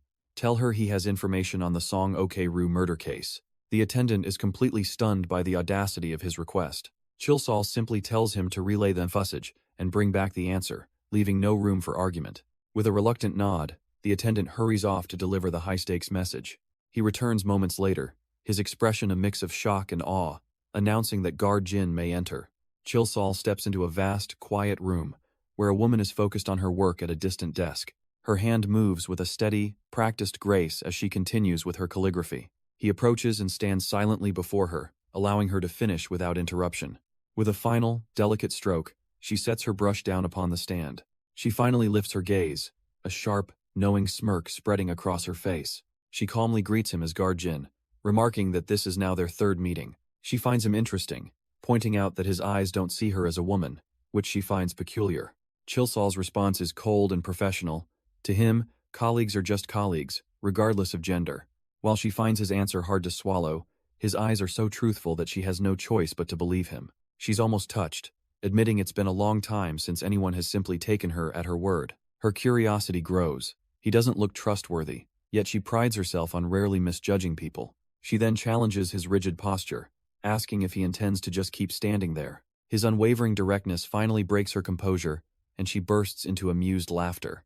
Acknowledging his consistency, she invites him to sit, ready to finally get to the point of this meeting.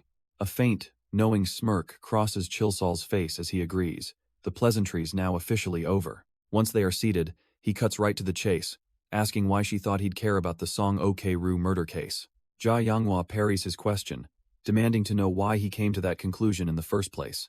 But Chilsol just gives a knowing smile, asking what she's really curious about his reasoning, or the true identity of Hebong's killer. He confirms he knows exactly who it is. She maintains her composure, feigning indifference and asking why he thinks she'd care. In response, Chilsol simply slides a single, familiar-looking ring onto the table between them. Her eyes widen in shock. She instantly recognizes the object. Holding it up, she sees it's a perfect match for the one hanging from her own necklace. The power dynamic shifts in an instant. She realizes he has something she needs and asks what he wants. He leans back, stating the obvious. Why else would he be having this conversation at this hour? She agrees a deeper discussion is needed, and he smirks, ready to finally get down to business. She holds the silver ring, her voice tight as she demands to know where he found it. He calmly explains he found it inside Hebong's stomach, swallowed in her final moments. He adds that he's aware of the girl's true identity as an intelligence operative. Manhwa is taken aback, but Chilsol just credits his own keen eye for detail. She can tell he doesn't know the full story, so she cuts to the chase. Who was the killer? The two sit across from each other, a silent moment of calculation passing between them. He then states his own terms. Before he talks, she must grant him a request, and she agrees to anything. A cocky smirk spreads across his face, warning her not to make promises so lightly. She misreads his intentions, or maybe she's testing him, offering her body as part of the deal. But he shuts that down instantly, reminding her he doesn't see comrades as women. He's here for something else. He clarifies that while he means no offense, sleeping with her is not one of his options. Manhwa's expression darkens, a little insulted that her offer was so easily dismissed. She cuts to the chase, demanding to know what he really wants, and he finally names his true target, a man named Gal Sungdo. Chilsol gestures smoothly, explaining he needs her to draw out specific information from this man. She's confused, knowing Gal Sungdo as nothing more than a simple craftsman who works with stone. The man has no ties to the martial world, so what could he possibly know? Chilsol drops a bomb, the complete layout of the Sama family's cultivation chamber. Manhwa is floored by the sheer audacity of this request, and he confirms he's dead serious. Her mind immediately jumps to the most logical conclusion. He must be a thief, but he denies it with a confident smirk. She presses him, demanding to know why he needs the blueprints if not for thievery, but he just waves her off, coolly suggesting they shouldn't dig too deep into each other's business. He smirks, reminding her that he hasn't pried into her business, so it's only fair she doesn't pry into his. She questions how a simple craftsman could know such secrets, and Chilsol casually explains he did renovation work there years ago. Manhwa remains skeptical, arguing that he'd only know the general layout, not the classified defensive mechanisms. But with a confident smile, Chilsal assures her that the basic information is more than enough for his purposes. Seeing his persistence, she sighs, admitting he's a remarkably stubborn man. She finally agrees, revealing that the craftsman is already in the building, waiting for her summons. Chilsal then lays out his plan. He'll simply hide in the ceiling and eavesdrop on their conversation. She finds this strange, asking why he won't just interrogate the man himself, but he claims that would be too problematic. The real goal, he explains, is for her to extract information that the craftsman doesn't even realize he's giving away. And so, within the walls of the beautiful pavilion, the intricate stage for their deception is set.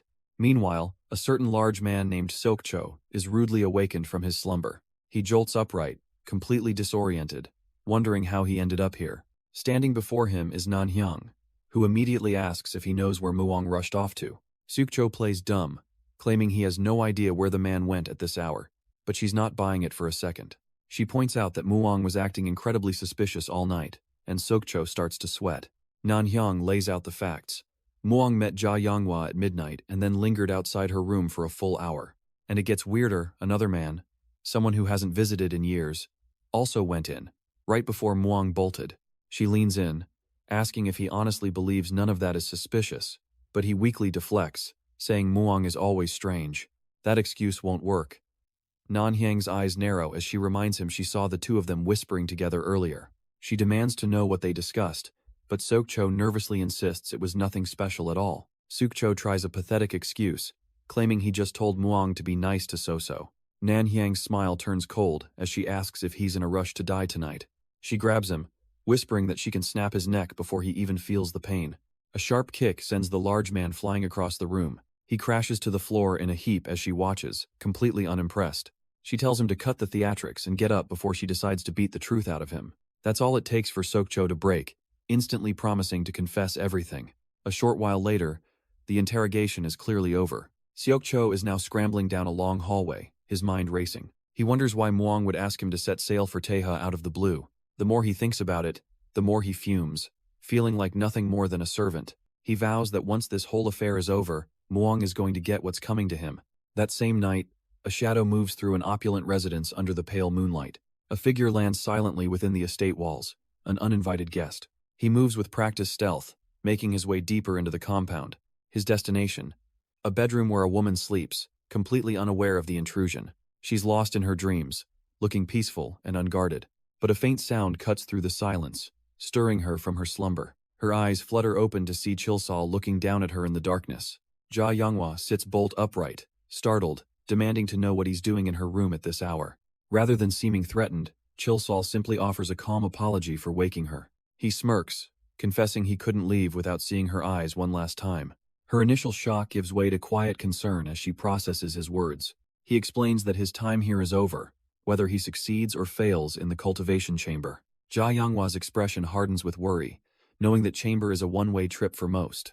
Chilsal acknowledges the danger but tells her not to worry, as he has no other choice. He looks at her intently, making a vow to return alive, specifically for her sake. Stepping closer, he confesses that while his body may leave, his heart will stay behind with her. Her breath catches, the tense atmosphere now charged with unspoken feelings. They stand together in the dark, a silent, poignant farewell passing between them. And with that, his duty calls him to a heavily fortified estate under the morning sun. Chilsal appears on the rooftops, his silhouette cutting a sharp figure against the sky. He recalls the warnings. This place is protected by the 7-star waterwheel formation. Not only that, but also the 5-death soul-severing gate, a truly extreme level of security. He gazes over the compound, understanding the need to block intruders, but this setup is a cage, designed to trap even those who are already inside. He's confident in his own ability to slip past the defenses, but getting out is another story. The real problem is escaping without a trace while protecting Ah Young. He scoffs, wishing a certain powerful acquaintance were here to help, but dismisses the thought. After all, that person probably still holds a grudge against him for past deeds. With his survey complete, Chilsal makes his move, leaping over the fortified walls. He activates his Dark Dragon stealth walk, soaring silently through the air. Combining it with the Dark King Grim Reaper style, he touches down on a rooftop without a sound. But down below, a sharp-eyed guard on patrol suddenly halts his steps. The man's gaze sweeps the area, a faint sense that something is amiss. Hidden from view, Chilsal feels a chill, realizing he just narrowly avoided a deadly formation. He curses his own carelessness, One wrong step and he would have been instantly killed. Approaching a pond, he prepares a new technique, the silver form water dragon. He plunges toward the water, aiming to bypass the next set of defenses. As an uninvited guest, he knows the main gate is a death trap and must find another way in. But then, a clever glint appears in his eyes as a new plan forms. Unaware, a pair of guards continues their slow patrol along the outer path. They let out a weary sigh, completely oblivious to the shadow lurking nearby. Chilsel peers through the trees, confirming he's found the perfect blind spot. He remembers his intel, the wall here is made of tough black ironstone. Still, he's confident that 2 lines of blood carving will be enough to breach it. A brilliant blue aura begins to coalesce around his hands as he gathers his power. He focuses his energy, preparing the phantom blood carving technique. An ethereal, glowing tool forms between his fingers, ready for the task. A smug smile spreads across his face. Every skill he's learned is proving useful. The ethereal energy blade slices into the stone with a faint hiss. With a firm press, Chilsal carves a perfect opening through the solid wall. He slips through the newly made passage without a sound, a true phantom. Landing softly on the other side, he finds himself deep within the compound. He knows the real challenge starts now, and that he has to be extra careful. He moves like a shadow, sticking close to the walls, his steps completely silent. But then, he freezes in place. A wave of irritation hits him as he remembers exactly why he quit being a mercenary. He swears to himself that after saving Ah Young, he's never doing a job like this again. But that train of thought is instantly shattered as something catches his attention. He stops dead in his tracks, feeling a sudden surge of demonic energy. It's not one of the divine treasures but a phantom cocoon of the 7 demonic soldiers. The sheer power radiating from it is almost overwhelming. A terrible thought crosses his mind. Has Ah Young already been consumed by it? His senses guide him toward a large set of doors marked Training Hall. He recalls being told Sama Mugwang was supposed to be here, but he's nowhere to be seen. He can only assume the worst, wondering if Ah Young is trapped inside with him. A flicker of disgust crosses his face. This is just typical of a filthy rich family. As he reaches out, he realizes the doors are coated with a special substance that blocks all energy. They've used a material that costs more than its weight in gold just to seal a single room. He understands that with this seal, he's walking in completely blind. But a lock is just a puzzle, and Chilsal is very good at solving them. He slides his finger along the seam, searching for the mechanism's weak point. A faint click, and a confident smirk confirms it the linkage has been severed. He throws the heavy doors open, finally revealing what's inside. But he's met with a sudden, overwhelming force that slams into him without warning. The impact sends him flying helplessly backward across the room. He hits the ground hard, the air knocked from his lungs. Skidding to a halt, he recovers into a low stance, eyes wide with alarm. And there, radiating a dark aura, stands a masked swordsman, waiting for him. His aura intensifies, a silent promise of deadly force. The mask comes off, revealing the grizzled face of a battle-hardened veteran. His eyes are filled with a cold, unforgiving fury. Chilsal's blood runs cold. He recognizes the infamous mad swordsman. But from behind, another voice calls out, urging the swordsman to stop, insisting Chilsal isn't an enemy. The old warrior doesn't relax, his hand tightening on the hilt of his blade. He remains poised to strike, his glare fixed on the intruder. A low growl escapes him, his killing intent undiminished. But then, a sudden vision flashes through Chilsal's mind, the swordsman, years younger, beside a woman and a newborn child. And with that image comes a name, a clue that changes everything. Dan Rai, young. The vision continues, showing a woman with a baby who knew he would come, calling him Muong. He realizes this is worse than he ever expected. He can only think of how far the great Dan Ryung has fallen. The woman introduces her husband, the stoic man beside her, as the young lord, Sama Mugwang. She remarks that Muang hasn't changed a bit, as he inquires about the child. She reveals this is their second son, Yu Woon, named with the hope that he would live as freely as the clouds. Muong scoffs at the idea of a direct heir living like that, but she says she'd be happy if he did, as long as he doesn't chase women like Muong. He just smirks, playfully lamenting how his absurd good looks cause women to throw themselves at him. Cutting the jokes short, he asks for the clay tablet, only for her to question if he's also seeking the phantom cocoon. Without another word, she holds out the very tablet he came for. She sighs that this is her fault for teaching him the ancient language, and he can't help but agree. She admits her own culpability, revealing the tablet is the key to the 7th demon weapon. Muang smirks, confirming he can indeed read the ancient text she's so familiar with. The woman explains it was just an old relic, sitting in her father's private archive for years. In fact, no one knew what it was, until she was the one to decipher its true purpose. He chides her gently, saying an heir should have known to feign ignorance about the phantom cocoon, but she looks down with regret, admitting that by the time she understood the tablet's true nature, it was already too late. Her mistake was clear from how Sama-Chion reacted, immediately dedicating himself to unlocking its power. With a heavy heart, she makes a desperate plea for him to save her husband and child. But Muang's priority is clear. He tells her he came for her, knowing her time is running out. She begs him to stop being so stubborn, revealing the tragic truth that a spirit monster has already drained her life force. She reveals the truth. Her own child took in the spirit monster, saving her life but leaving her at death's door. But Muang cuts through her despair with a bold promise, declaring that no one is going to die. He gently tells her to rest, assuring her that everything will be back to normal when she wakes. With a heavy heart, she asks if this is the last time they'll see each other. He playfully suggests they could meet again if she gets kicked out of her family, but she just smiles sadly. She remarks with a faint fondness that he truly hasn't changed one bit. Her mind drifts back to a happier time, holding her newborn child with so much love. The memory shifts to the moment she entrusted that same child to Muang's care. And then, the dark memory of the attack, as he watched helplessly while a sinister power descended upon them. Back in the present, she has fallen unconscious, as the mad swordsman realizes their enemy has a fatal blind spot. The mad swordsman is racked with regret, realizing if had only known the spell's nature, he wouldn't have sacrificed his family. The root of this tragedy is the Huanwujiak, a set of 10 legendary weapons granting world-bending power. Forging them requires 3 divine artifacts, the pieces of an ancient tablet. Chilsal holds one such piece, explaining the tablet is worthless, but the Mariong activation spell written on it is the true prize.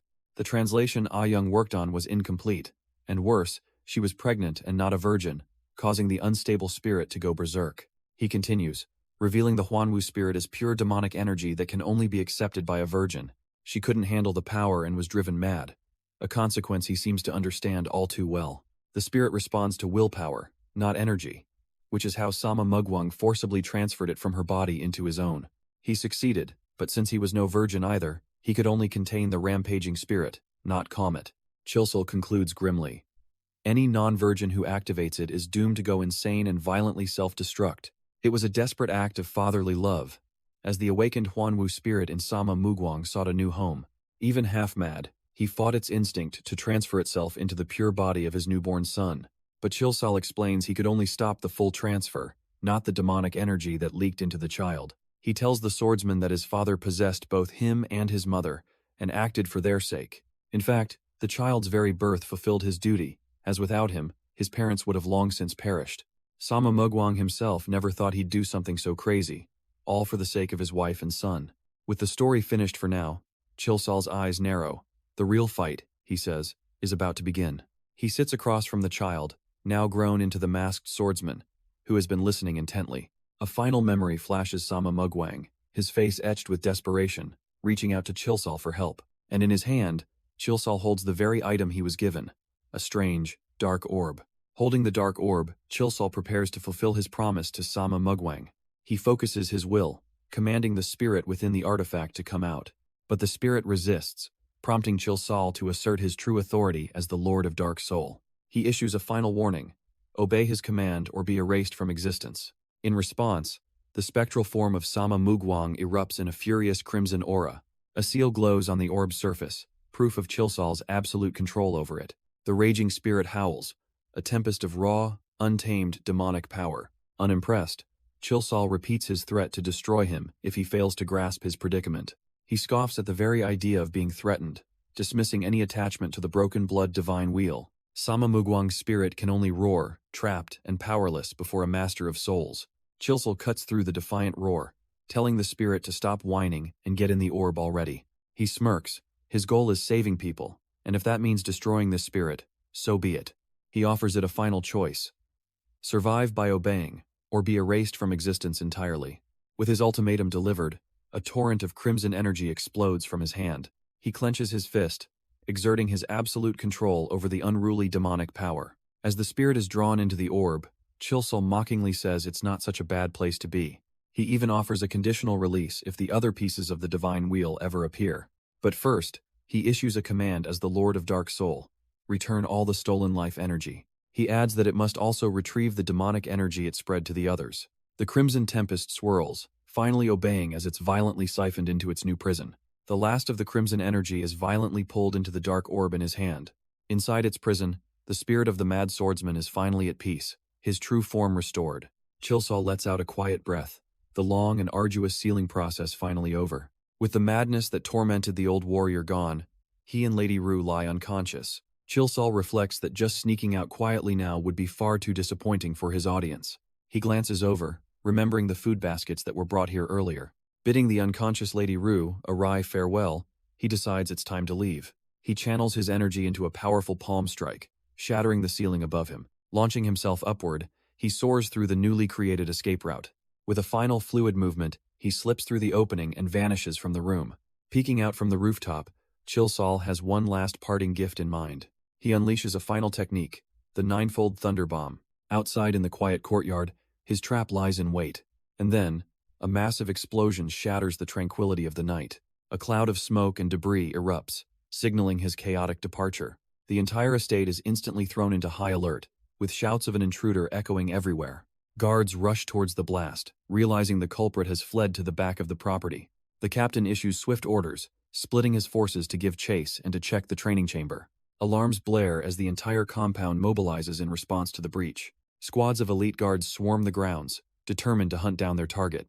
Activating his ghost shadow step, Chilsol blurs into the darkness, making his escape. The guards desperately try to intercept him, but he scoffs, knowing he's not even using his best stealth techniques. His escape route lies just ahead, across the moonlit waters bordering the massive estate. He sprints through the final stretch of the courtyard, the outer wall just within reach. But as he's about to leap to freedom, an unexpected voice calls out to guide him. He skids to a halt, completely baffled to find the young lady he was serving waiting for him. She explains she was too worried to stay put, and he quickly assures her the mission was a complete success. But there's no time to celebrate. He warns her the family's warriors are right behind him, about to breach the wall. He urges her to come with him, realizing she'll be in grave danger if she's found here. His clean, simple escape has just become a rescue, and the pressure is mounting.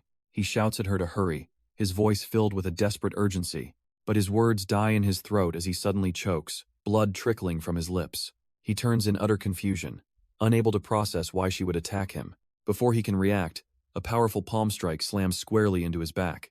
The force of the betrayal is absolute, and blood gushes from his mouth. This moment triggers a painful memory of a past deception, a smiling apprentice's face flashing in his mind. He remembers the boy's chilling lesson, that the weak have no right to possess treasures, and how that same apprentice finally revealed his true colors, seizing the heavenly key after 10 long years.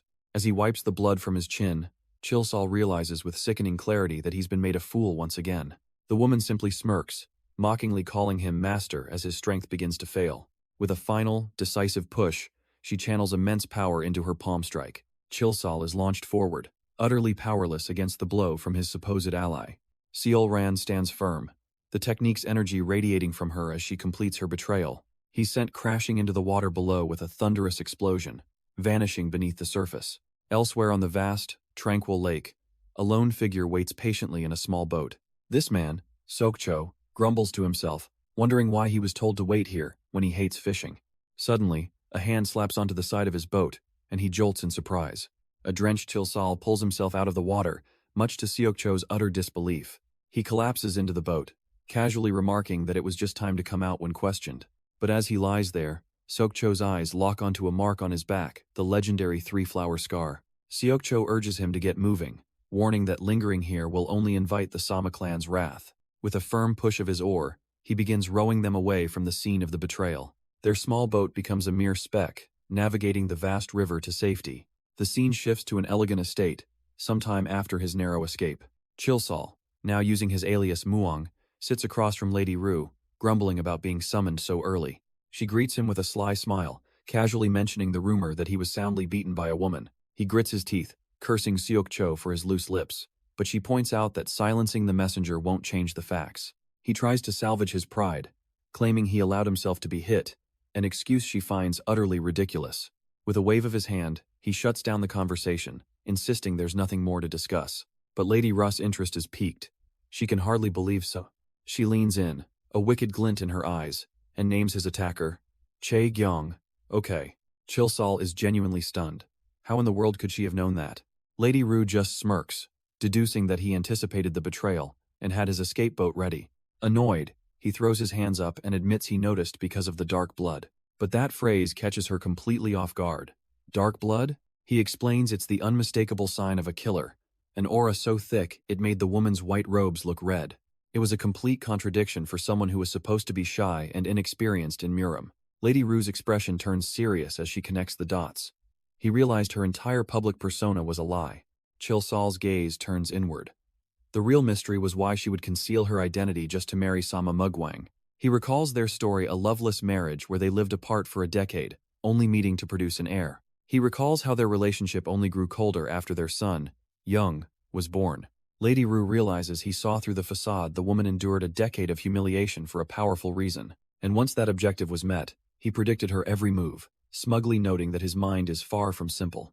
She then pivots, demanding to know what that hidden reason was for enduring Sama Mugwang's neglect. His confident expression falters for just a moment, caught off guard by her directness. He tries to feign ignorance, but she leans in, her tone deadly serious, warning him not to joke around. His bravado cracks as he stammers, trying to backpedal from her intense questioning. Lady Rue presses her advantage, insisting that if he doesn't know the truth, then no one does. He's trapped, internally debating whether to tell her about the heavenly key and face the consequences, so he issues a warning. The truth she seeks is so dangerous it could force her to shut down her entire operation. Lady Ru's eyes narrow, silently daring him to admit he's bluffing, but one look at his unwavering expression tells her he is deadly serious. She leans back with a sigh, deciding that some secrets are better left unknown. Changing the subject, she asks for an update on Dan Ryung's status. Chilsol casually reports that she's living well with Sama Mugwang, and they've even had a second child. She absorbs this information, her gaze turning distant and thoughtful. Thinking their business is concluded, she tells him he's free to leave, but he lingers, flashing a mischievous grin as he reveals he needs a small favor. She immediately scoffs, cutting him off and refusing to give him any more advance payments. He quickly clarifies that his blade was pawned, but she coldly tells him to handle it himself. Chilsol protests that she's being too cold-hearted, but she threatens to show him what real coldness is. Her tone softens into a condescending offer to find him a job, making him quickly retract his complaint. He grins, saying he'd prefer something profitable, and she agrees, warning him to cause no trouble. With business settled, Chilsol casually shifts topics, asking what she knows about Jia Yanghua from Muram. Nanhyang's eyes narrow, instantly suspicious about the reason for his question. He can tell from her expression that she already knew, which makes sense. Hiding from her is nearly impossible. But then he reveals the real issue. Jia Yanghua feels dangerous and was suspiciously close to the murdered Hebong. This catches Nanhyang off guard. She thought Hebong was from a completely different background. Chilsol explains Jia Yanghua wore the same silver ring and never denied her connection to the victim. A sly, intrigued smile spreads across Nanhyang's face. This new development is very interesting indeed.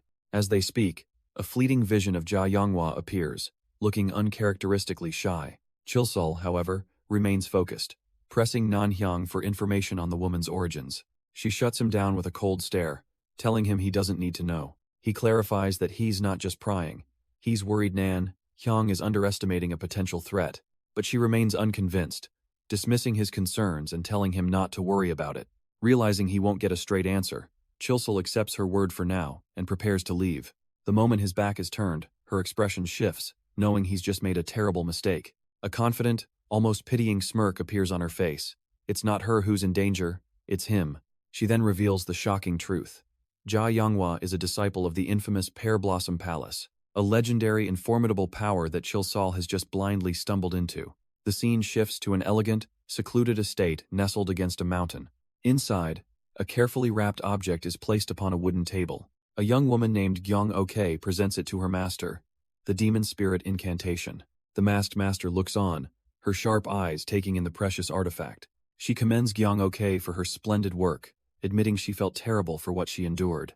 Gyong Ok brushes off the concern, claiming it was her wish, and she now plans to leave the clan for a while. Her master questions the decision, worried about the fate of Gyong Ok's father-in-law.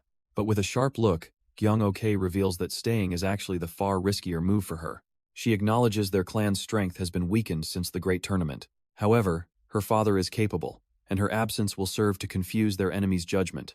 Her master accepts this, simply asking if she has a plan in mind for her journey. With a confident smirk, Gyong Ok confirms she does and asks if her master is returning to the palace. The master reveals she isn't leaving just yet, as she needs to investigate new rumors about the Heavenly Key. Gyeong Ok offers her help if needed, and with a nod of understanding, they part ways.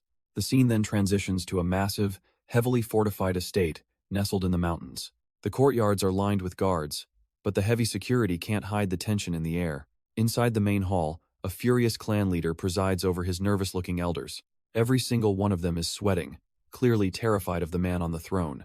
He finally explodes, demanding to know why an intruder who broke in 2 hours ago still hasn't been caught. His subordinates can only bow their heads in shame, having no answer for their complete failure. The clan leader roars at his silent subordinates, baffled by their utter incompetence. He fumes that the intruder couldn't have possibly escaped the city yet. With a slam of his fist, he questions how they can even call themselves warriors of the great Sama clan. One of the elders finally speaks up, urging his leader to calm down, explaining that the others are too terrified to talk. He assures the clan head that their warriors are in pursuit and will capture the intruder soon. The leader's glare is a clear warning. They had better succeed. The elder continues, adding that he's already ordered everyone to keep quiet about the incident. News of the break-in won't leak outside, a small piece of competence the leader grudgingly acknowledges. The elder then reports that the young master, his wife, and the leader's grandson have been moved to the medicine hall. He suggests the clan leader speak directly with the head of the hall to get an update on their condition. The head of the medicine hall reports that all 3 victims are drained but will survive. The clan leader immediately demands to know how long their recovery will take. With their finest medicines, the doctor estimates a full recovery in about 15 days. That's far too long for the impatient leader, who needs answers as soon as possible. The doctor holds firm, insisting they need at least 12 hours of rest before any questioning. The clan head agrees, but orders him to report back the very moment they are able to speak. His patience exhausted, he rises from his seat, his anger palpable. He bellows at his subordinates, ordering them to stop standing around and hunt the intruder down. As they leave, he scoffs, thinking how pathetic it is that these men hold their positions only because his true elites were annihilated.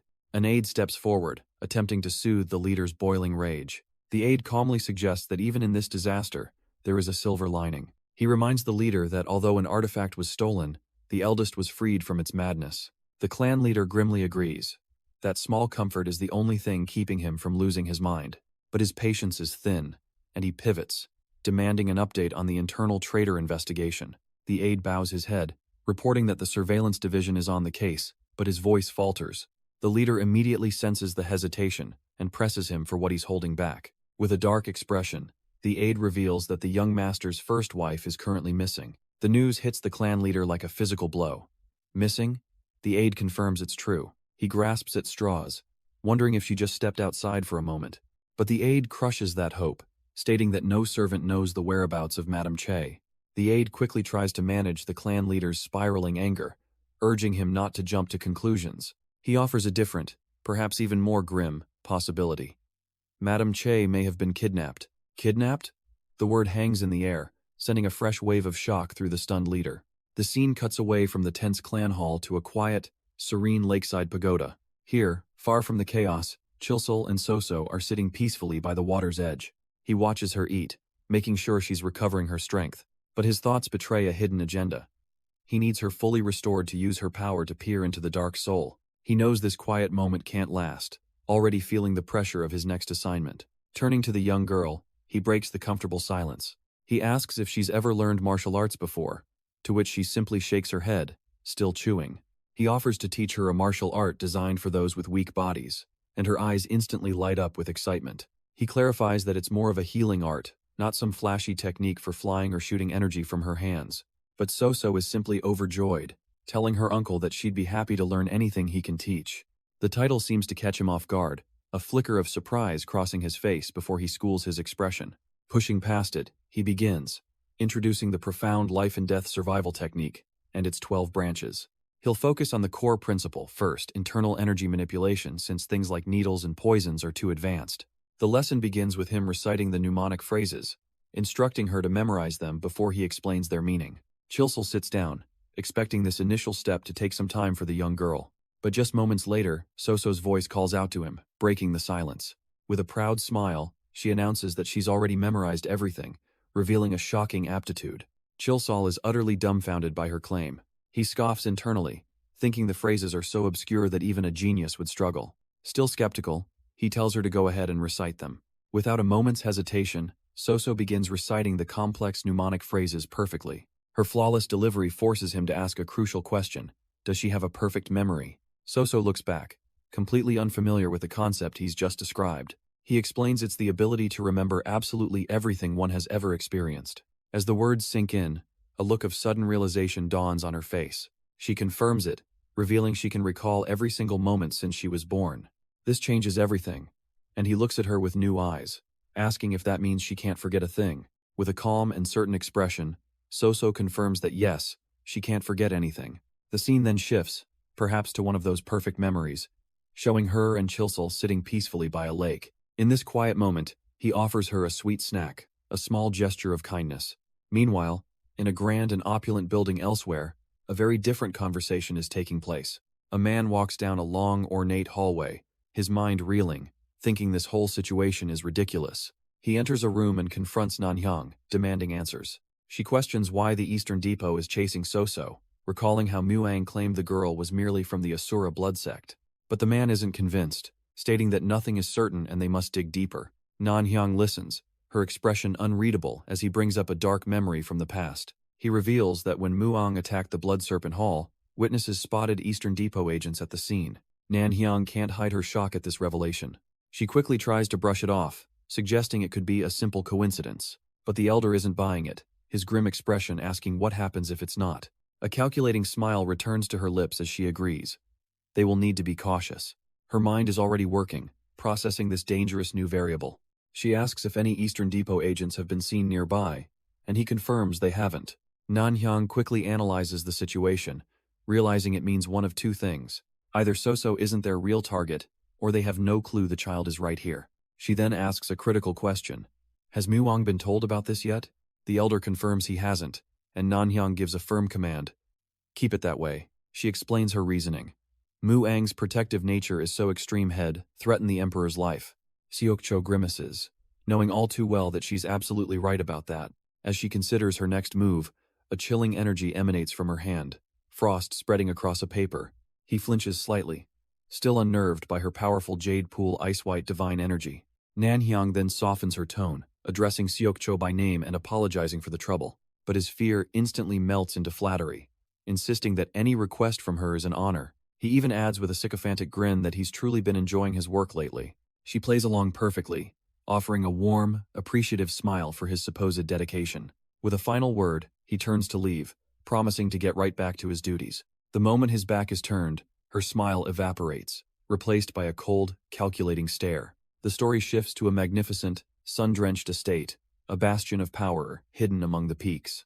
Deep within its halls, a woman stands alone, a heavy decision weighing on her mind. She lets out a weary sigh, hesitating on whether she should truly reveal this information to her junior sister. Her fingers tighten around the report, the paper crinkling under the pressure of her thoughts. She knows exactly how this will go down. Her sister will fly into a rage upon hearing a certain name. The note confirms it. One of the 8 ferocious beasts is alive, working under the alias Jin Muang. For a moment, she hopes it's just a coincidence, a commoner with the same name. But she dismisses the thought. The name Jin Muang is too unique to be a simple mistake. Stealing her resolve, she calls out into the empty hall for her disciple, Miryong. A moment later, the disciple appears, answering her master's urgent summons. The master gives her order. Miryong is to go to Thunderclap Cave and bring her junior sister Yeon. The disciple is completely stunned by the impossible request. She reminds her master that the junior aunt never leaves her cave, even for her. But the master has a trump card, telling Miryong to simply mention the name Jin Muang. A flash of understanding crosses Miryong's face as she accepts the mission. Now alone, the master waits, bracing for the inevitable storm she has summoned. And it doesn't take long. A powerful shockwave rips through the air outside. A figure bursts into the room with explosive force, screaming for her older sister. The master is caught off guard by the sheer destructive power of the entrance. She chokes on the dust, now face to face with the whirlwind she just unleashed. The mistress calmly chides her junior sister, noting that even a decade of training hasn't cured her infamous temper. But Yan cuts right through the lecture, demanding to know if what Miryong said about Jin Muang is true. Her senior sister just sighs, having completely anticipated this explosive reaction. She tries to pull rank, invoking their late master's disappointment and reminding Yeon of her station. Yeon shoves the formalities aside, desperate for a straight answer about whether it's really him. The mistress admits she doesn't know for sure, only that she saw his name in a letter from someone named Yan. She confirms it with a cold, steady gaze. This new information immediately shifts Yan's focus. She urgently asks where this person is now. Her sister calmly supplies the location, the Luoyang Suhyang Pavilion, and with a subtle, knowing smile, she admits that seeing that name was the very reason she called for her. The hook is set. The Pear Blossom mistress simply tells her to go and confirm the truth for herself. Yeon's eyes narrow with cold fury, vowing to destroy the man if it's really him. She immediately storms off, ignoring her sister's frantic calls to at least make proper preparations. The mistress sighs, knowing it's a waste of breath. Yeon is completely blinded by her rage. With her sister gone, she calmly calls for her attendant, Miryong, who answers her summons. She explains that Yeon is too emotionally compromised to be of any direct use right now. Miryong listens dutifully, understanding the implications of her master's words. The mistress reveals her true strategic thinking. If that man is in Luoyang, the other 8 ferocious beasts are nearby. They never move alone, and with the enemy's location finally confirmed, it is time for them to act. She gives the order, gather the other martial sisters and all first-generation disciples. They are leaving the palace. With a determined glint in her eye, Miryong bows and accepts the grave command. Meanwhile, in Luoyang, Chilsal strolls through the city, oblivious to the forces now mobilizing against him. He gets a slight itch in his ear, idly wondering if someone is speaking ill of him somewhere. With a knowing smirk, he glances over his shoulder, having already sensed he wasn't alone. Sure enough, 2 figures step out from the crowd to meet him. He can't help but be a little amused by their boldness, tailing him so openly. The more muscular of the 2 laughs, asking if Chilsal is disappointed. It's just them. He then feigns politeness, suggesting it's awkward for Chilsal to be so obviously annoyed. Chilsal retorts that the man's words might be more convincing if he showed a hint of shame, but the man just grins, boasting that unlike Chilsal, he is excellent at maintaining his composure. Chilsal is done with this pointless banter, telling the man to keep his composure while he takes his leave. But the warrior isn't letting him off that easily, insisting with a smug grin that they should at least share a drink. He even tries a bit of flattery, calling him Master Jew, but Chilsal's expression remains as cold as stone. He bluntly rejects the offer, making it clear he doesn't drink with men, especially not as their guest. This seems to personally offend the warrior, who points accusingly, questioning how Chilsal can even function in society. But Chilsal couldn't care less, retorting that he has no interest in fitting in, and his preferences haven't caused him any trouble yet. The blue-robed warrior finally cuts in, dropping the act. He addresses him as Garjin, revealing the real reason they're here. They want to ask him about the murder at the Song-Ok Pavilion, and suddenly, Chilsal looks interested. Agreeing to talk, they relocate to a more private establishment to have their little chat. Once settled, Chilsal cuts straight to the chase, prompting them to finally ask their questions. The warrior suggests they at least have a drink first, but Chilsal is all business, giving them only a few minutes for their questions. Annoyed by his complete lack of manners, the blue-robed warrior watches as his companion decides to get straight to it. The muscular warrior asks him point blank, "Was he in Goha village, north of Luoyang, about a month ago?" Chilsal plays dumb, claiming with a straight face that he's never even heard of such a place. The warrior patronizingly explains that it's a poor village, suggesting an outsider like him probably wouldn't know it. But Chilsal just doubles down on his lie, firmly stating he has never heard of it, nor has he ever been there. This, the warrior says, is very odd, because several villagers testified to seeing a man with a build and clothes just like his. The mention of a witness momentarily catches Chilsal by surprise. He hadn't accounted for that. He recovers instantly, though, a confident smirk appearing as he offers to meet these supposed witnesses face to face. Internally, he's not worried at all, remembering his face was covered by a bamboo hat, making any positive identification impossible. Chilsal calmly sips his tea, probing further with a casual question. Was there a murder?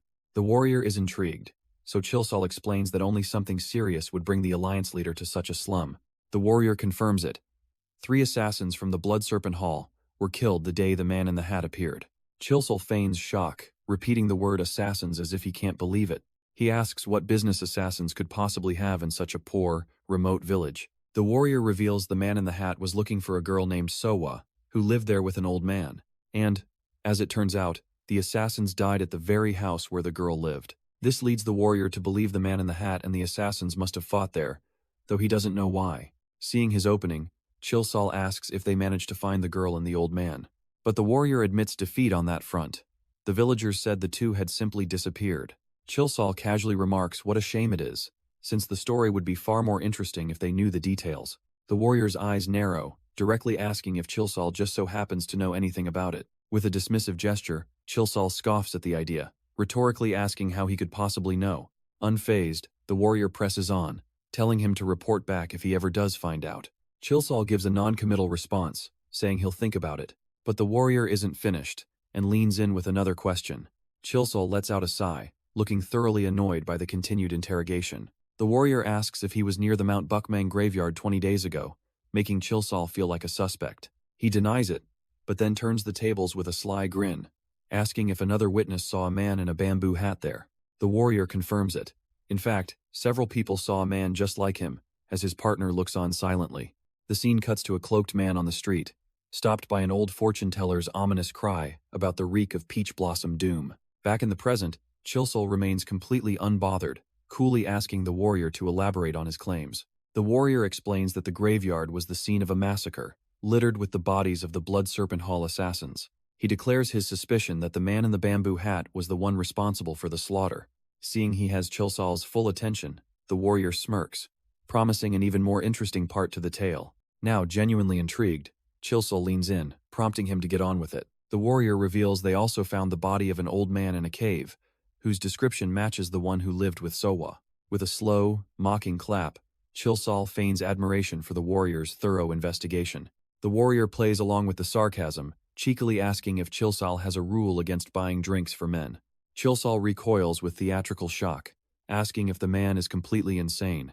Elsewhere, a fortune-teller gives a cryptic reading, puzzled by the peach blossom doom attached to his client's fate. But back in the tavern, the warrior leans in close, asking Chilsol if his questions are making him feel guilty. He clarifies that he's merely tracking the bamboo hat man, who just so happens to resemble Chilsol. Chilsol's expression hardens as he asks if this suspect is being linked to the Flying Dragon Marshall Hall massacre. The warrior doesn't answer right away, instead letting out a smug, confident laugh. He then confirms the suspicion, stating that he believes the man in the hat is indeed the culprit. Unfazed on the outside, Chilsol simply asks for the reasoning behind this serious accusation. The warrior reveals his key evidence. There were witnesses who saw the man lurking near the hall that very day. Chilsol gives a slow nod, pretending this is just minor news he's taking in stride. But inwardly, the gears are turning. The thought that there were witnesses after all is a dangerous complication. But the warrior isn't done, suddenly shifting the topic to the girl he's heard Chilsol is keeping. Chilsol plays it cool, asking if he means So-So and spinning a quick lie about her being his abandoned cousin. The warrior isn't calling him a liar, but he insists on meeting this supposed cousin's kid himself. With feigned annoyance, Chilsol questions what a mere child could possibly have to do with any of this. The warrior then drops the bombshell. There are witnesses who saw Chilsol with her on the very day the Blood Serpent assassins were wiped out. He calls it a coincidence, but Chilsol knows the truth. A new girl appearing the day Sowa vanished is too suspicious to ignore. To make matters worse, the warrior reveals he has a villager from Goha who remembers her face and can make an identification. Completely cornered, Chilsol can only put on a bored expression and tell him to do as he pleases. The warrior smirks, setting the stage. The interrogation concludes, with Chilsol nonchalantly telling the warrior he's finished. With a smug look, he announces his departure, leaving the two warriors alone. As soon as he's gone, the goatee warrior asks his master if Chilsol will really try to silence the witness. The master, Ju Xinian, admits he can't be sure but certainly hopes so, as it would confirm his suspicions. The plan is simple. If Chilsol doesn't take the bait, they'll just bring the witness directly to the girl for an ID. But Chilsol is already 10 steps ahead, seeing right through their obvious trap and refusing to dance to their tune. Back with his employer, Lady Ru, she notes that Ju Xinian seems completely convinced he's the culprit. She finds Chilsol far too relaxed, warning him that the Murim alliance is not bound by law or procedure. But he simply leans back, assuring her that Ju Xinian and his associates won't have time to bother him for much longer. Nanhyang is understandably confused, demanding to know what he's talking about. But Chilsol just smirks, teasing that it's no fun if he reveals his plans now. He simply tells her to be patient. She'll understand what's happening soon enough. She eyes him suspiciously, asking if he's about to cause yet another incident. He confirms that trouble is indeed brewing, but slyly adds that he won't be the one starting it. Intrigued, she questions his certainty, and he just gives a knowing, confident look. Having heard his piece, she takes a long drink, mulling over his cryptic words. With a firm click, she sets her now empty cup down on the table. Announcing her drink is finished, Nanhyang rises to leave, her business with him concluded for now. But as she turns to go, Chilsol's hand darts out, firmly gripping her wrist. He leans in with a smirk, telling her she can't just leave without giving him a job first. Nanhyang shoots back that nothing has come in for him yet. Her glare intensifies, silently daring him to keep holding her against her will. He immediately relents, throwing his hands up in a gesture of mock surrender. But then he puts on a pitiful face, complaining that without work, he might just starve. He gets a little too close, dramatically calling her heartless, and she just reminds him she's always been this way. A greedy glint flashes in his eyes as he suggests an advance, appealing to the code of the Jianghu. Done with his games, Nanhyang declares she's leaving, brushing past his desperate plea. As the door slides shut, Chilsel sighs, lamenting he's too broke to even buy a bottle.